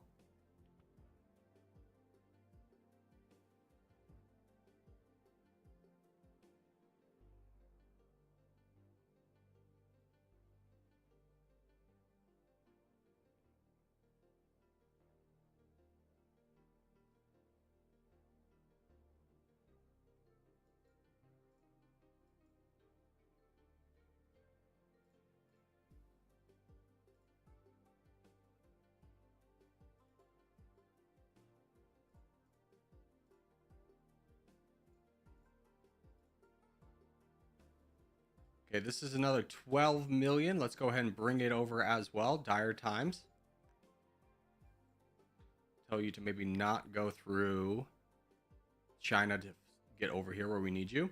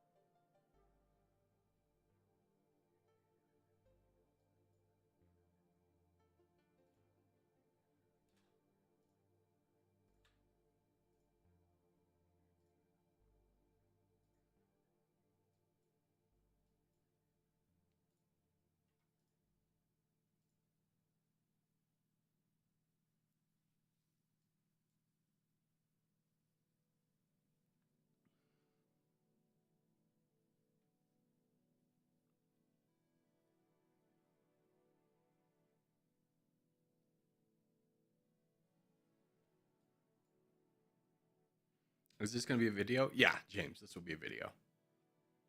I just cut out the parts where I talk to chat or nothing's happening.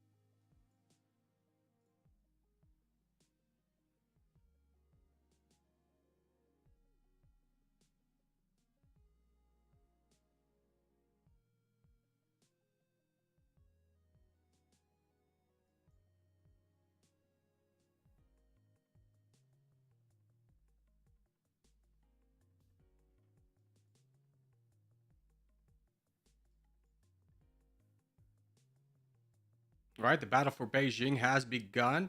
This at least gives this guy a little bit more freedom to fight without having to be constantly attacked. I would like you to probably start heading down south a little bit more than you are. And how are we doing over here? A little bit of progress, not a lot. Let's move this guy up so that if we gain an inch, we gain a mile. Just any little bit they're going to give us, any moment they don't spawn a troop is a moment we can put out a troop or take some land. So it's going to be a long battle. I mean, we're definitely taking some heavy losses here. But so far, so good.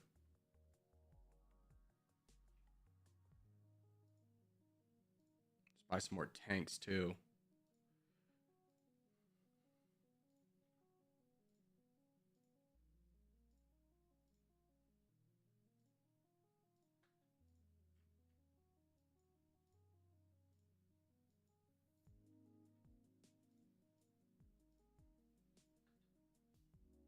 Beijing has been won.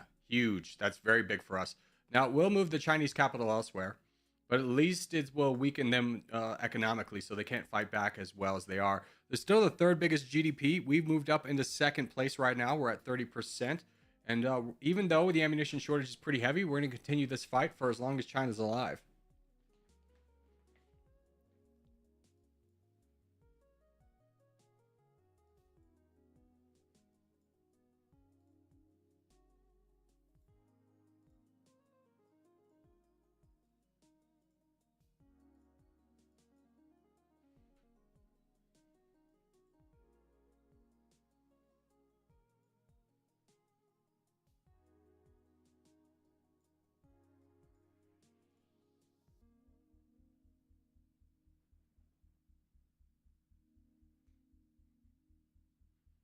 Okay.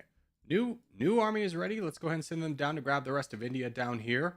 Slowly but surely, we will be connecting our empire to be giant China, or the big Asian power, if you will.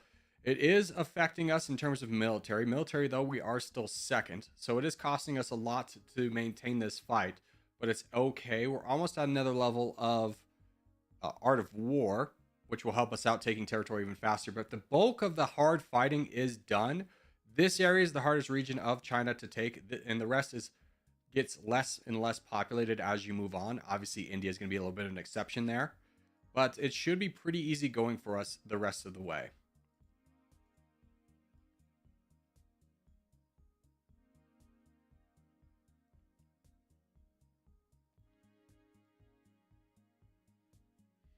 Spend a bit of the 12 million to take Belgium really quickly. Oh, you're not talking to me. I was like, what? They didn't take Belgium.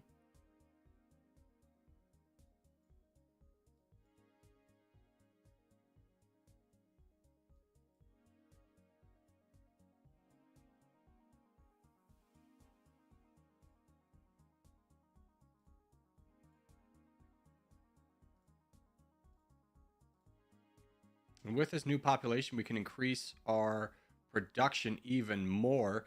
We'll probably be able to readjust that at the end of the war, but China's population and GDP makes that a lot easier. You can see we're already making 3.4 million. So things are going to get a lot easier for us towards the end. I do want to cut off South Korea from joining this fight even any more than they have. Like, they were a nice distraction when they were fighting up in Manchuria, but the rest of China is mine.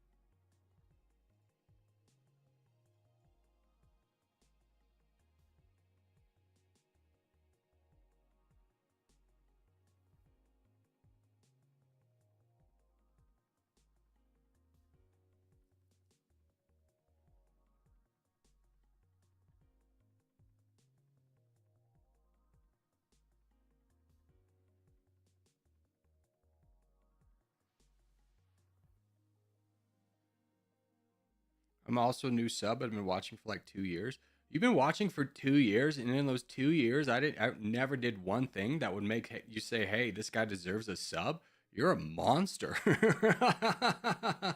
Holy cow! I'm just kidding, obviously. All right, start trying to build another military. Get another one ready.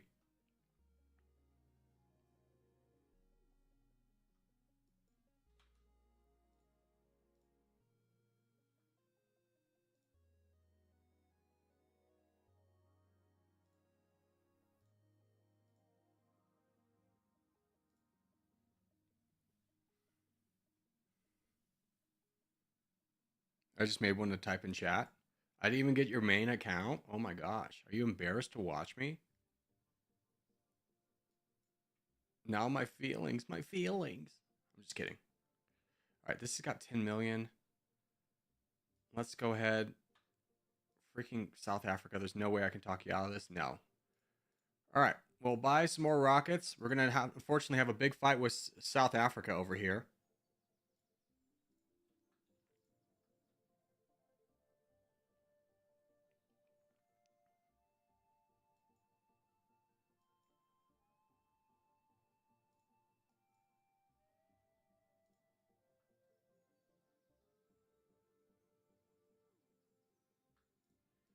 Okay, let's bring this army. Ooh. Yeah, I'll just bring you over. We'll combine you with somebody else. Here, we'll take this guy who's down to 7 million. We'll tell you and you to combine because you've been trying to fight down Bangladesh, their new capital, for a while, and you've taken a lot of losses doing that.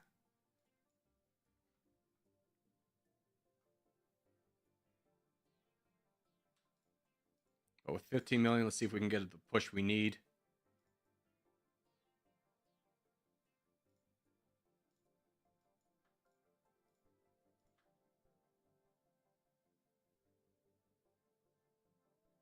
There we go. Bangladesh is gone. Should be a little bit easier fighting now.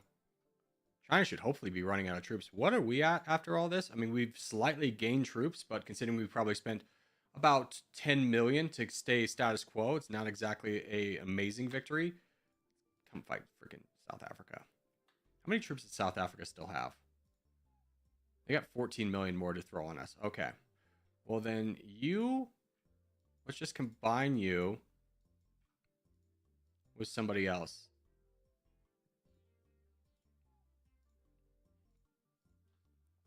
And we'll send this army down here. Oh.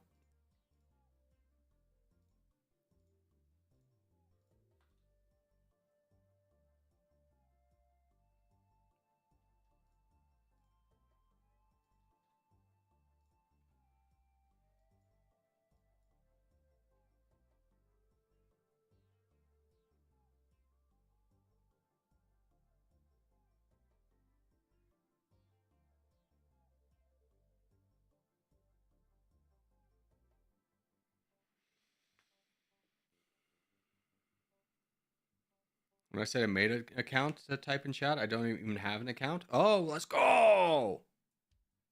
Way to revert that back on me, where I took it as a slight, but it was actually like the greatest compliment.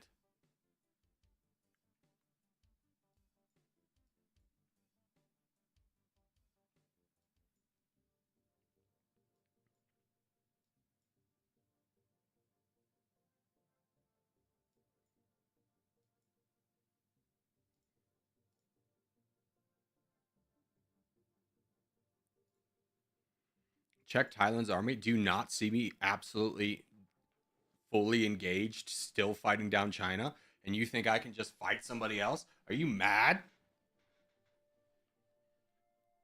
Check this man for drugs.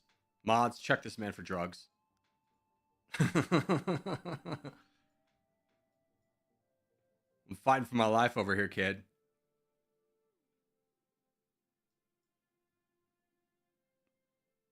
I'm innocent. That's what they all say.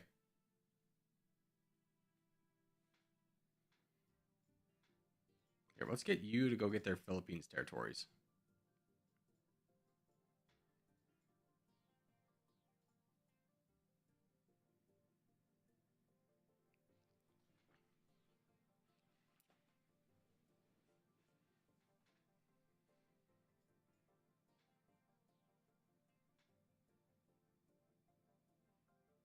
Do you know how many brave Turkmenistanis have died trying to fight the war in China? And you're like, what if we just chain this straight into Thailand?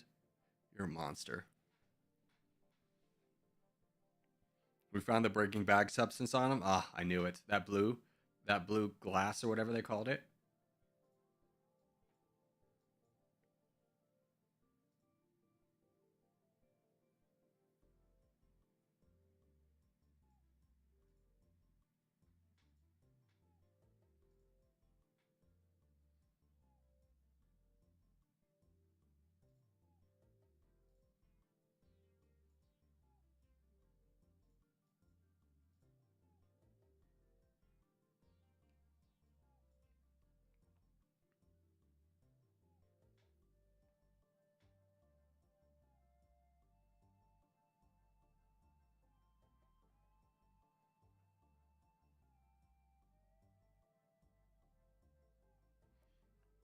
Also, I would like to say thank you for calling it the Breaking Bad substance instead of the other thing.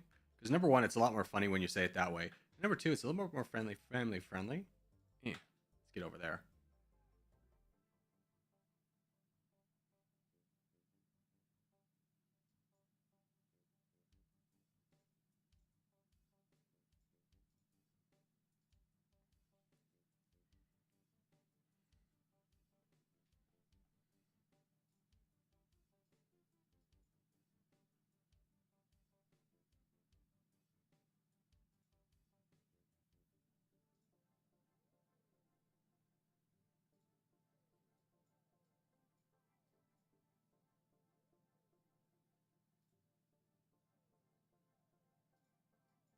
All right, this got 9 million. Let's jump it over here.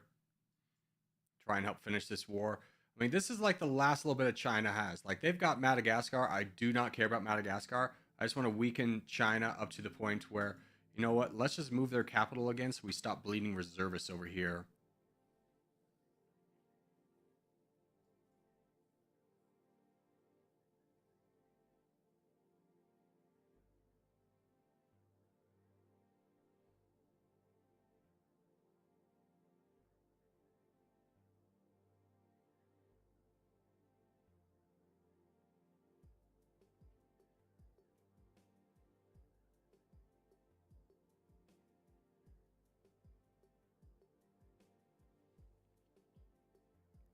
Any tips for a new guy in Territorial?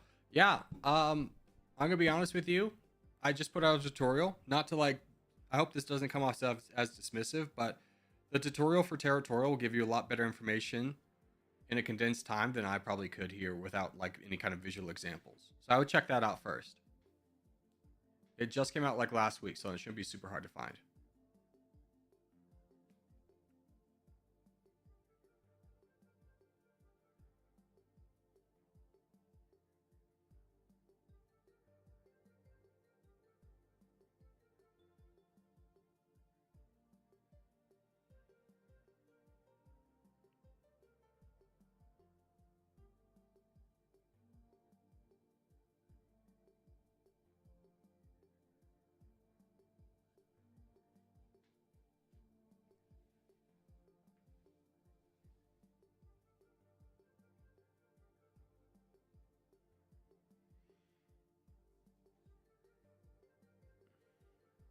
If you're struggling with how much to attack, I say it in the tutorial, but it's 11% once a cycle.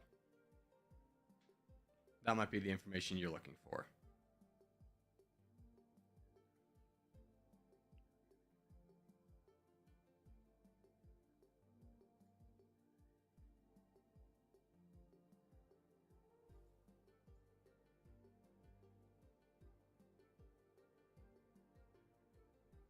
Ah, United Kingdom is fighting us. Peace out with you. No need to fight that. South Africa, are you ready to talk? Or are you just going to come in mad? You're just still mad.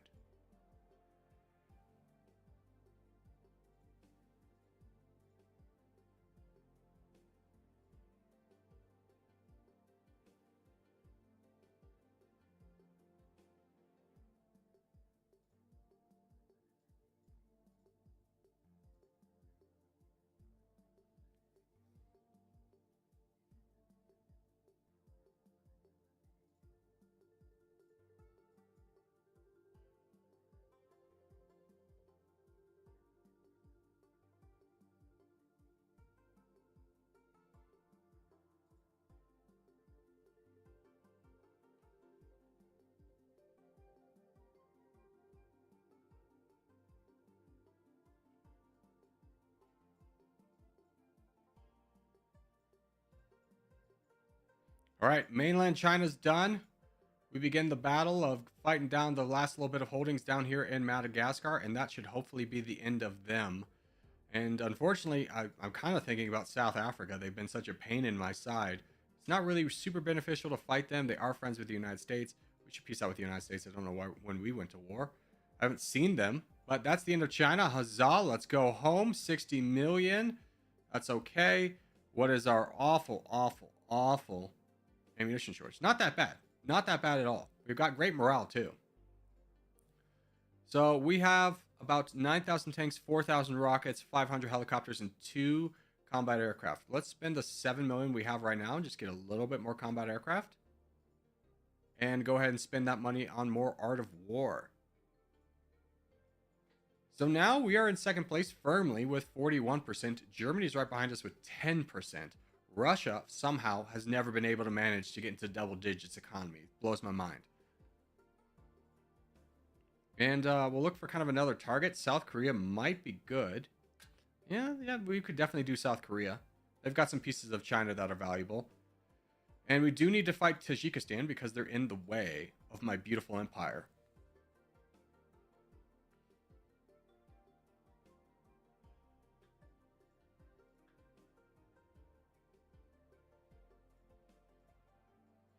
All right, so we'll gear up for a war with South Korea. We'll wait for a little bit for some more military units to roll out and get ready for that.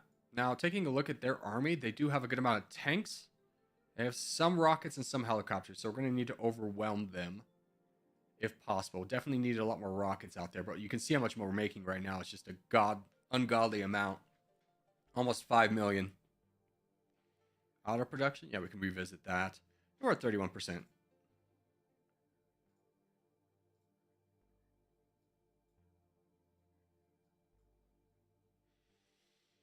I want like 3,000 more rockets. And some time to actually build up commandos and gunners. So while this is going on, I'm going to risk it. I'm not going to pause it. I'm just going to go to the bathroom real quick.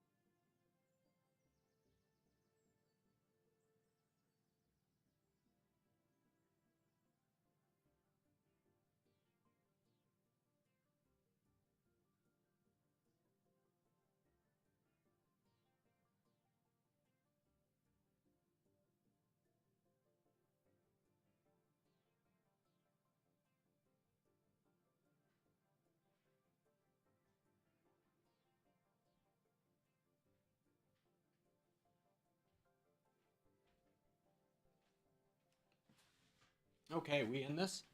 All right, so spend a lot of money on rockets. 5,000 rockets is going to be more than adequate. Let's get another level of Art of War. And then when these are done, I think we'll buy more tanks and get ready for a war with South Korea.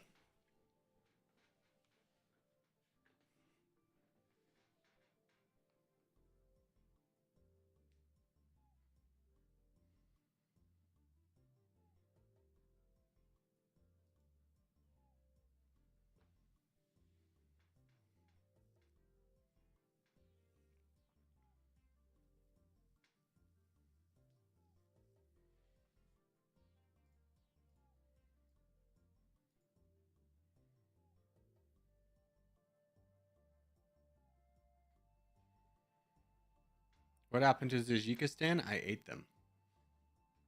Because they were in the way of my cohesive name of Turkmenistan. And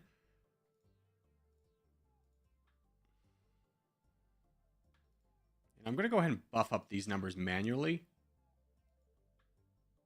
Just get a few more actual commandos out there. I know we're auto-producing them, but I just want a little bit more. Is it worth to develop nuclear weapons? Not really. Like, nuclear weapons mostly are used as a way to, like, stop somebody from winning and give yourself more time to build up a military. But they're not an effective strategy to, like, help you win the game.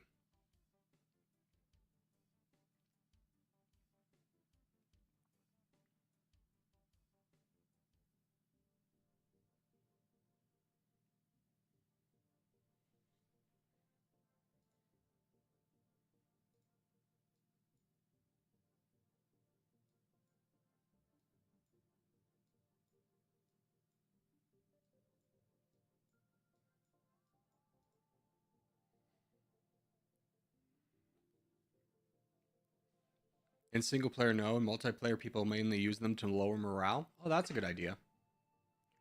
All right. So we have a nice military, 95 million. We're going against 16 million, mostly foot soldiers.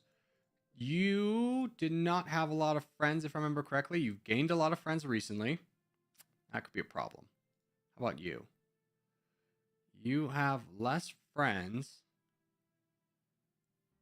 How strong are you, though? 36 million. A little bit strong. I want Korea before they get stronger, so I'm going to go ahead and risk it and see if we can peace out with people.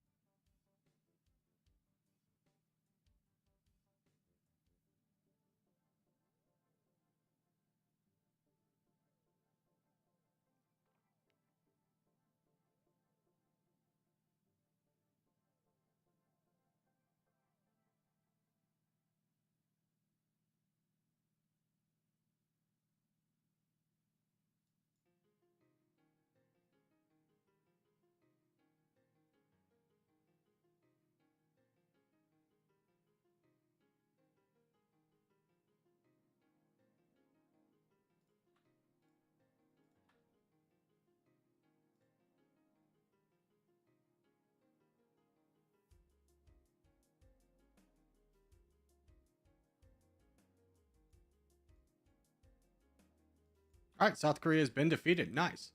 So we did take a little bit of losses there. We have a lot of people who don't like us anymore. If we scroll down, you can see all the people we're currently at war with, which is a good amount, in all honesty. We can peace out with you for rather cheap. So let's get that done. And Iceland, Ireland, Czech, Switzerland, South Africa, Indonesia. Nice. Oh, good. Now they're all becoming very cheap. Good, good, good, good, good. Okay. So now we can relax for a little bit. We are right behind the United States. They have 53%. We have 50. My thought process is we fight one more person and we risk it all to go fight to take down the United States. And that honestly might be Mexico. No, that's Russia. Russia took them. Jerks. When did Russia get so strong? Frick. Maybe we fight Brazil. Brazil wouldn't be that bad. Brazil would not be that bad.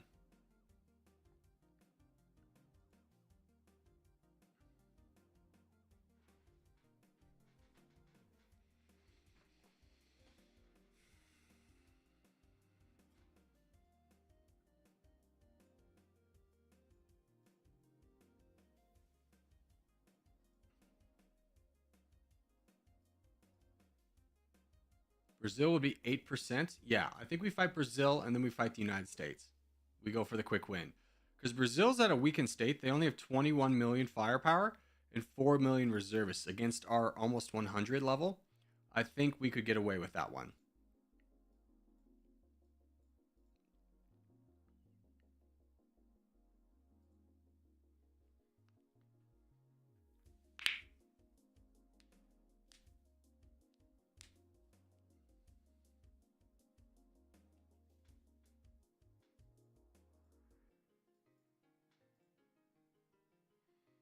Okay, we've got about just short of 100 million. We're going to run over to, in fact, let's just walk through. We're going to go over to Brazil. We're going to fight down Brazil for their 8% that they have.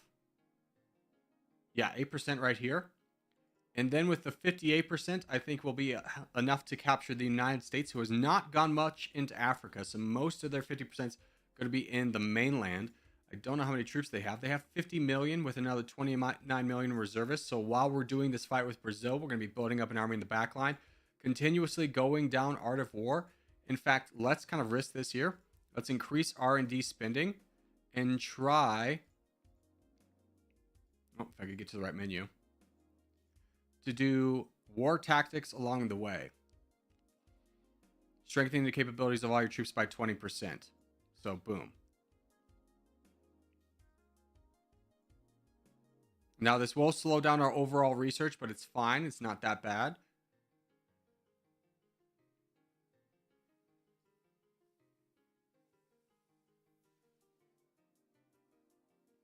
We just need to keep 635, so like 0.6 in our troop bank, and we should be fine. And let's go ahead and start this war with Brazil, who we're already at war with. Now, your allies are Benin, Sweden, Japan, who we're going to peace out with immediately. We'll go ahead and peace out with you as well. And then Thailand. So we've already kind of locked out a number of their allies. We reached a treaty. Who cares at this point? We're kind of all in. Sweden will buy you off as well. And I think the only one that can join in is, nope, not Thailand. So that's all their friends gone. And their troops, are they gone too? Yeah, they're gone as well. So let's go ahead and start splitting.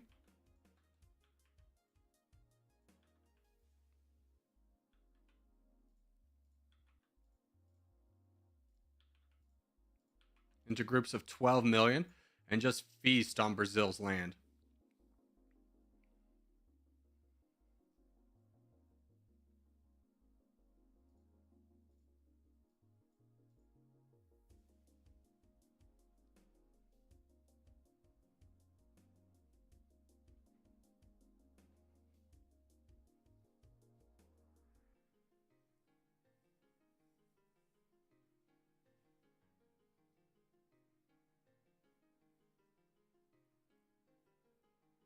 Corey, what state are you in? I'm in Nevada.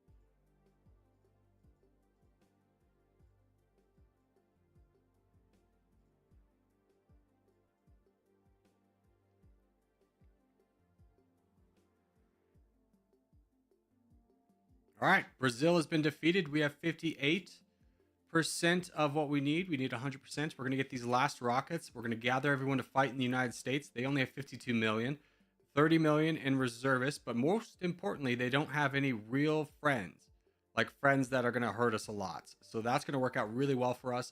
As soon as these troops are done, we might also get another level of war tactics or art of war along the way. The war tactics is at almost 10%. So we'll be over 10% by the time we gather everyone. So let's go ahead and tell everyone, take the most peaceful route possible. Don't let them know what we're doing. And come on over here.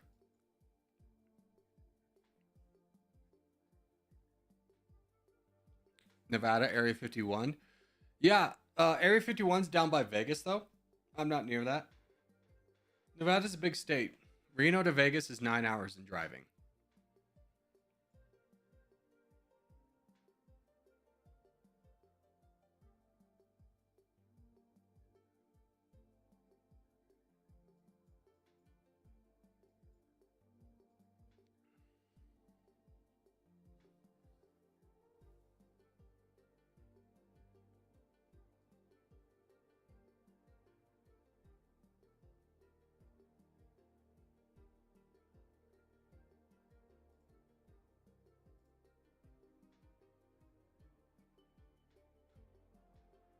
Oh, Netherlands dropped a nuclear bomb on freaking Russia. Well, we're about to get that ourselves. 115 million versus 52 million. Let's begin the war now and start fighting down the United States. We do have 10 million in the bank to hopefully buy off some of their allies. And war tactics is up to 13%. So much above the 10% target mark that we had. So we should be good to go here.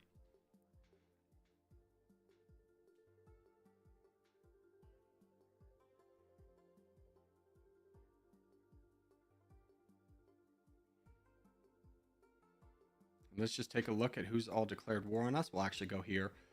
Bolivia, the Gambia, we'll buy them off. They're pretty cheap. And just keep fighting. United States, your troop count, we have not really engaged any of your armies. I think this is a big reservist. Yeah, it's a real big reservist. Let's go ahead and engage it before any of their army comes over.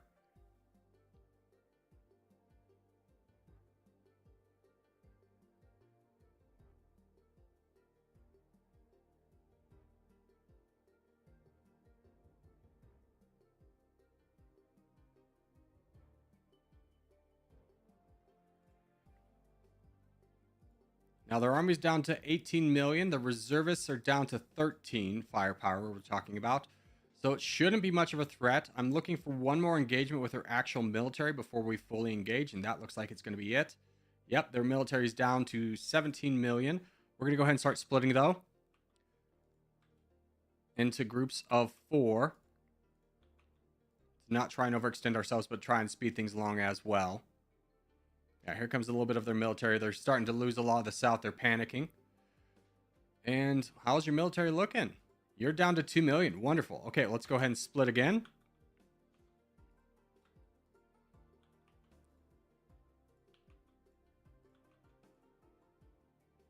And now the rampage begins. You can see we're already at 70% already. Hopefully we can get this done before too many countries react and start being negative about us having this much troops. In order to accomplish that, we're going to need to avoid the Bahamas and make sure we stay in mainland United States. DC has already fallen. We're working our way up through Pennsylvania, up to New York. Down here in Texas, we're going to grab Houston and just keep pushing.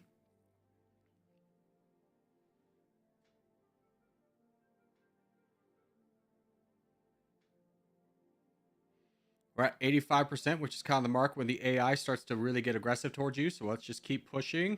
Never stop. We have yet to grab New York. That's going to be a big one for us. And Massachusetts at 90% with New York. Keep it coming. Keep it coming. Let it roll. Lesotho's here. Who's this? Namibia? Please go away. You're slowing down my progress. Lesotho as well. Those guys will just slow us down ever so slightly. Get up to Maine. Get up to Maine.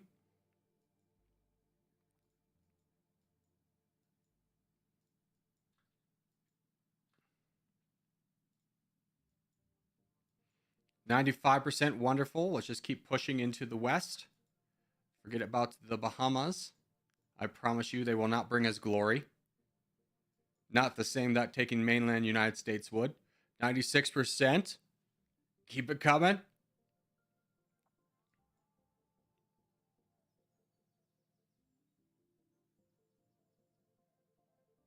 %, with Denver.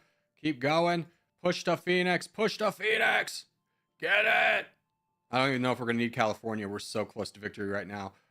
We just cannot afford for the countries to turn against us. Unfortunately, no one's declared war on us. There's Zambia. Well, we're at 99%. It shouldn't matter. Just a couple more. Romania. Here we go. There we go! Turkmenistan dominates the world after 28.21k days. Where does that put us on the leaderboard?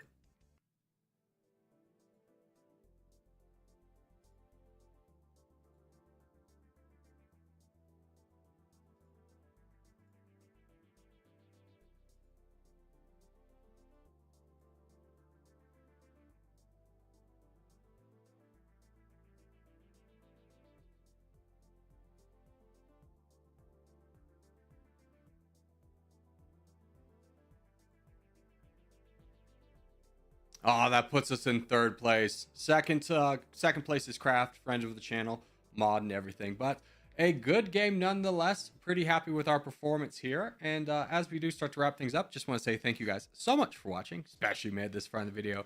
Yeah, made this far in the video. Hey, give a thumbs up, really helps out a lot. If you're new around here, subscribe for more. I put up videos every day. And if you have a nation recommendation you want me to play as next, put in the comments down below. We'll play as the most upvoted comments in the next video. But for now, boys, I'll see you in the next one.